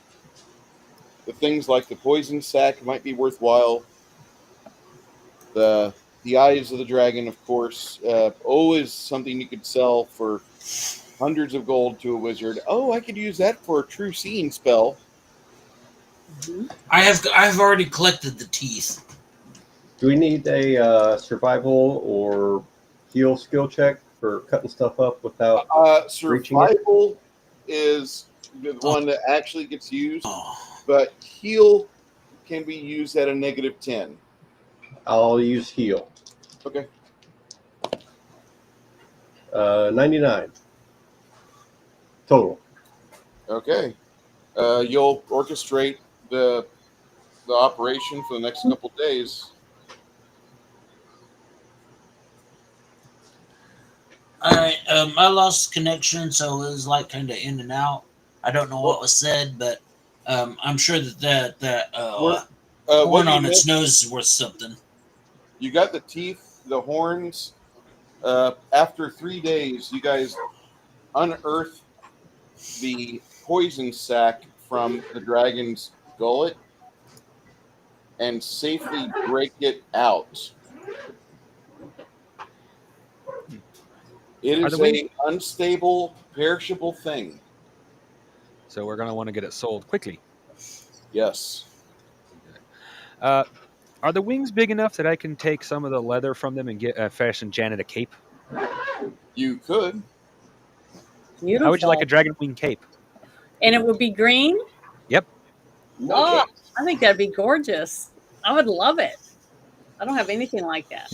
Whatever. It'll be the color of the dragon in front of us. Yeah, I think it'd be really pretty. I'll look over to Sylvia. Would you like the other wing? Do you want me to make Yeah, we a? would. Do you want me to make a crafting roll for that, Bruce? Please, sir.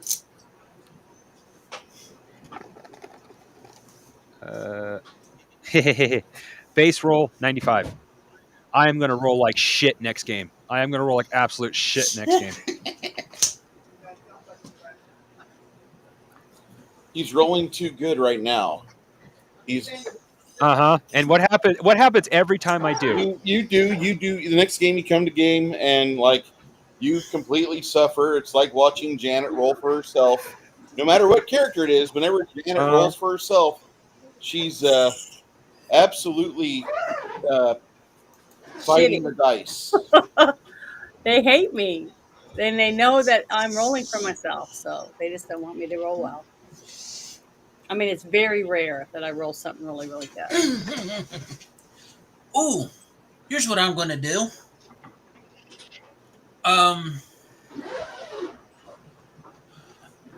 Are there? I'm assuming that there's like the teeth are like long enough. They're like dagger length. Yeah, they look big. I mean, Oh yeah. Couple of dragon fang daggers. What do you make?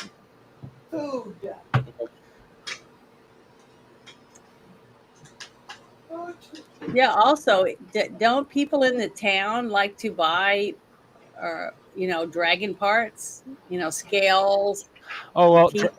dragons are pure magic. Are basically pure magic. Like maybe I'm not saying like in Bruce's game they're pure magical, but it's the fact that they hold so much magic in their body. There is not one piece of them that cannot be used in something. Yeah, you can even like pull the muscles off of the limb of a dragon, and you can make like a 1.5 duration or what's the strength spell, Chris? Full strength. Full strength spell. Yeah. Like you can just like take pounds of flesh Yes. off the dragon, and you'll have increased limits.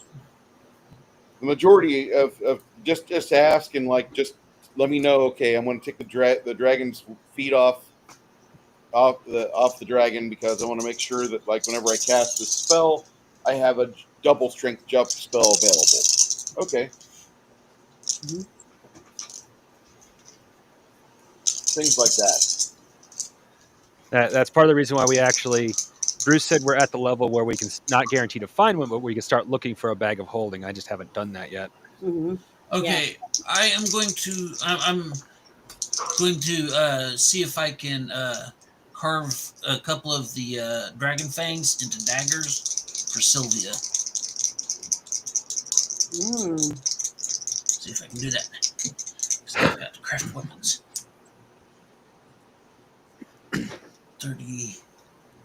79. 79 for the first dagger. See if I learned anything. Apparently, 70, 80, 100, 110. There is definitely one thing I want to be able to do before going, which is gather enough of the 120. And 120. dragon scale, or Oh, no, sorry, and 120 for the second dagger. So Both daggers. The first dagger could be just a normal dagger. The second dagger has the opportunity to where you could actually make it into a masterwork dagger, which gives you a +5 to hit with it, and it would be actually worth quite a bit of money.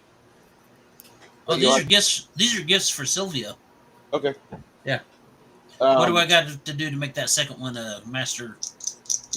You have to spend 3 more days on it, but it'll be worth it. Okay, yeah, totally.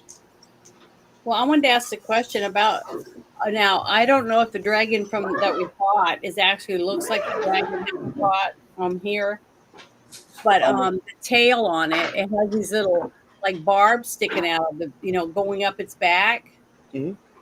So if I was to take some of the barbs at the very bottom where they're smaller, and would I be able to make those, whatever those are called, that you put on your wrists and go up towards your elbow, and put a couple of those on that for like self-defense to help make my arm be able to defend myself from like a sword or whatever, or not, like kind of like the things that Wonder Woman had on. You want spiked bracers? Yeah, but make them a little longer where they cover the front of my arm right here to protect myself. Like Batman. Yeah, like maybe Batman's, something like that. Would I be able to do that with those spikes on the bottom of his tail? You could. Or not? Because I could take those and just take them with me to the city when we go back, and see if I can find someone to make those for me. Make a survival check, DC 80 or a heal check 90, and it's all yours. Okay. Did you want some help? And these are percentile? Yes. Okay, here I go. I'm going to roll it. What do I add to it? Survival or heal. Okay, let me see if I have. Let me get those real quick. Let me look. Did you want Runhar to help? Runhar? Sure. I'll take any help. I'm never going to say no to anybody who wants help. But I got to see first, real quick, and see what my numbers are, so I can see whether or not I'm going to make 76% to help. Okay, Through great. heal. Okay. That was your total there, 76. To assist her once I'm done doing what I was doing. Fuck, Quinn will start playing a song, and he'll get you over 90 to where you can just fucking do it yourself, Chris. I'm gonna roll. No, I got it for you, basically. Oh, okay, because I rolled a 00 and a 6. God, I suck. I just cannot roll. It sucks. I mean, We got your back. We got your back.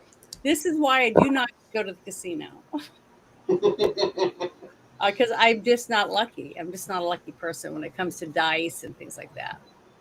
I tried though. I'm sorry, Nerdy Ogre. I get it, man.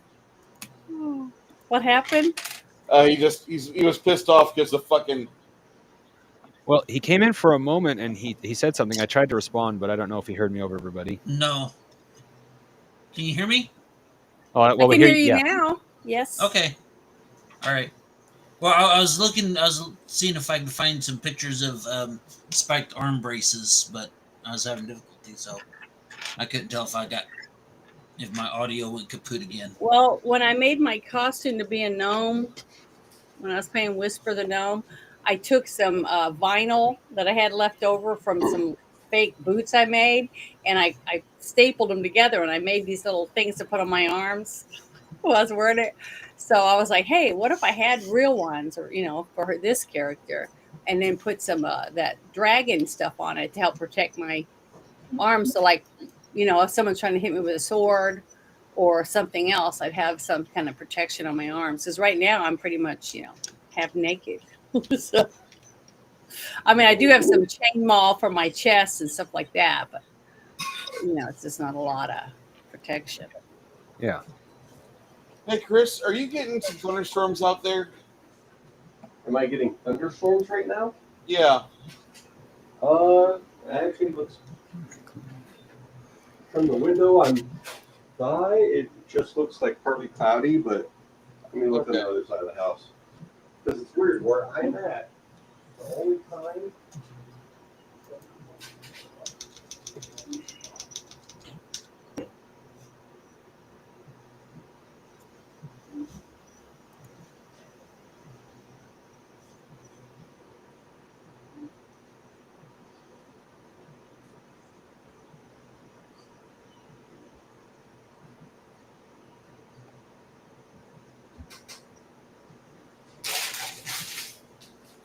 I feel kind of sorry for the people of New North Carolina.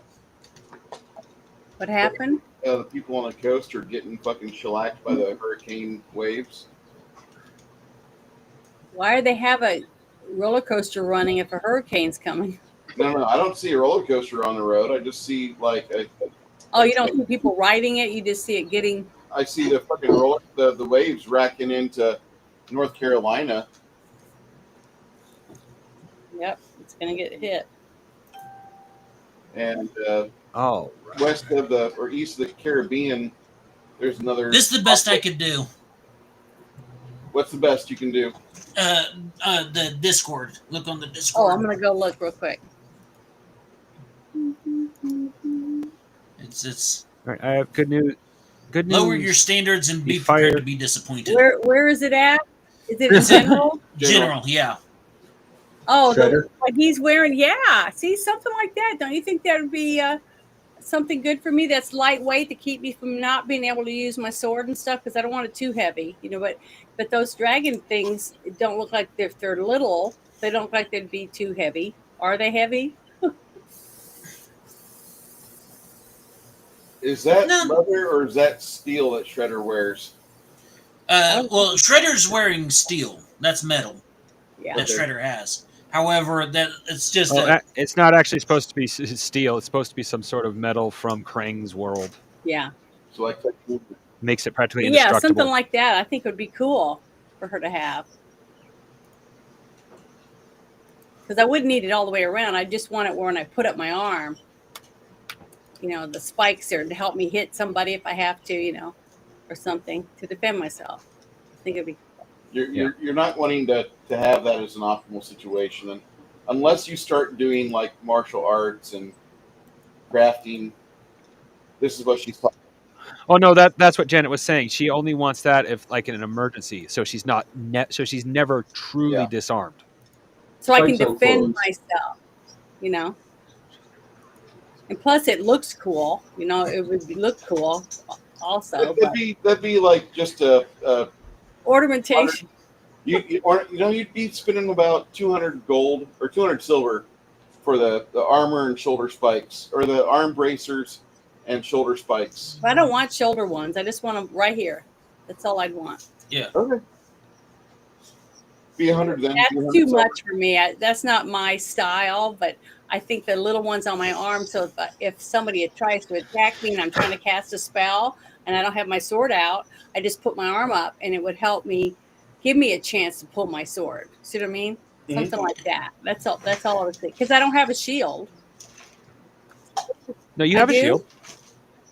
Yes, you've had a shield for a while. You have a masterwork Oh, shield. I didn't know that. I don't remember ever seeing him put my shield up to defend myself. I've never done that. I was thinking. Well, that Bruce's game is not.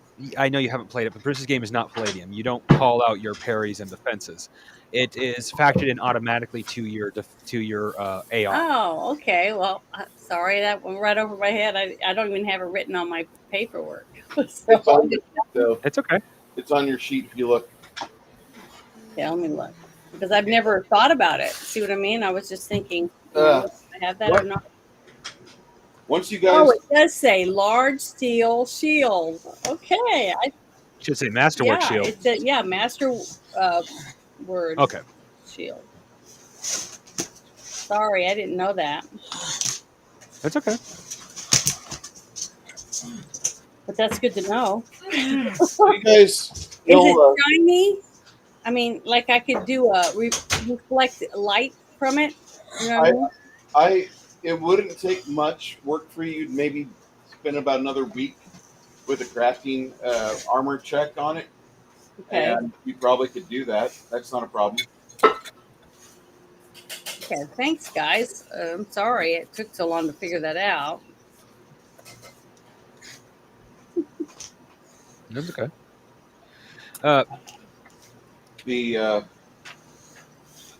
How much since I'm pretty sure the scales will be a bit large and stiff for my arms, but does the hide itself have a defense against toxic chemicals? It can give you, if you fashion it properly, it will give you a plus 10% to save against poisons and breathable hazards. Well, I wasn't thinking of a mask or something like that, but I'd take that any day. No, I was actually referring more to getting like a set of gloves because as a wizard, eventually I'm going to have to handle more caustic chemicals to make some of Why my do you think spells. Sylvia and Ogre started pulling the fucking troll apart, or the dragon apart? Yeah. Yeah, and that is an idea. Like, use the lungs as a filter for Sylvia looks at you and she's like, "You weren't thinking of that when you were helping me pull this thing apart? You were so sweet." Well, I was thinking all sorts of different things. Yeah, I can tell. She tapped your cod piece. Calm down, Tiger. We're gonna be staying a few more nights in this cave, and I want to make sure when we leave, we broke it in right.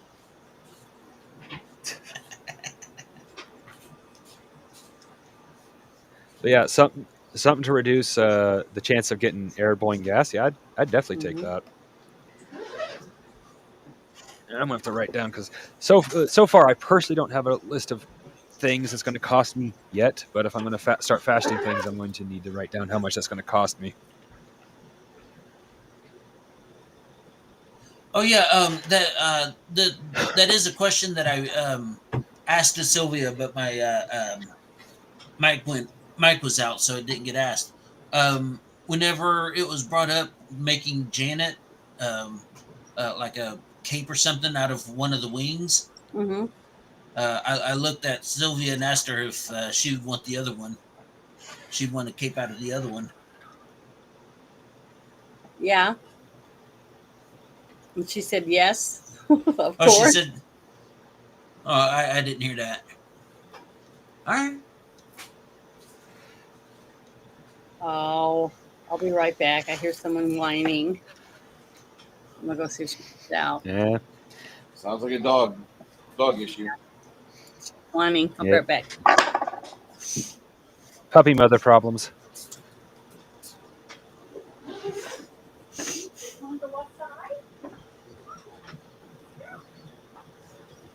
So, you guys will spend a few days in here. Those of you that want fun in the caverns will have fun in the caverns.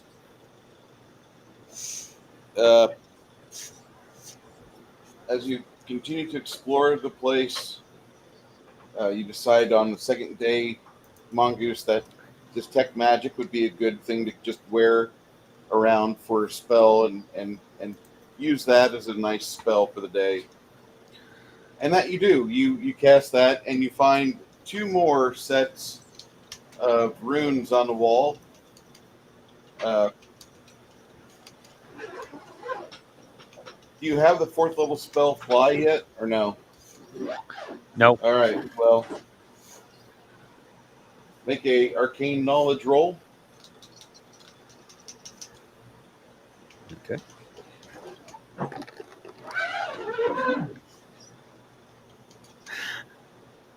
I'm going to cry at this rate. 96 flat. I'm going to die next game. I'm going to need a life or death save, and it's going to be an +1. Oh, I'm sorry. I didn't mean to clap audibly. I'm sorry.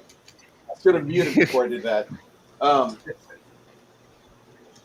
Yeah, you have the spell Fly now as 4th level, and the other spell that you find on the wall that the kobolds were using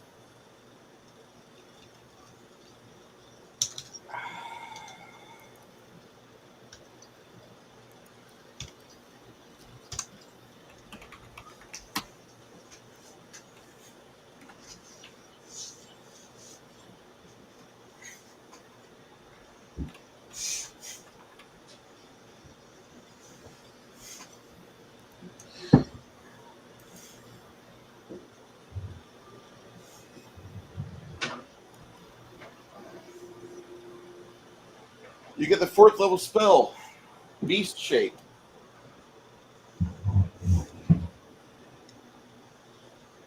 Okay, fly and B shape.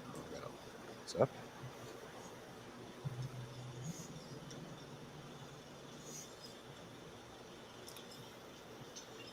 Kind of as a thing after you have like a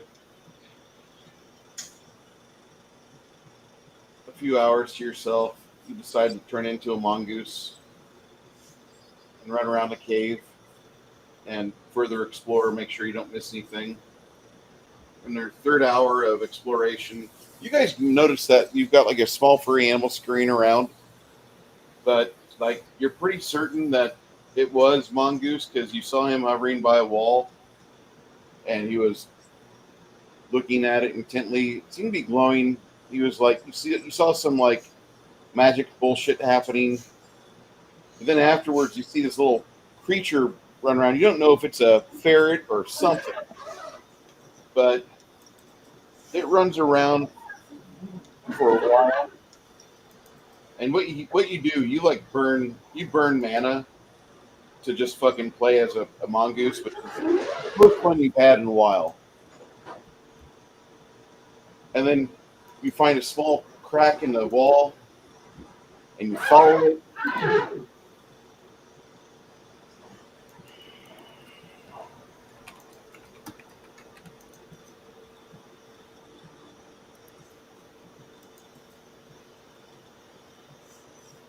You do look at this.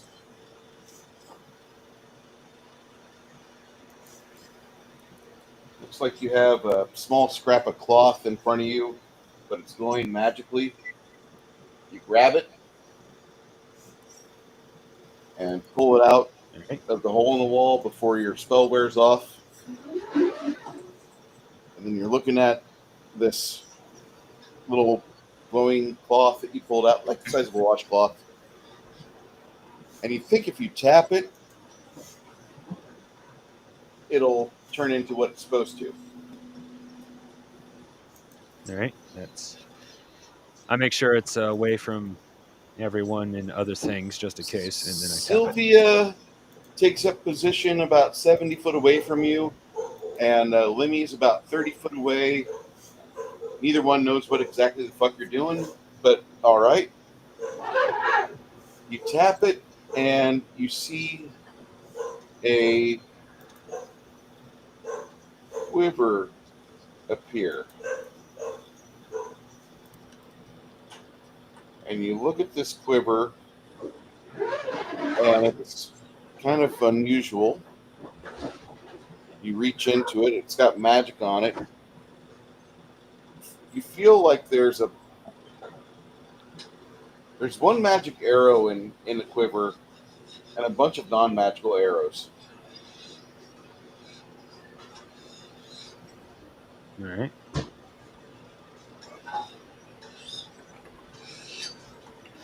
I'll have to. I don't think I have identify magic yet. How many arrows does he count? 30 arrows.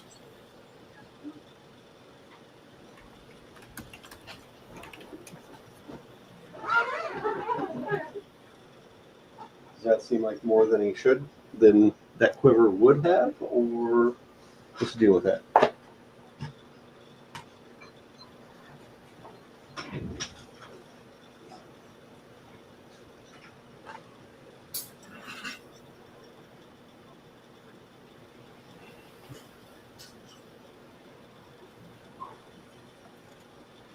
There's another compartment in it And there's javelins, 10 of them. Ah. Yep. Know what that is.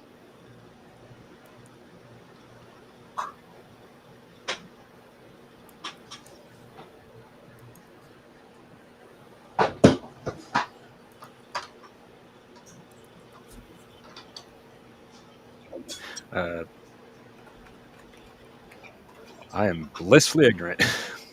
My character probably knows, but I don't.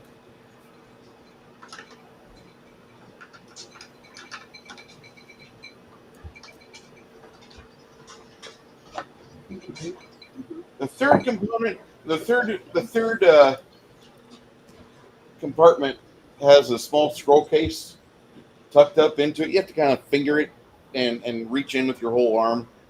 But you pull the scroll case out, and you see a singular scroll that's within it.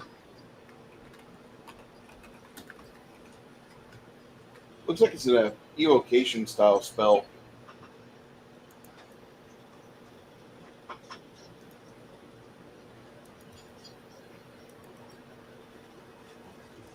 Okay. Can I identify it? Yeah. Roll your knowledge arcane. Okay. Heh. Not that that was, well, not good in this instance, but better for next time. 24 before bonuses. Yeah, it's going to take you a while to figure this one out. You'll spend about 21 minutes, 22 minutes with it. And then you figure out Right. it's lightning arc. Oh. It's crazy good. Oh yeah, that's one of those spells. If it's too high a level for me, that's one of those spells I'll literally hang on to unless I'm absolutely desperate.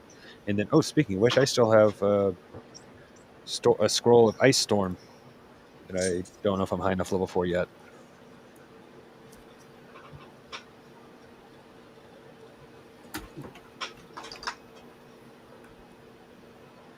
You could. Of course, we never ran across the fire elemental we thought we were going to either. All right, so in the loot section, there you go. Thank you.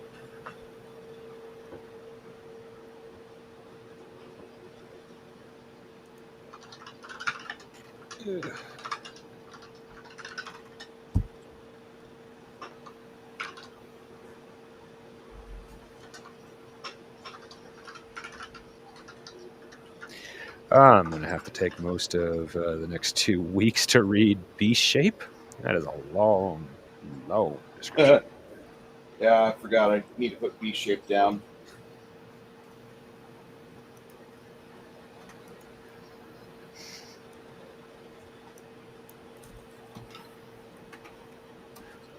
Oh, there's different levels to Beast Shape Yeah, too. you got the basic one.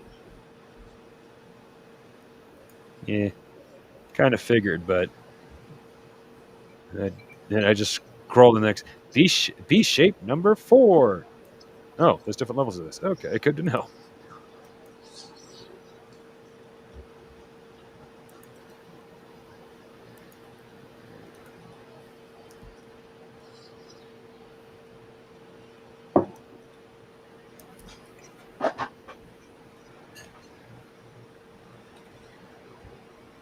Hey, Bruce.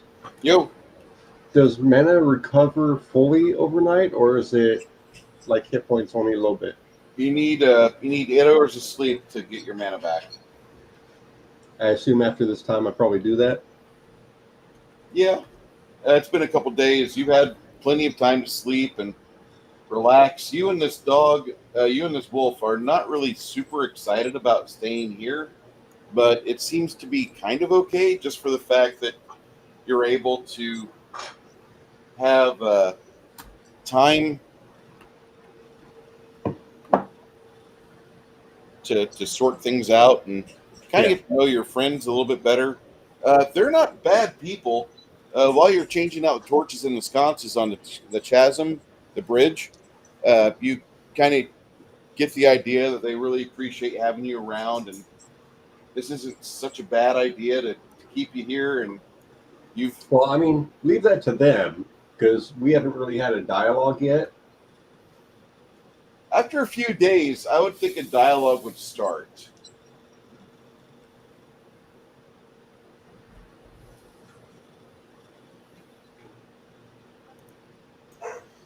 Yeah, if there's like torches that need to be replaced and it's constant, if he's doing it, like I'd pitch in and help. Okay. You know.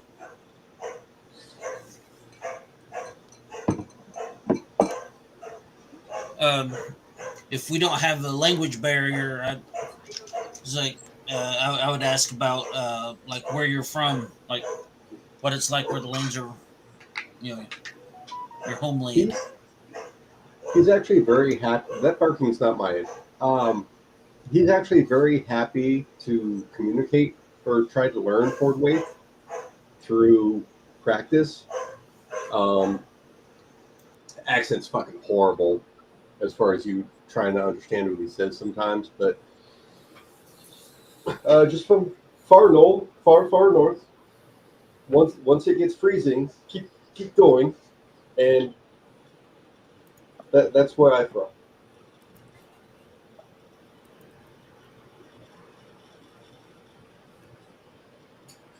What brings you this far south? The search for warm beaches, but also to spread the love that is my lady Hell. We get a bad word about this. I hope to change that understanding.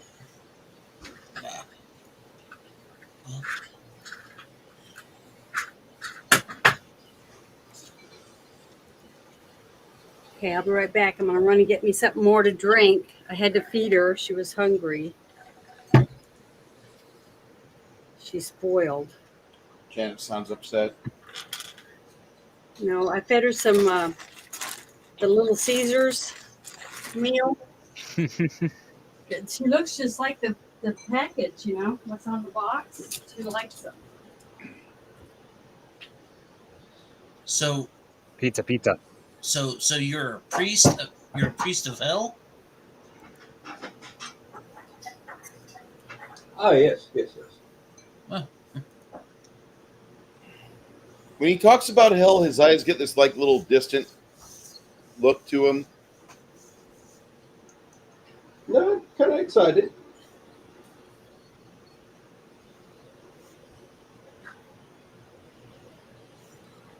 I just made some more of that. I have 2 more bags. Happy day. I'm so fucking happy I got beans. I love beans. Beans? What kind of beans? Coffee beans. Oh, coffee beans. Not the musical fruit. well, What? Okay. any God willing to help us stay alive to fight another day is good in my books. So it'll take you guys a bit, but after about 3 days in here, you have all the parts that you need of the dragon. You think you fashioned a nice way for the dragon's poison sac to be carried out, and you think you've done the right thing to preserve it. Wouldn't we have knowledge in that aspect? This is your first dragon you fought, Janet. I know, but well, here's my thought on the subject. We would go after the dragon's bladder, and we would put because I know, like back in the day, way back in the day, animal bladders would be used as water skins. That because it's designed to hold water. Yeah. So I would figure, put the poison sac into the bladder was better than nothing. That's my logic, anyways. I don't Yeah, know. that's a good idea. Well, Or there's even- also Or 3 even compartments. inside the stomach, because the stomach holds acid already. That would be far more dangerous prospect for us. Yeah, I would think so.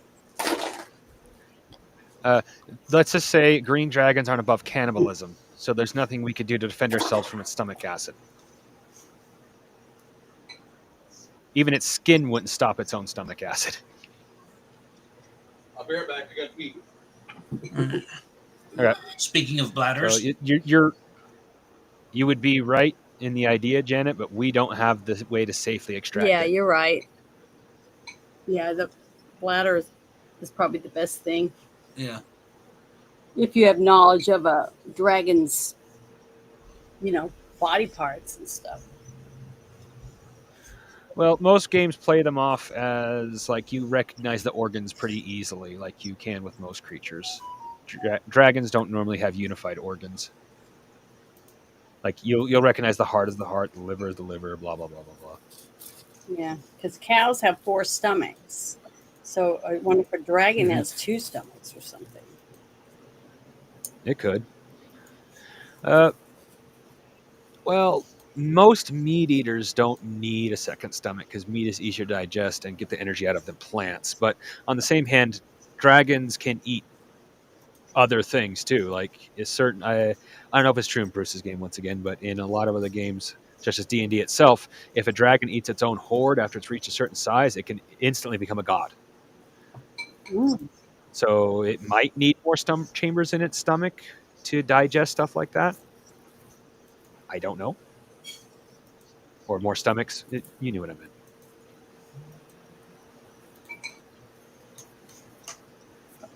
Well, I know, Most games don't usually go into that level of anatomy when it comes to a dragon. because I know a snake, certain snakes, boa constrictors, can swallow the whole animal and digest it.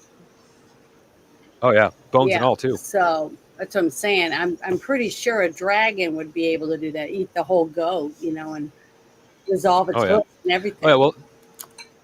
Oh yeah, like I said, especially the green dragons. Green dragons are actually not above. They're not directly cannibals, but if Bruce is playing off the D&D and Pathfinder versions, they are not above cannibalism. Therefore, their stomach acid actually stands as being stronger than normal dragons because they eat other dragons, including green dragons. So it's like the king snake of of the dragon world. Yeah, but it's no king. No, I know. Of course, the black dragons are also known for cannibalism, but I don't think they eat their own, unlike green dragons. I think black dragons only eat other species of dragon. Don't quote me on that. My knowledge for D&D dragons is incomplete. It just all depends what world you're playing in. That's fair. I mean, well, as I've been saying the whole time, I'm not directly saying this is your game. This has just been my experience. And a couple times I've been proven wrong. So far, it hasn't come back to bite us too hard in the ass, though.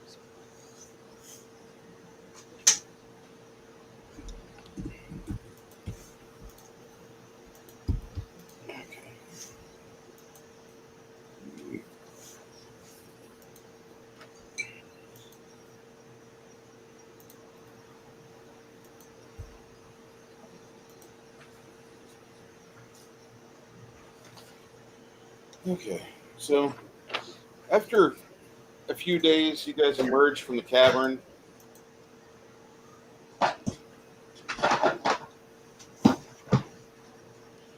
You'll make your way down to the southwest through the hills, which give way to forested hills. I forgot to write it down when you first said it. 4 sapphire star rubies. Yeah. Okay. I will write that down, and then, of course, I am going to go. If I have to go by myself, I'll go to each town and deliver the rubies as the apology for the elves. I'm just not going to trust any one town leader with all 3 of them. When you get over to where the elves had made their ring gate,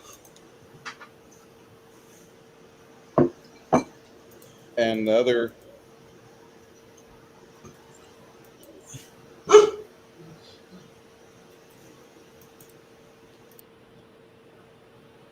you find that their settlement, they've packed up most of everything and they're done. They're no longer here. As you enter the glade, which would have comprised their little town square area, you see a wispy elven phantasm appear, and he says, "I'm glad to see that you're making your way home safe. I left you this image should in case you need to. There is a building that we do have, and it should have a few more days where the utilities work well. After about a week of us not being within an area, we've been known to turn over those lands and those buildings over back to nature so nature can claim it once more. So you should be able to use things for running water, cleaning yourselves up, and then be back on your way once morning hits. Go ahead, go over to the manor for Rondell and enjoy yourselves one last night before you head on your week of river travel back to Pembros. And I thank you." Sounds good to me. And you guys do that. You spend a night enjoying yourselves. This elven home is kind of unusual. It's not as thickly built as most human homes. It's definitely not as well insulated sound wise as a dwarven home, but it's pretty okay. It feels very cozy.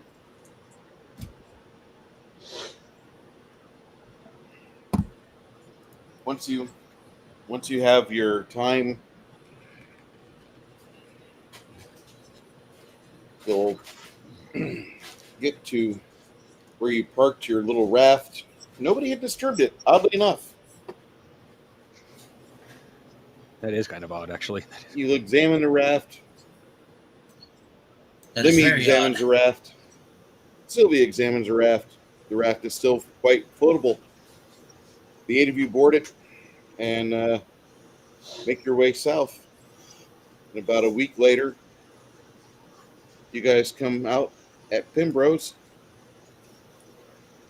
and the lovely people of the town, including Lord Kyle, are happy to see and hear of you, your exploits.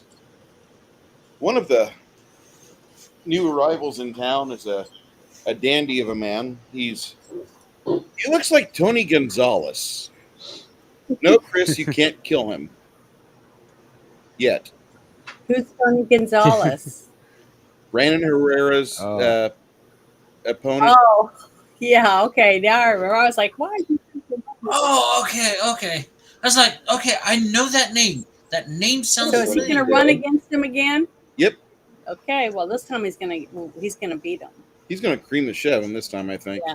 Because there's too much He that. won't be cheating. Hopefully. The power of the influencer is behind Brandon Herrera. That's all I'm going to say. Brandon Herrera has got a serious amount of respect in the community because last time he almost won.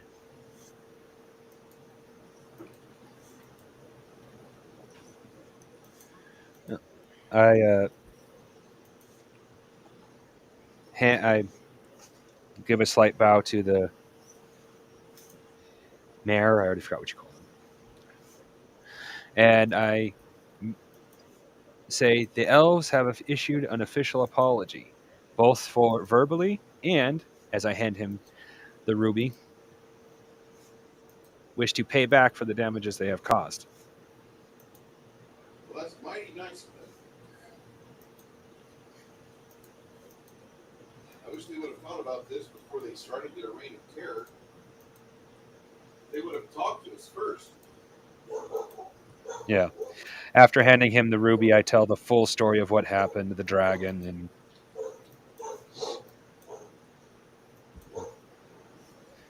what it was like. Even the juicy bits of what it took to get up there. Like, yeah, you had a lot more trolls in the area than you thought. Trolls? How many? We fought 4 on the way up there. 4? You hear one man. 2 of them weren't on the river. One guy sounds like Bernard Hill. What can man do against the face of such madness?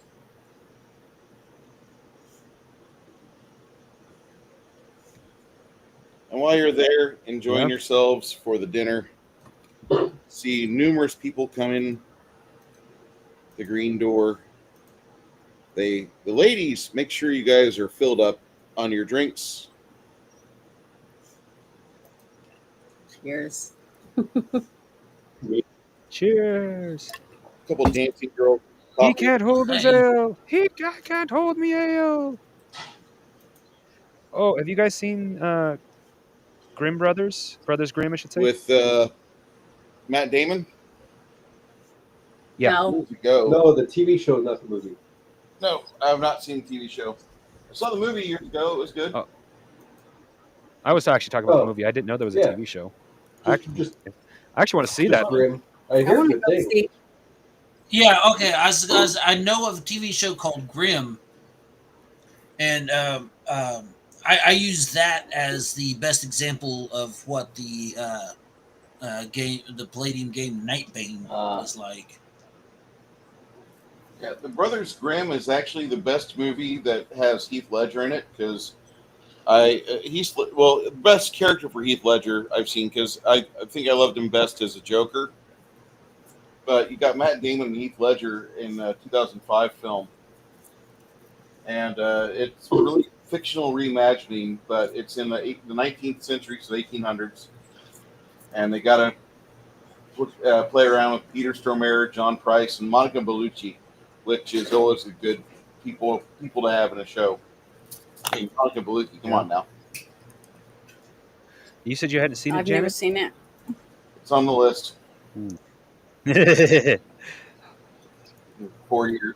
Good. I'll have to try to remember to I show don't up know for that, why I I love didn't that see movie. it. There was a purpose. You got to remember, I'm poor, so I could only go see so many movies a year. Janet, I got the answer in 2 words. Matt Damon. That's why. You Mark? I'm just saying, like he's easily the reason why Mom never saw any of his movies. Well, I'm going to go see Nobody Monday or Tuesday.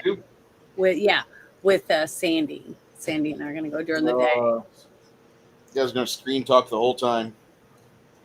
Maybe.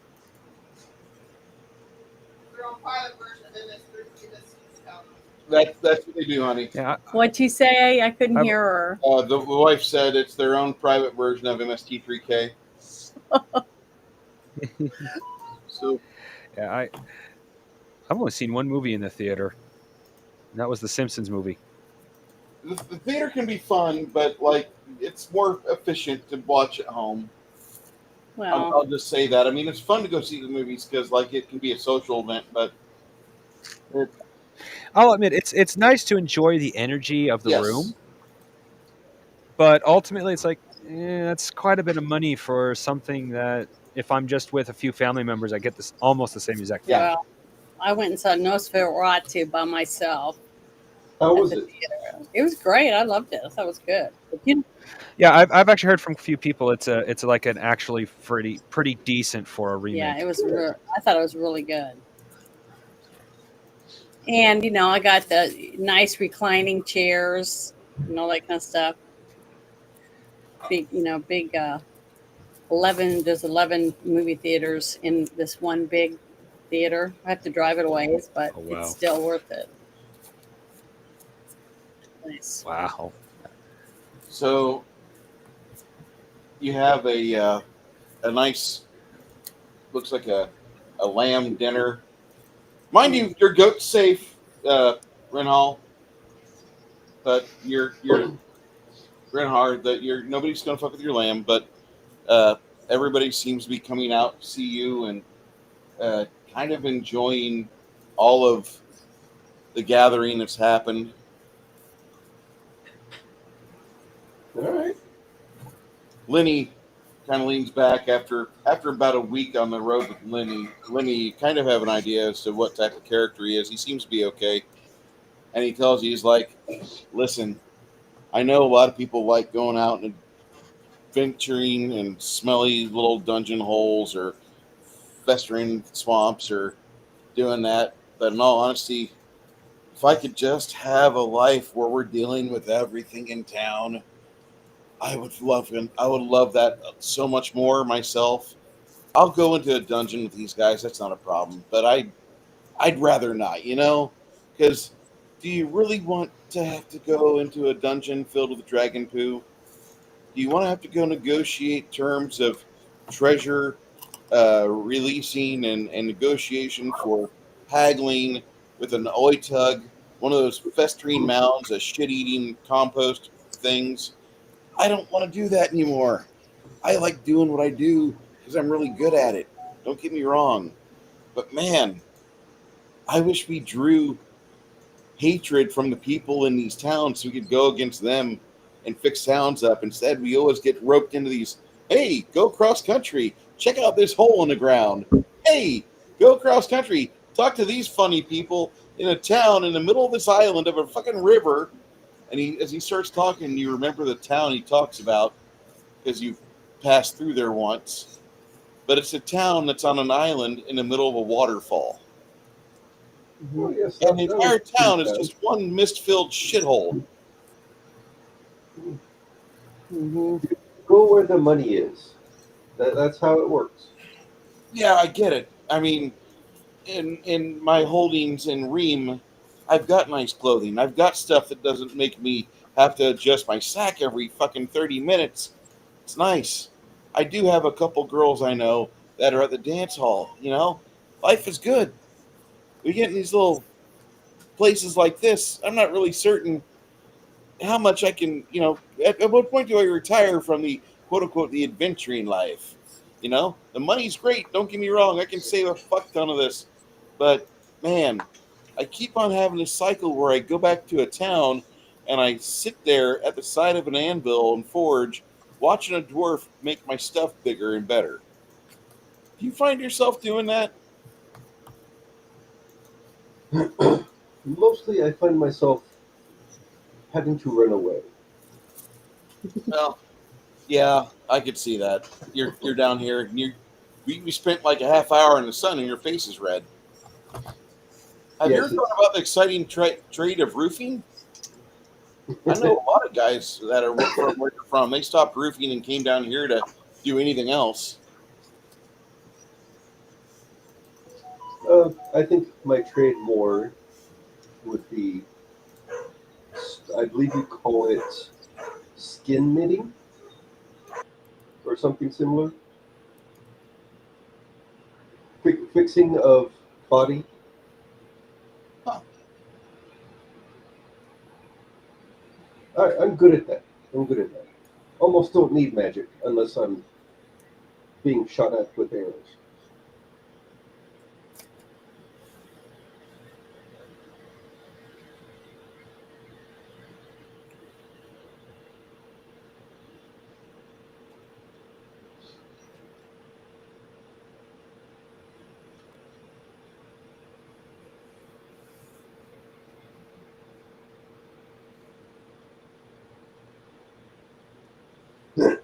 Sorry, I'm just reading this article you gave me here. Yeah, it's a bit. Yeah, the party will probably notice that he doesn't really use silverware. He's not very the most hygienic person. And you can probably kind of smell his dreadlocks a little bit. Not going to lie, I'm probably not much better. He seems already used to your natural musk already. He also doesn't have a mug. He actually has a horn that he doesn't sit down if it has anything in it because he can't. So he finishes his drink, chew, gets it refilled. Yes, happy again.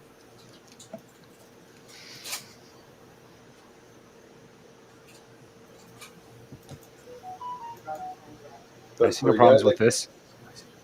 for a guy that casts spells, he's surprisingly kind of muscle. He's got some muscle definition. When he like reaches for something across the table, you can like see his fucking bicep bristle, and yeah, it's kind of weird.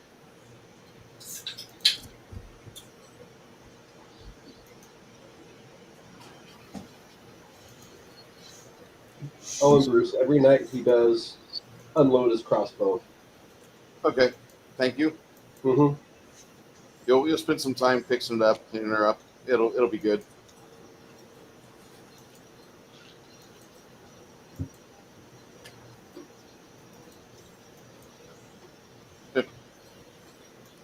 Isabu is one lucky roll from getting a point in intelligence. Nice. God. Maybe I should have someone roll for me. Usually I do that behind the scenes. I just tell you, like, from this level, hey, this goes up. Well, I wouldn't mind you rolling for me. You always roll well. I don't do that. Almost always compared to my rolls. Yes. Chris You do. could attest to last game when I was rolling ass. Yeah, it was I- nice. I was there. I remember you rolled a couple bad rolls, but most of the time you always roll. I'd say 80% of the time you roll that much better than I do. So that, to me, it's not 50-50. 60% of the time, it works all the time. So.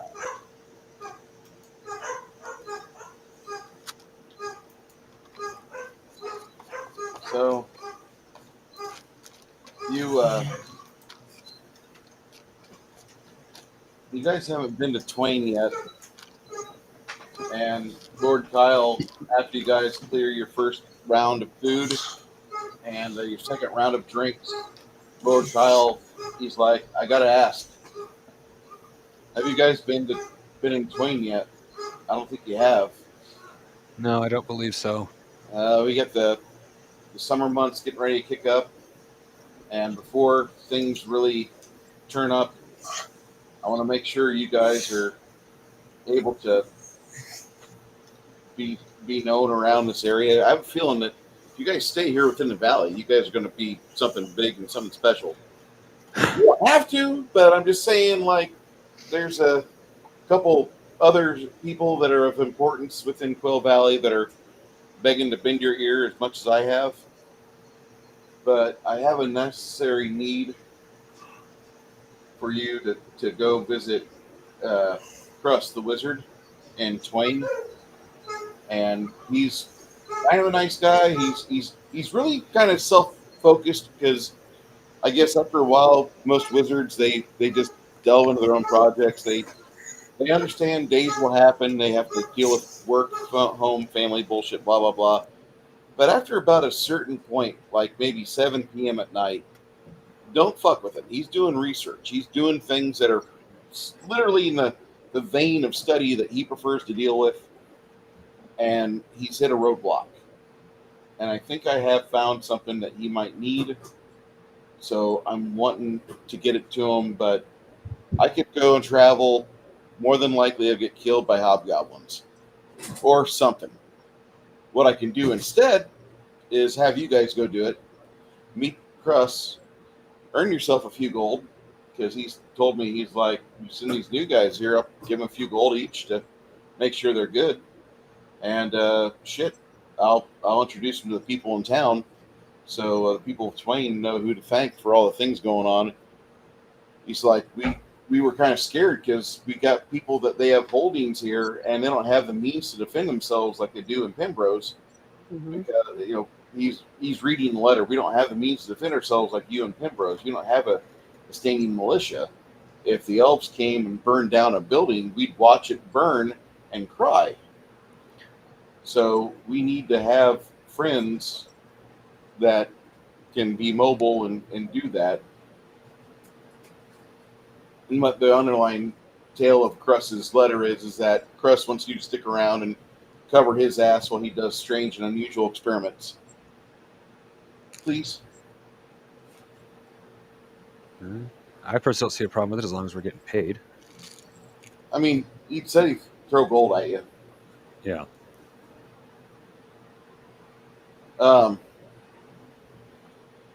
Kyle says the sooner you guys get this done on your turn here, I promise I won't fuck with you until the Midsummer's Festival.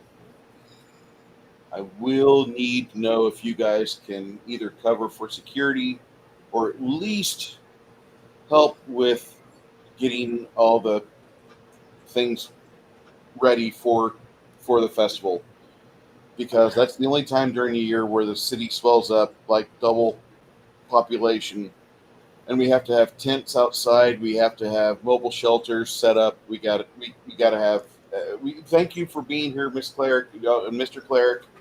I can recognize you're a cleric, but I know you're a Nord. You're not from here. You're not Fordwaith. You're not got the high soul cheekbones.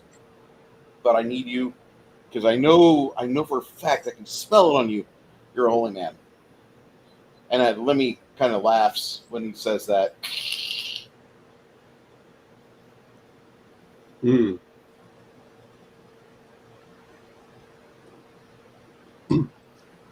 He just doesn't really say much.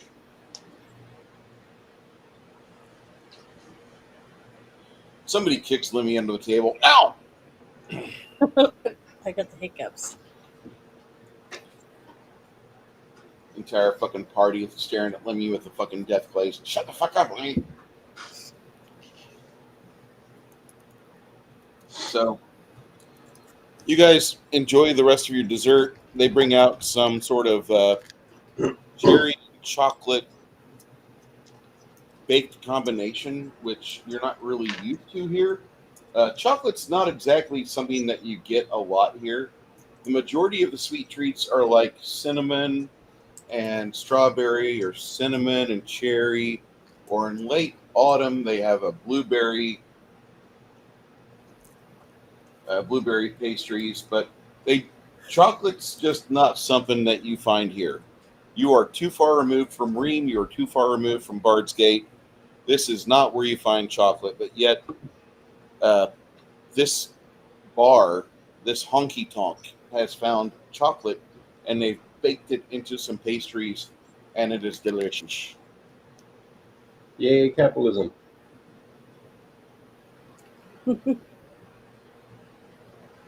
Okay. So you guys in that night, and you head upstairs and go to sleep, and you pretty much have a uneventful evening.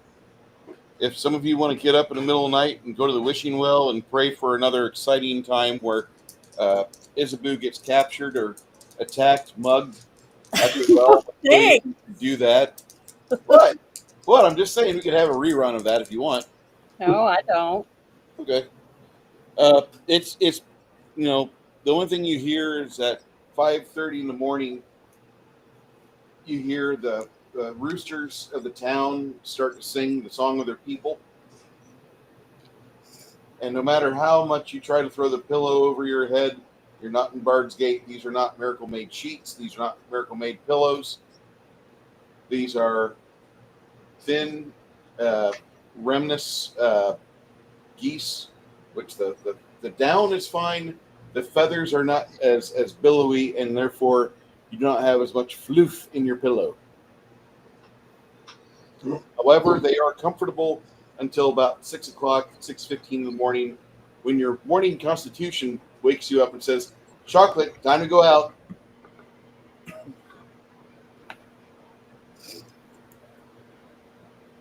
Aw, That is a pretty that's dog. sweetie pie. For a 13-year-old pup, that's a really good-looking dog. Yeah. You might give a dog from a movie, but I'm trying to remember what movie it was in. I think it was a cartoon movie too. I'm trying to think of it. I want to say the dog narrates, or the dog's got a narrator's voice. So that's your equivalent, your main character. But I could see that dog narrating something. It almost, you remember that movie with Dennis Quaid, A Dog's Journey? Kind of. I try not to watch movies that make me cry because the dog dies. That's one of those movies. Do not watch Marley and Me. Do not watch Marley and Me. No, the puppy years, yes. Do not watch Marley and Me. And that movie's really not even a dog movie. That movie's more like this is what happens in your 20s going into your 30s, filmed by two people almost in their 50s. Fucking Jennifer Aniston. She's got the fucking vampire blood on fucking speed dial. Like, nobody's bitching about the fact she sucks down adrenochrome. There's another movie.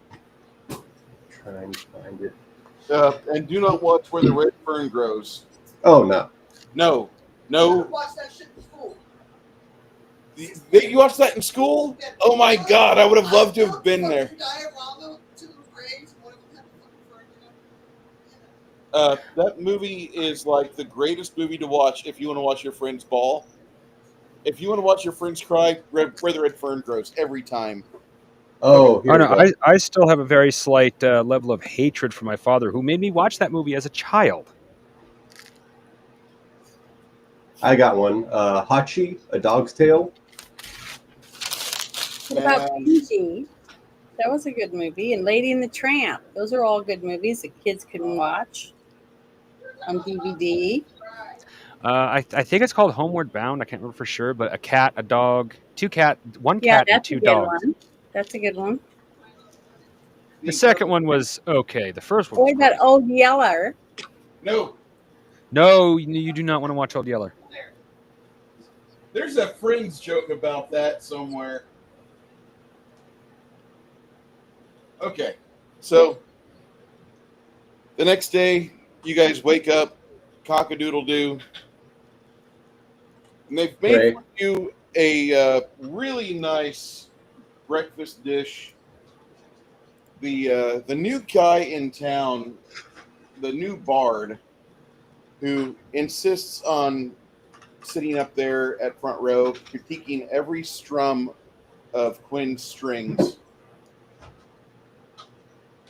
He's in the kitchen helping the kitchen staff make food. And you don't know this until like after your plate's been brought out. But this guy is a different type of cat. That's all I'm going to say. And your plates, he must have brought some new food with him from wherever he came from. Because they've never had this before.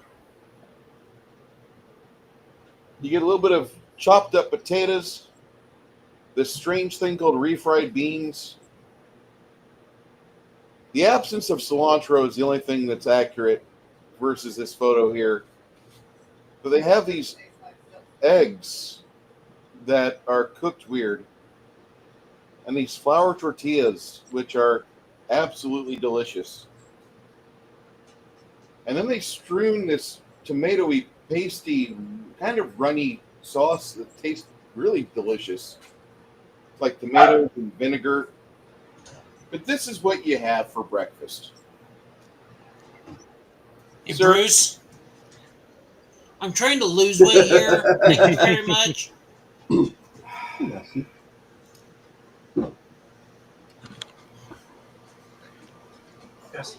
I didn't realize that, Ogre. I mean, I figure all of us in San Antonio are always on that quest to trying to lose weight. Oh wait, the shack is open. Oh look, it's Mike and Bob's or fucking New York Diner. Max and Louie's. Excuse me. Sorry, Chris. Chris is the fucking advocate for Max and Louie's. Do not hang out with him in real life. You'll go there and your diet is washed. It's over. It's a mousey. I have a mouse. At some point, I'm going to go up to Isabel. I'm going to hand you 500 gold pieces to help build your temple or a shrine or whatever it is that you're doing. It's just a shrine, basically, since they don't have one. You worship Fear in this campaign, right, Janet? That was Yes. Mir. No, Mir's in the other one, I thought. No, that's Freya. Freya, my bad. This is Mir. My bad. Yeah. My bad. That's okay.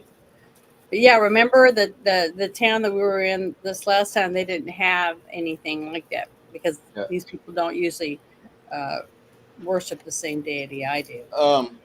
You notice something here at the green table. And mind you, this isn't like the nicest place in the town for Pembros. The green table's got a different type of atmosphere to it, but it's a pretty nice place. One thing you notice is the green table actually has a shrine at the casks for Freya. They actually have some religious item dedicated to Freya, and that's the first time in your travels outside of Remnus and Gilboa that you've seen that. Okay, but you mean for my deity, which is Mir? Yeah, for Freya, you have a Freya statue in here. For Mir, on the outside of the arms shop, Yeah. it looks like somebody's constructing a statue, and from what the overall shape is, you're thinking that somebody's working on putting some sort of statue which has a religious significance to Mir outside of it. Mm-hmm. Okay, good. We'll do more on that. We'll touch back on this a little bit later.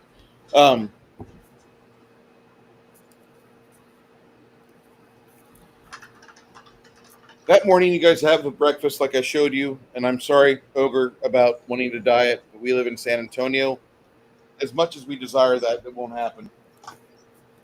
As much as I would like to diet, it's not going to happen for me. I'm sorry, Ogre. Oh, that's fine. I did. I tried just eating like eggs and other stuff. Yeah, that didn't work. Okay. So I miss eggs. Is Runeheart back? Yes. Oh, okay. Dan, Yeah. you have to go take care of chickens, I assume. What's up? So, what sacrifices or offerings does your god require? It fluctuates. Like, say if we're on the road, and obviously not a deal with you because I'm working within your team. If I am to give the gift of healing through Hell's Word to someone along the road, depending the severity, will require that person to sacrifice goats or similar animals to Lady Hell on the winter solstice for a number of years as things. Animal sacrifice, yes, mostly. Okay. And if you have family in Helheim, your ancestors, which you likely do, I recommend doing the same every year on the winter solstice. It gets cold there. They need food. I do this at least once a year.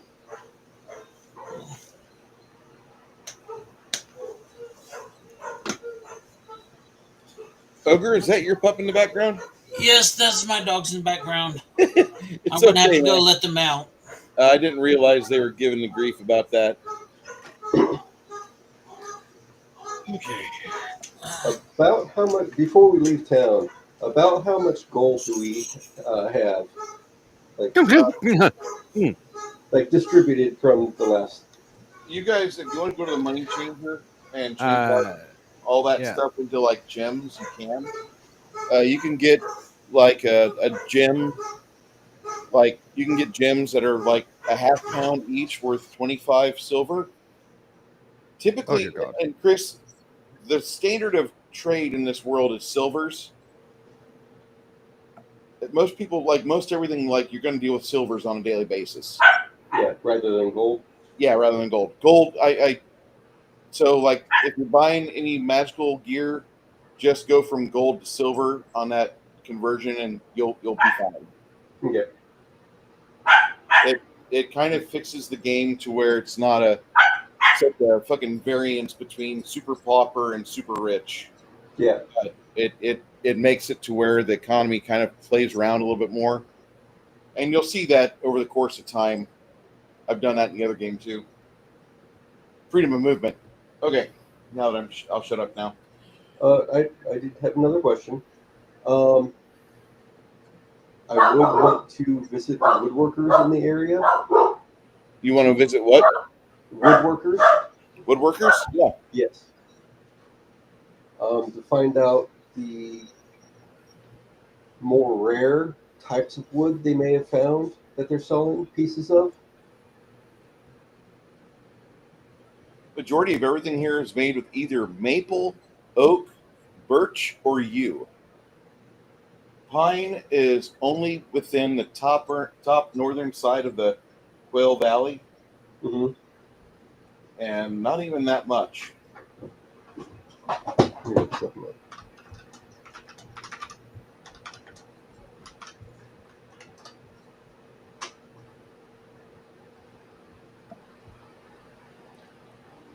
How much for a good piece of yew? Like high quality. How big? What size? What dimensions? Roughly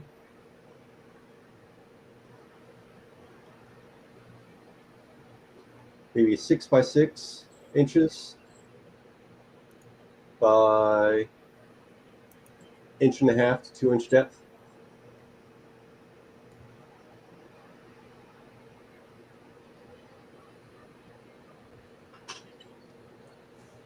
How many inches by what? By 6 by 6 by 2. 6 by 6 by 2. Okay. One of the woodworkers says I can get that shipped here. It'll take us about 4 weeks for a turnaround for that. Or if you want me to do it yourself, it'll take about 2. But the price for me to get it brought here is going to be 3 gold. If I go do it myself, it's 5.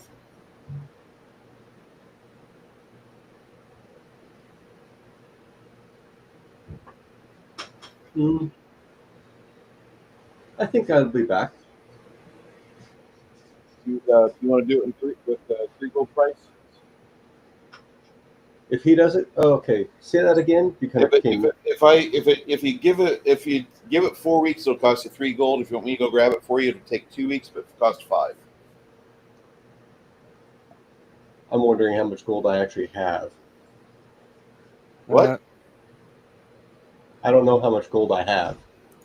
I'm going to discuss with the party, since most of us are literally rich motherfuckers because we're greedy as fuck and misers, I should say.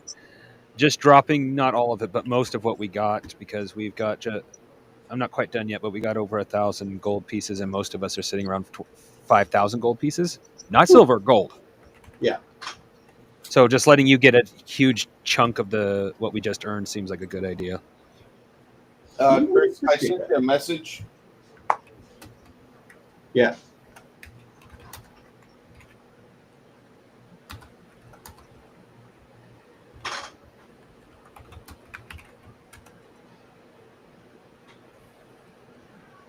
Okay.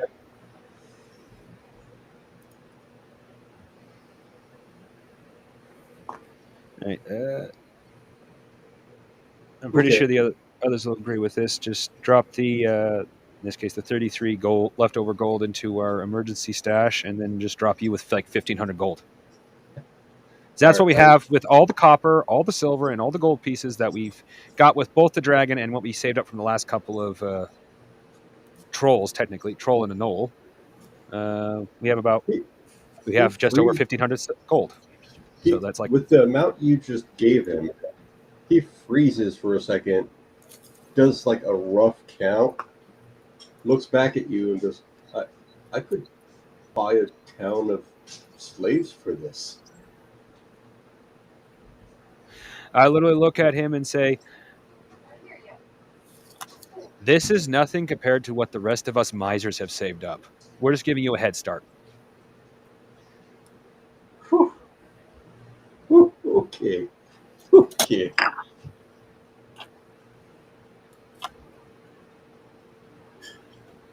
Yeah, he'll pay the 5 gold to have it delivered in a shorter time. Bruce?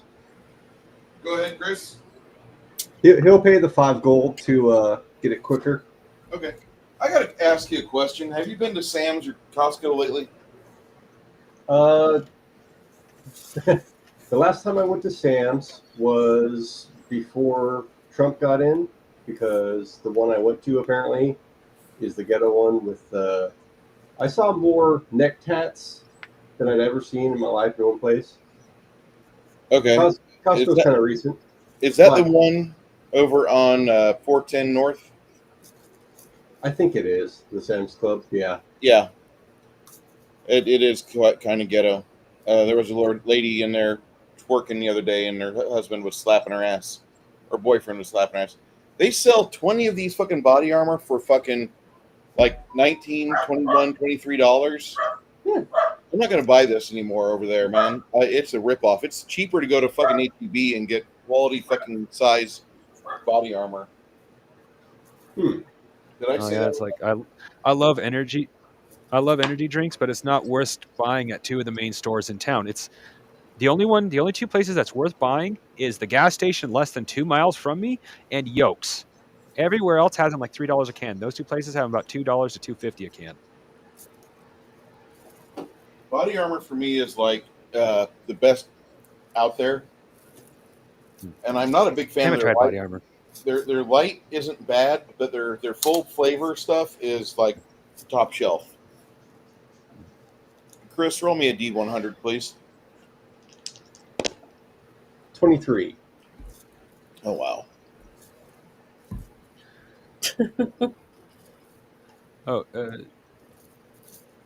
Janet, I ended up cutting out for a minute. So did Chris tell you what I just did with all the free change, all the loose change we just had? Yeah, I heard the very ending. Okay. That's good. I'm glad you did that.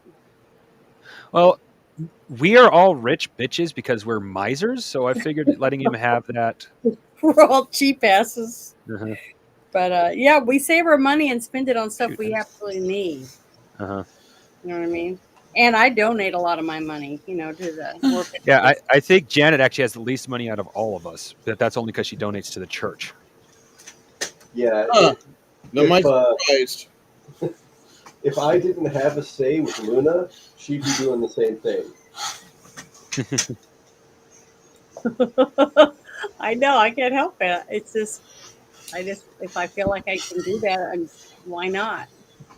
Yeah. Also, that means I'm also going to go to the leather armor and have him measure skull. You guys are making your way out of Pembrose later that day. Did you hear me, Bruce? What? If I get that much money, then I'm also going to stop real quick at any armor leather workers in town and try and get skull measured. Nerdy, since you just got back, I went through all of our loose change, the copper, the silver, the gold, added it all up. It came up to just over 1,500 gold. So to give our new friend a hand up in the situation, I gave that to him. The other stuff, all the has not been sold, so we still get money from that. Okay. Yeah. I got way more than that. Yeah, I didn't figure you would care, but I figured you'd appreciate knowing. Yeah, I do. Thank you. Yeah, I came in on the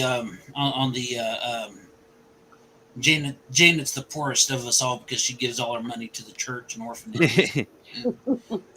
I donate too because any God that keeps me alive. Yeah, at least I can do. I've donated too. It's just that Janet, I think it's safe to say Janet donates the most. Oh yeah. So you guys meet a farmer on that first day on your trip over towards Twain. And as you guys are making your way along the riverbed, you've got your donkeys. You got a third donkey, I might add. This farmer comes with his wagon and such. I'm using this miniature because I like this mini a lot.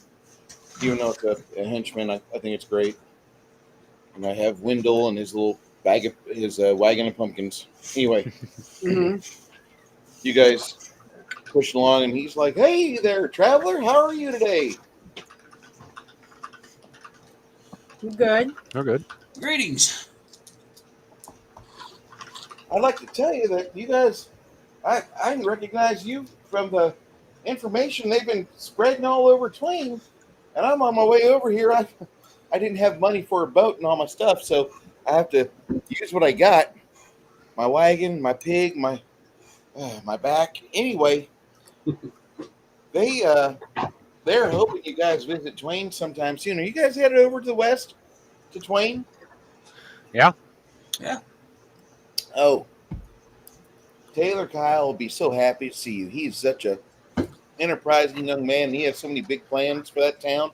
But I'm telling you what, don't give him any hope that you're going to stick around Twain, because that man has got plans upon plans upon plans for you, and he's wanting to go far. He's only like 25 years old, but because he's whose nephew, little brother, treat him like a nephew. Because he's whose little brother, they just put him in a position of power to shut his ass up and to keep his incompetent ass out of farms, because he's one of those guys that will become what you call a statistic on a farm later on. Yeah. Anyway, I just wanted to say hey, and I'm so proud to meet all of you. He puts his wheelbarrow down and wagon down, and he goes to each and every one of you, giving you guys a handshake and a hug. And he says, "We can break for lunch, or if you want, I got plenty of hardtack left on this little trip. I'm only 2 days out, and I got about maybe 5 pounds of hardtack. My pig stopped eating it yesterday, fucker. Would you like some good old hardtack?" Hardtack is a tough biscuit. Think of it like an unflavored scone. No, thank you. Oh, that's fine. Appreciate you guys.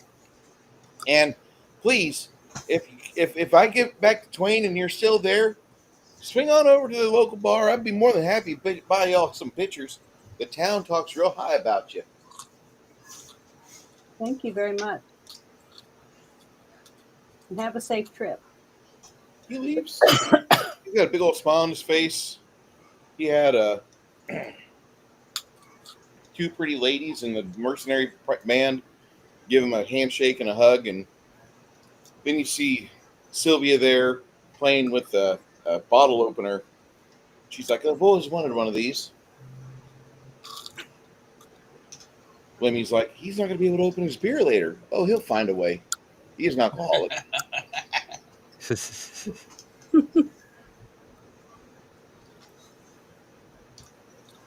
And let me guess, the beer, the bottle opener says "Rise of the Rune Lords." It'd be funny if it did. I forgot where it's. Oh, it's right here. "Hey, kids. Remember these? Remember when Paizo was marketing everything? Remember when Paizo put everything with Rise of the Rune Lords? I do. Everything was Rise of the Rune Lords. Rise of the Rune Lords bottle openers, Rise of the Rune Lords aspirin package, Rise of the Rune Lords fire extinguishers. Hell, there was more marketing for Rise of the Rune Lords than Star Wars itself." I'll bet there's Rise of the Rune Lords cigarettes. Rise of the Rune Lords cotton swabs. I wanted the Rise of the Rune Lords popcorn popper, but it caught fire.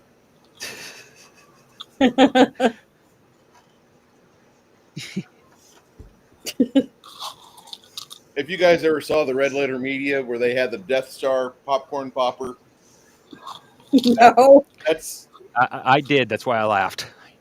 that's absolutely one of the best skits I've ever seen. We'll watch it after the show, Janet. Okay.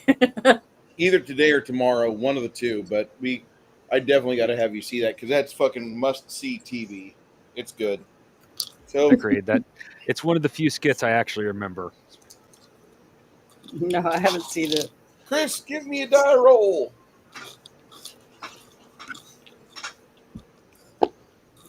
12. Or no, 17. That's 7. What'd you roll? 17. On a D100, right? Yep. Chris is gonna give me a run for my money.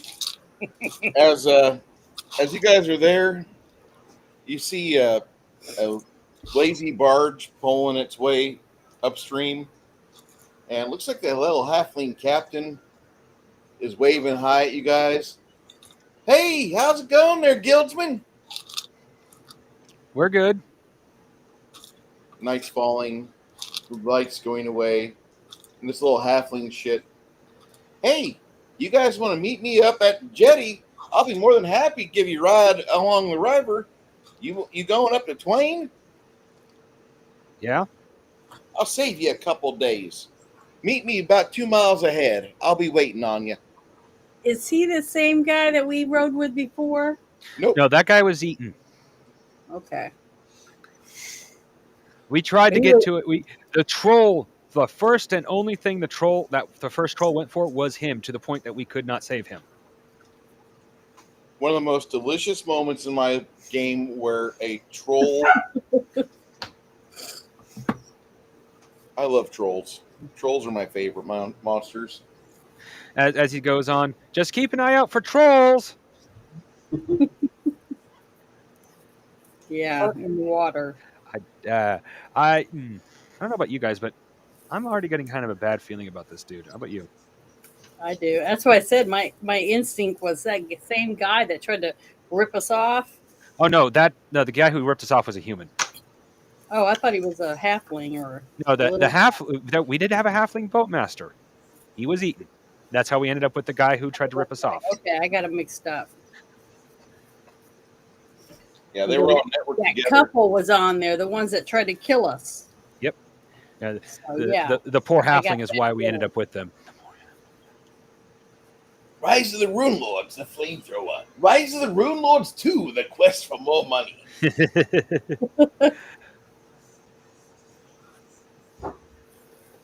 So you guys go about 2 miles up, and you see at the jetty there's a barge kind of set there, and looks like the boatswain's mate's got it stuck, so you guys can get on without issue. And once you guys get there, you notice he kind of gets the barge ready for the weight of the donkeys. The 3 donkeys get on, you guys get on. He's like, I know I don't got anything like a covered shelter for you, but you guys can set up your tents on here, not a problem. Bruce, I do have food. Yes. Can I use my diplomacy skill to see if he's hiding something? Sure. As long as I don't feel he's hiding something, I'll. Okay, that's what's my diplomacy skill? That I actually have. Oh, there it is. About 20 +3, minutes that's later, 15. you notice he's anxious. You will notice he's acting kind of squirrely and anxious. But 20 minutes later, when a halfling girl, brings up his food, he's like, Darla, I want you to meet our guests. Oh, is that who you were waiting on at the jetty? It's like, yes, Darla. And she's like, should I go grab some more food and get it ready, sir? And he's like, no, honey. And don't call me Dad, sir. Come on. We are family. You don't have to do that. Dad, I get it. Thank you. And once he starts eating his noodles and stroganoff, you can see his face and his neck, shoulders relax, and everything just kind of calms down. He must be one of those guys that gets hangry when he's hungry. Yeah, okay. I'm sorry, my blood sugar was dropping. Did I ever tell you that all the halflings in the land have diabetes? Diabetes? Diabetes. It's a halfling disease where you drop your blood sugar and you turn into something else. Doesn't surprise me.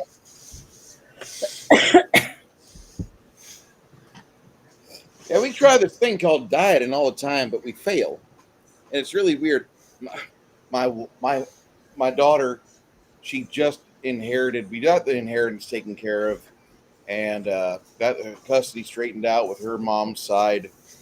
Her mom died, not my fault. I was out on the river, and she was at home, and I came back 3 days after she'd taken a fall in the kitchen in a house built for humans. When she fell, she hit her head, and nobody was there to administer first aid to her, and she ended up bleeding out and dying. Oof. Horrible. So for the past 7 months, my family's been with her side of the family, and I finally got one of the guildsman's lawyers to help me out, because they told me, because everything's been going on in my life, they're going to promote me in rank, and they're going to give me some extra responsibilities, but they're going to be able to give me extra money and be able to see this loan as a payoff. So anyway, I brought my daughter and my son on board. My son's sleeping, but in the mornings, usually I let my daughter handle the duties because it's generally easier. Sorry, guys.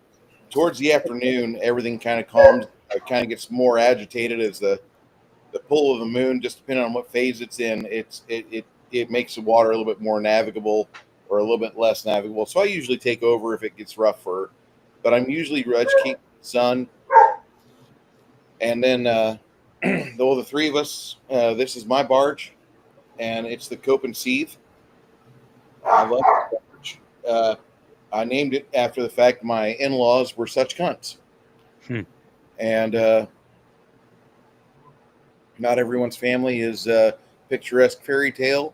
Although I would say that my in-laws have a lot of fae in them because they're capricious as shit. But I'm not going to hold that against them, especially with the summer festival coming on. Anyway, we got a couple days here on the river. I have you.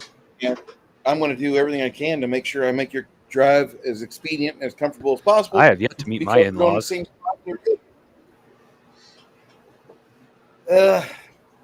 It's not joyful. It isn't. And sure enough, Did Bruce just cut out? Or is it me? So, it's travel. What? No, he's still there. Hey, Bruce, Runehar wants to do something real quick in that conversation. No? What you got? He's gonna step up to this guy, put a hand on his shoulder, and just go ahead and very thick accent say, "Do not be concerned of your wife.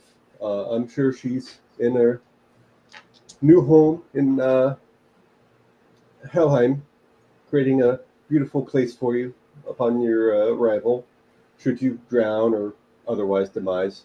But silver lining, when you see your in-laws in Helheim, you can drag them to the dragon Nidhogg and feed them to him. That's usually what we do to murderers and rapists in Helheim." Do you say that? How loud do you say that, Runar? Loud enough, like he was announcing to the whole place, like giving goodwill. To him, this is like very goodwill. To everyone else, his charisma 8 really shines.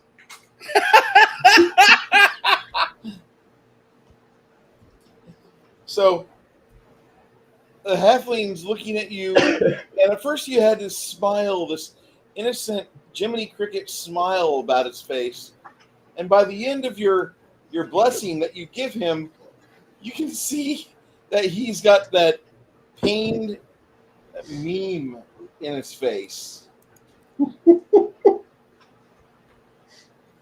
I wonder if I have that on this piece.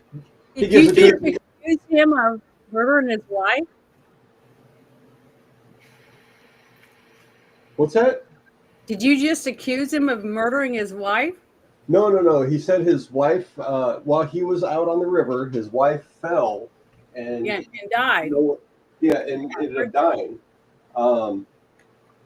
Runar was just trying to say, hey, in translation, I'm sure she's doing well in Helheim and setting up a new home for you, her loving husband, and children someday. And be a good household and great farm, and the in-laws can just be fed to the dragon down there, be fine. But it came out as you heard it. Oh, because of the difference in the language barrier? No, because I have a charisma of 8. Oh, okay. I was just trying to see. I was trying to figure it out because I was going to just tell him. I was going to tell him that I was sorry for his loss and that. No, I got it covered. I'm good. So I give him a good couple of good pats on the back for reassurance that it'll be okay, and then kind of go back into the crowd. Okay.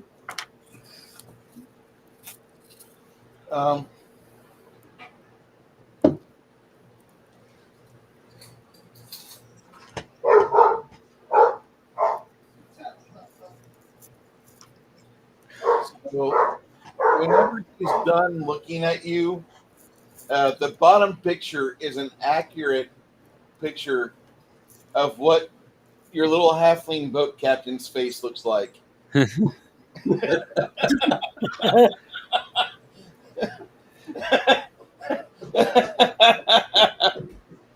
doesn't know what to make of that.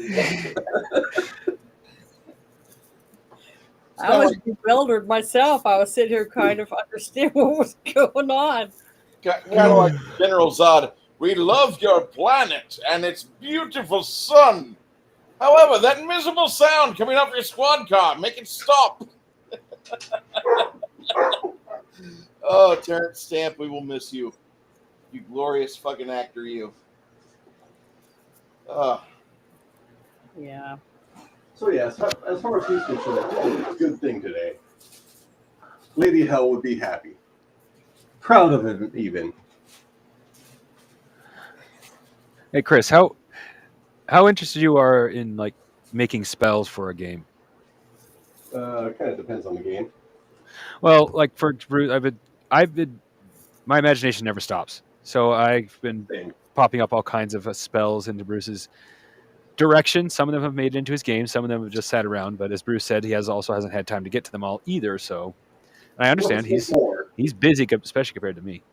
But I actually a while back, interesting enough, given the fact you do ancestral magic, ancestral phantasm. It's basically it's a living training. It's a spiritual training dummy that can also be used to distract an opponent in combat.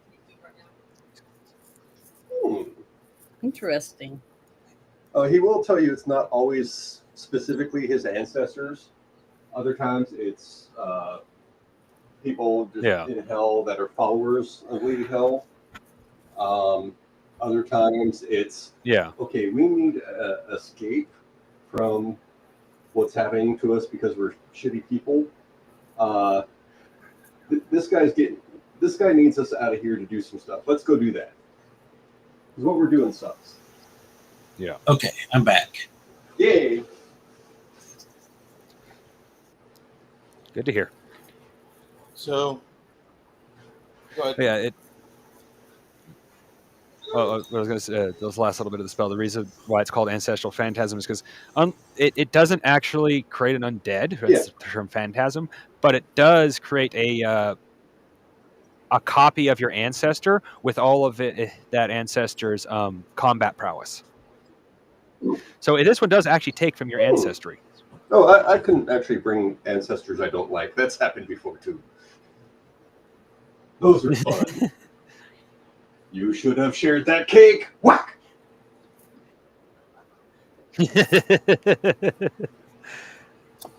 Fun birthday present to myself. I love it when you turn the bad guys into goats. That's great. Oh, yeah. If I get it to fucking stick. Yeah. It's a lower level spell, so unless I have like a heightened metamagic spell attached, or metamagic, it doesn't take most of the time. Ogre, stop dropping. Yeah. Ogre is he's our like MVP on Comcast today.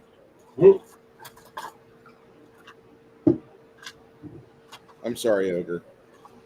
Yeah. Well, we're coming up on the well. Scratch that before I say that. Yeah. I've had trouble Before I before, say but what I was today going I've to had say. a perfect day. My internet has been really good. I've been lucky. Oh boy, now that Janet said that. Yeah, I've had a pretty good day myself, and I haven't even been using my cell phone internet. It's actually just been my base internet for once. Were you and Yeah. Kai doing a musings today? Okay, and then it won't be too much longer before we have to call it quits for the night. That's a little too bad. I'm actually. I really hope. Yeah, Can we at least get to the next that's town? the plan. About 3.5 days Awesome. pass, and you guys get to the town of Twain. The town of Twain is kind of nice. It's definitely different. It's probably the smallest community in Quail Valley that's actually quote unquote a community that you can actually do a census in. And when you get in town, the community itself is kind of cute, kind of sketchy. It's schlocky as fuck. I'll say that. But it's okay for what it is. But you'll cover the next 3 miles or next 3 days travel gets you all the way over to where you're going. And that in of itself is a modern model of a halfling boat captain that knows how to take care of his crew, I mean his kids, and how to orchestrate the waves on this little Quail River, excuse me.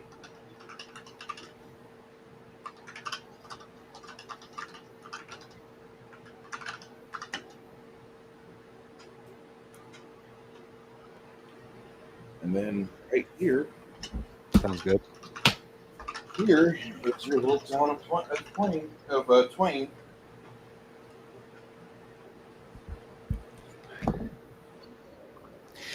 First thing I'm doing when I'm getting there is I'm going to start studying those who are in charge and find the least corrupted one. And hopefully I'll feel comfortable giving him that gem. I'm not going to lie to the elves, but I'm not going to give it to someone who's just going to waste it either. When you get there, you hear nice music coming out of the bar.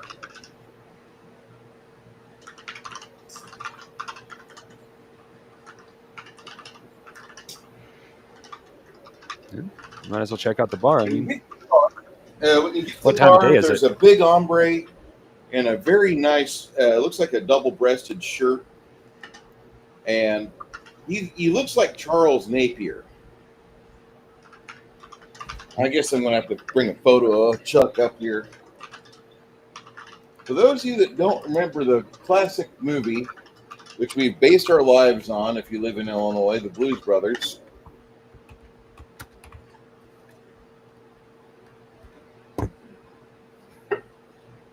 This guy is a big old sort. He's no longer with us as an actor, but I always refer to him whenever I need a big older fella. And this guy, he's playing a tune in the bar. And he's like, oh hell, got ourselves some newcomers in town. How y'all doing? Doing good. I'd like to welcome you to the little burb of Twain. This is a little place in the bend in the river. And we just finished up last couple days, had ourselves a bit of a festival. As our mayor, Taylor Kyle, had his 25th birthday. You'll meet him later if you're sticking around. But Tyler has been wanting to meet you. And this is a beautiful place. I'd like to welcome you to the place called the Hog's Head Inn. And this is the most deluxe, luxurious bar and grill within our community and within the Quail Valley. Quail Valley is a lovely little place where people can go and get away from all the big scenes and the big problems and maybe just deal with the occasional miserable fucking trolls. God damn it! I hate trolls. Sorry.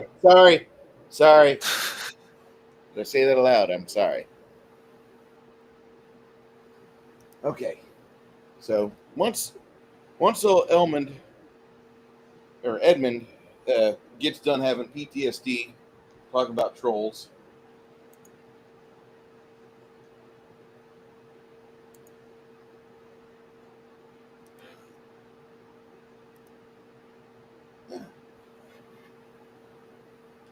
Maybe, okay, I got Nerdy Ogre as a friend. Let me open up a D100 group. Hey, you're already in the group, Nerdy, over at the D100 group.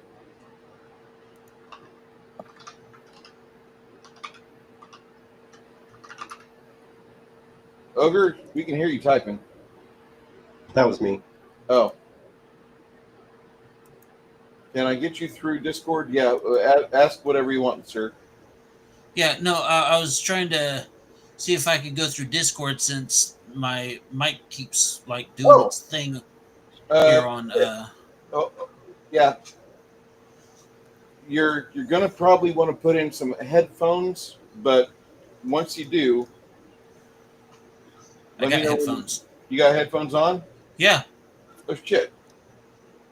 Exit out here and meet me in the lounge in the D100 group. Alrighty.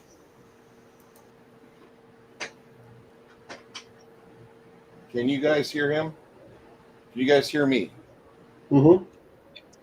Okay. I hear you, but I don't hear him. Do you hear Nerdy over now? Sound off. Over there.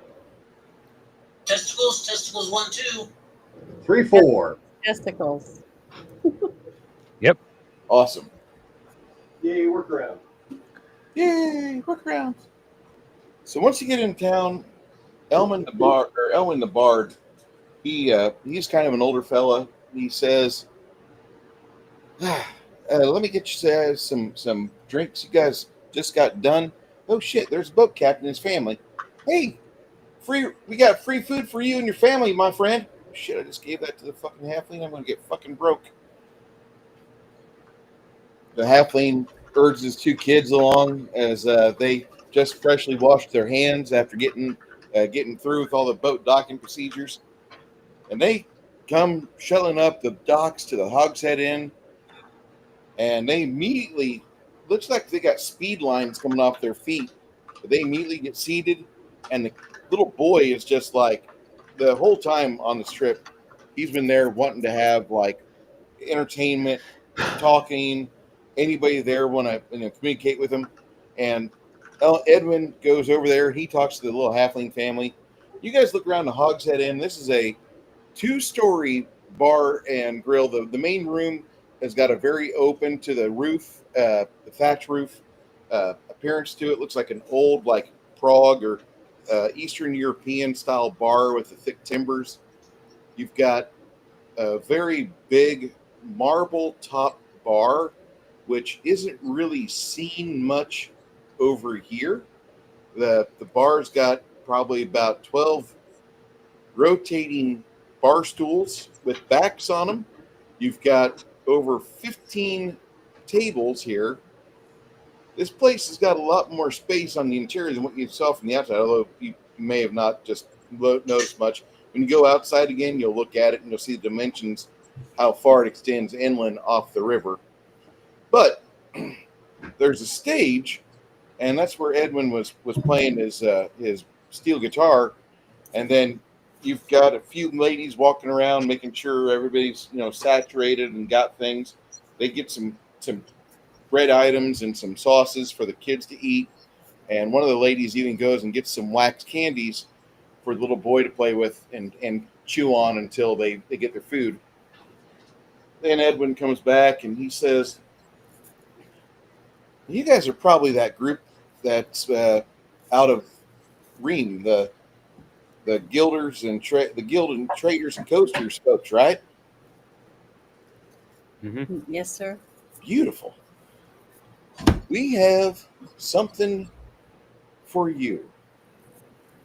And about that same time, Sylvie says, "Get Lord Kyle and let's make some discussion happen because I love this place and think it's beautiful here.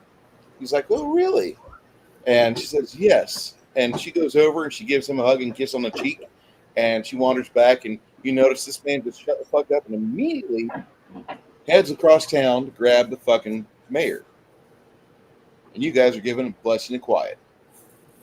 The wait staff come by with some chips, some salsas, some cheeses, a butcher block full of various pork cuts that you've not had yet.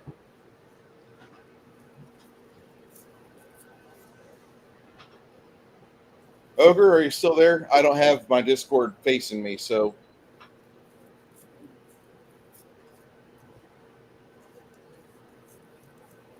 Okay. It says he's still there. He's still in the chat. Okay, so you guys have a little bit of quiet time to discuss things, and I'm going to shut up and let you talk.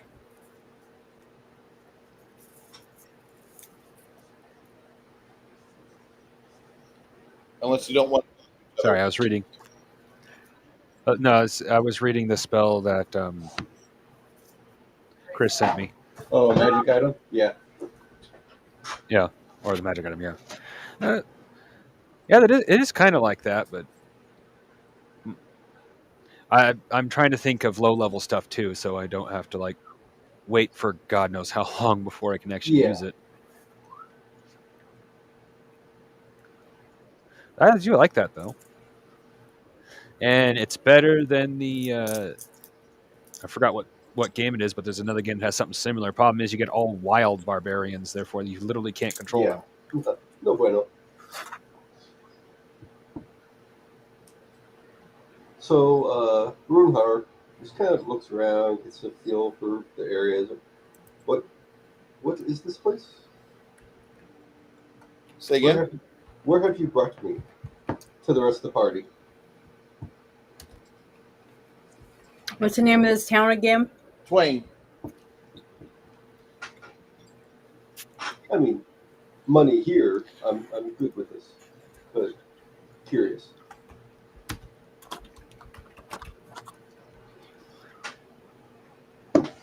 Are you talking to me or are you talking to the party? Party. Is this the town that we were supposed to come to? Yep. Yeah, I'm sorry, Chris. I was reading a little bit more of the spell. I can get. Okay, let's close that. Let's close that. Look, a distraction. But Yep. damn. What'd you ask? I got a dry spot in my throat. It's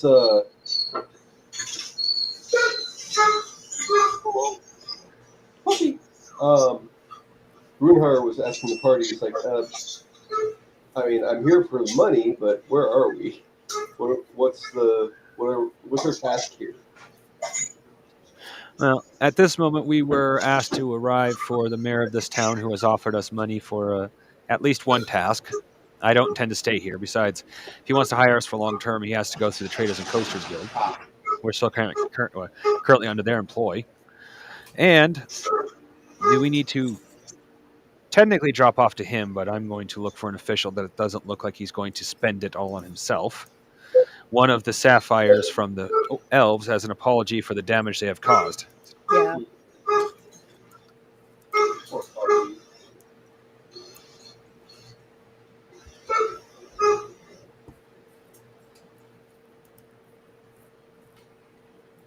So didn't they leave? Someone left earlier to go get the mayor, right? Mm-hmm. Yep. The Edwin, the bard, the older bard, kind of left to grab the mayor. And sure enough, you see Edwin come back in with two people. And the first one that you see, the one that like you notice is like really impressive looking. Looks like this dude right here. For those that don't know, this is Sterling Hayden. He was an actor back in the 40s, 50s, 60s, and 70s. He played the actor that broke the son's jaw in the Godfather movie. He was a police captain that was prepped as shit. Anyway, I'm going to use him as Crust the Wizard because I like that. He's just got a good classical look to him. Yeah. And then you have this young kid.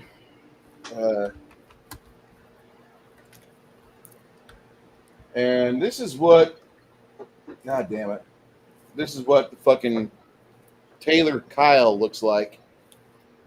Douchey. Got it. Yep. So, I've seen Kane Brown in concert before, and you want to know about a snore fest? Okay. Not impressed. That was Grunt Fest 17. Me and little Greg went to that. Anyway, you get there, and little Taylor comes up to you. He's like, I'm so happy to hear that you guys are in town. I have so many things to talk to you about. I appreciate you coming here as quick as you could, and I don't know how else to thank you. My name is Taylor Kyle, and I'm at your disposal. And Crust comes to the table, and that's when you notice that he says, did Lord Kyle give you guys a package to deliver to me? I believe he was supposed to. As the player, I believe Yeah. so, yes. Yeah, at Pembroke's, he should have given someone to you so you guys had. I need the item just so I can get this research done. I'm working on a few things, but wanting to make sure that I've got all the necessary equipment. I don't want to have a problem. We finally have overcome. I believe I've got something that helps keep an extraplanar location more stealthy than what they were, and I'm not certain if it's correct or not, but I'm working on it because I'm paranoid as fuck. Anyway, my name is Chris, and I appreciate you making it in town. Sylvia, and let me hand him the item that he was looking for, and he inspects it quickly. He looks at the oaken box. He says, wow, Mr. Kyle really is getting into the taxpayer funds on this. That's awesome. He stows it inside his robes in a bag that is too small, in theory, to fit it. The moment the item touches the bag, it just disappears.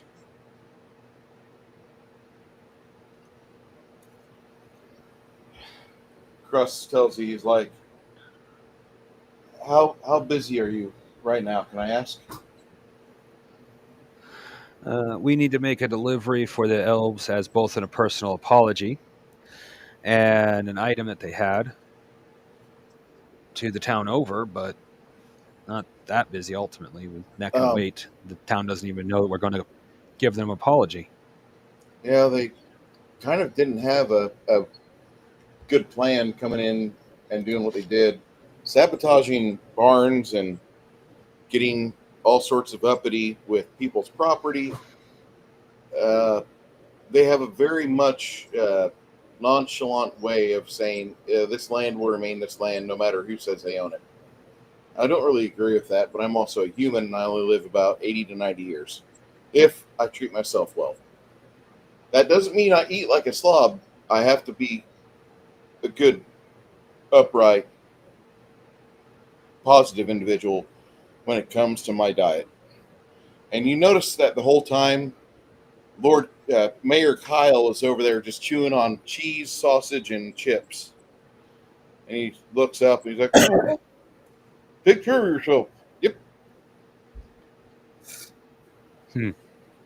Crust says, I believe that just due to the nature of diplomacy, anything for our little village here, he unfolds a envelope from inside his robe, and he pulls it out, and he shows you that I've got a signet ring here from the elves of northern Quail Valley, where they typically reside, in an area that's not allowed to be seen by humans.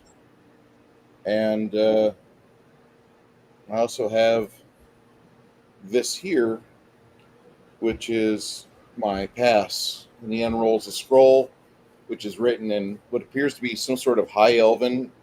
It's not the low garbage squiggle marks that you see in the Middle East. It looks like real pretty Tolkien-esque, fluid gold pinned writing High Elven. And he says, "This is my admittance to within their lands.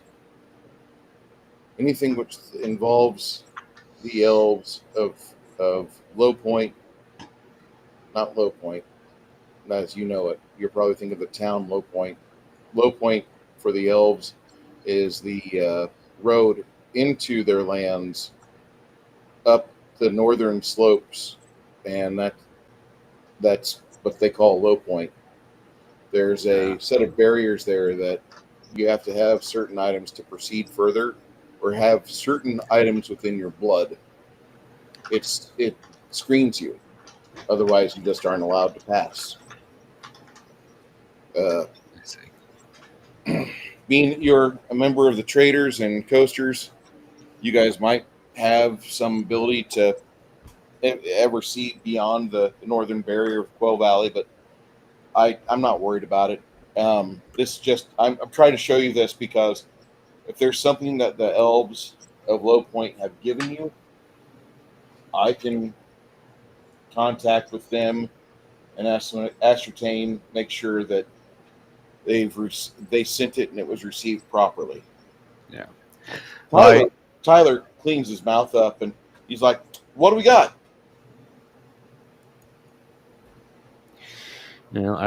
I make sure that the wizard, the one who gets it, I hand him one of the sapphire rubies and sapphire star ruby, excuse me, and tell him this is an official apology from the elves. Nerdy, are you still there? Can you communicate with us, Nerdy? I don't know why Nerdy's not able to broadcast. He's like, "I'm still here. I don't know what the fuck the problem is."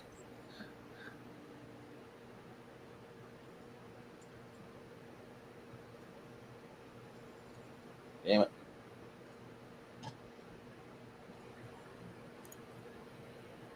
Okay. If he's still able to hear this, that's the important thing. Crust tells Tyler, he says, "I need you to run back to my tower, and on the second level, I need to get these items here." And he, with his finger, he scrawls a couple magical notes onto a piece of paper and hands it to the young man. The young man wipes his mouth corners and he gets out of the room. If he does anything crazy at the tower, I'll be sure to hear about it. Yeah. Ogre, can you communicate with us? Make sure you take yourself off mute and use your microphone. Nope, he says shit.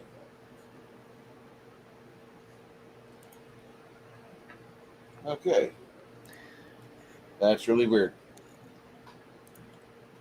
Okay.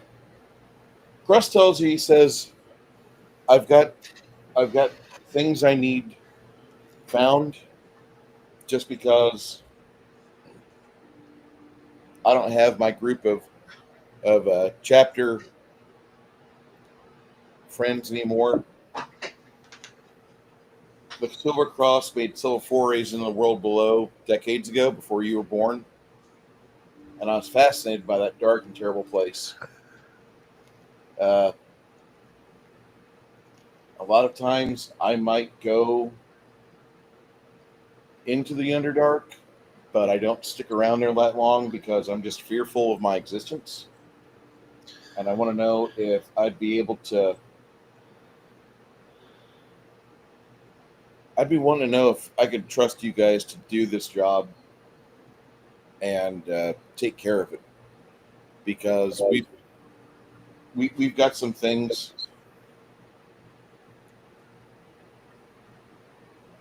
Okay, what is it? Going into the Underdark to...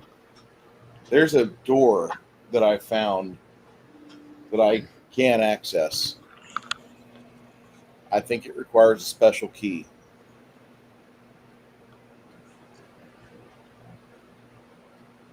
Okay. Wait a minute. Didn't we get a key recently?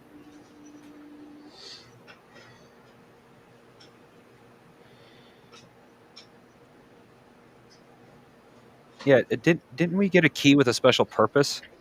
Or did we already take care of that? Did you? Okay, remember the young lady at Pembrose, the wine, Oh, right. the wine lady Yeah, now I remember. with a strange necklace? Uh-huh. Yeah. Yeah. So supposedly, the Winifred is wearing part of the key, and the birds of prey brought back parts of this key, and I don't know exactly where it's at, but that key was fashioned into a pendant which that grubby cunt has around her neck. And as much as I like Regis, I get it. He was cheating on his wife. I don't agree with the things that happened, but he bought her that.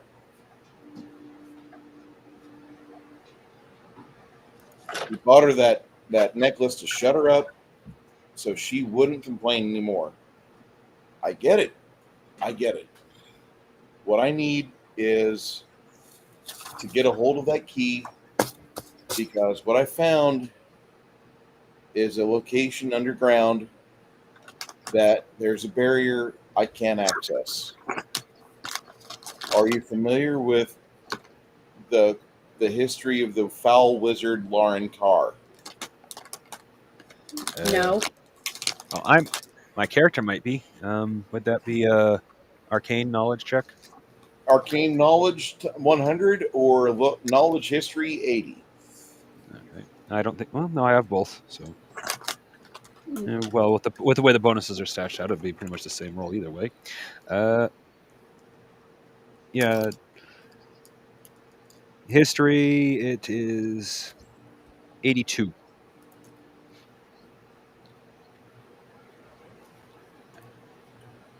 Well, the Birds of Prey were a band of adventurers years ago that they had made a name for themselves, doing all sorts of manner of good, kind of like what you guys are doing right now. And they had done a lot of things to make their way through the communities, and they were even known to go down underground and fight foul beasts and do heroic things, but they disappeared. And then about 4 years later, started having problems at night. Slavers started coming up from underground and kidnapping people from various towns. Come to find out, this evil drow bastard named Lauren Carr was using a group of underground dwarves or whatever other rum dums he could find, and he was cajoling them into being his muscle. And he loved using the Dugar. He loved it because he felt like it was just a perfect turnabout's fair play.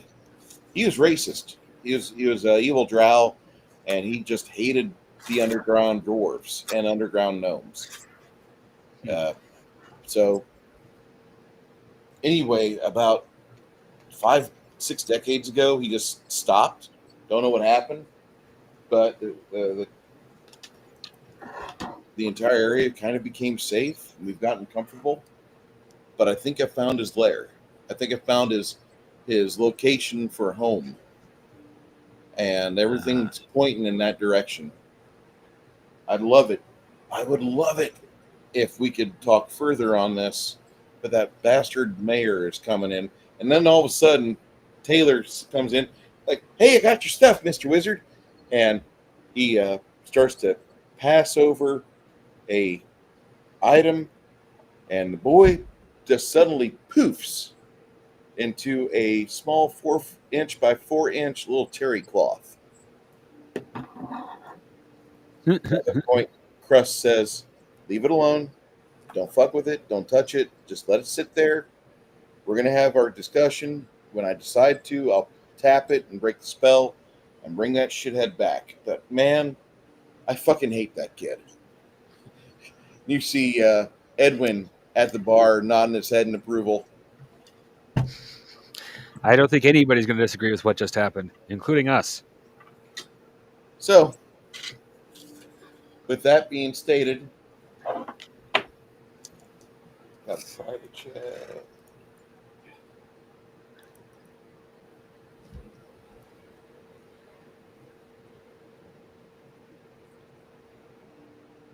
So, with that being stated, is there any questions as to what's happened today?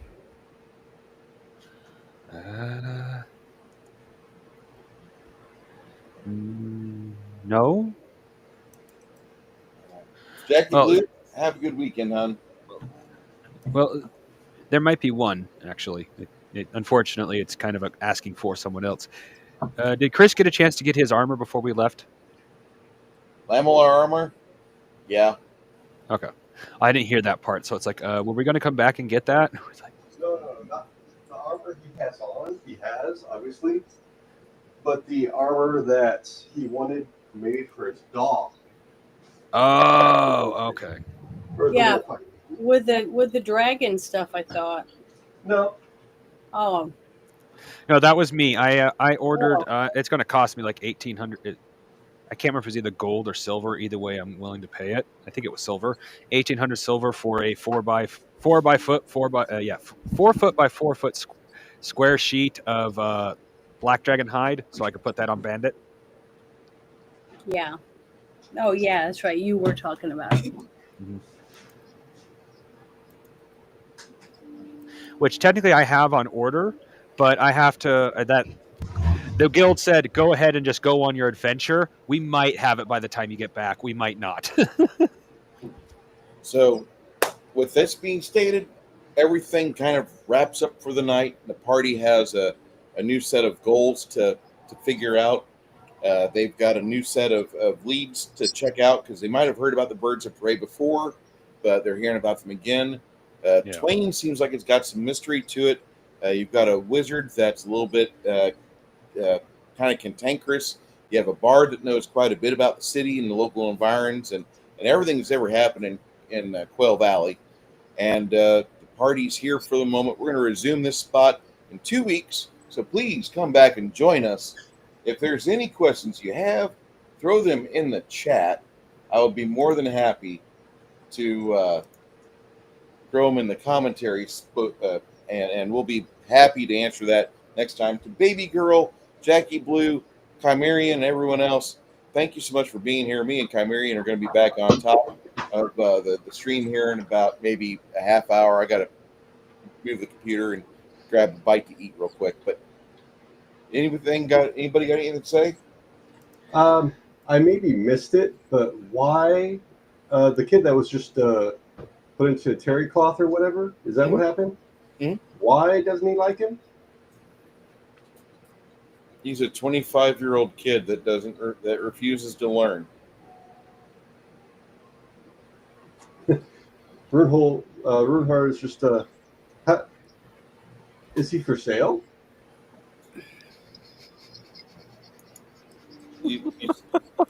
I guess I need to bring up something here. When you say that,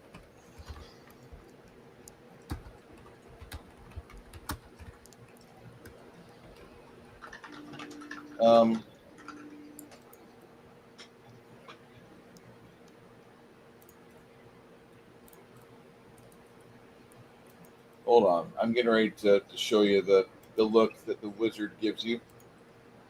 Okay.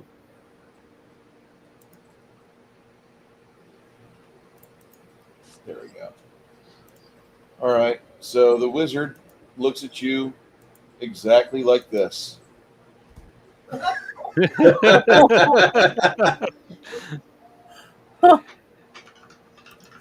Thank you. Heard a tale of a group of adventurers that slew a dragon in such a way the only thing left was the anus in the area. So the story goes it was worn as a poncho. Ooh. Ooh.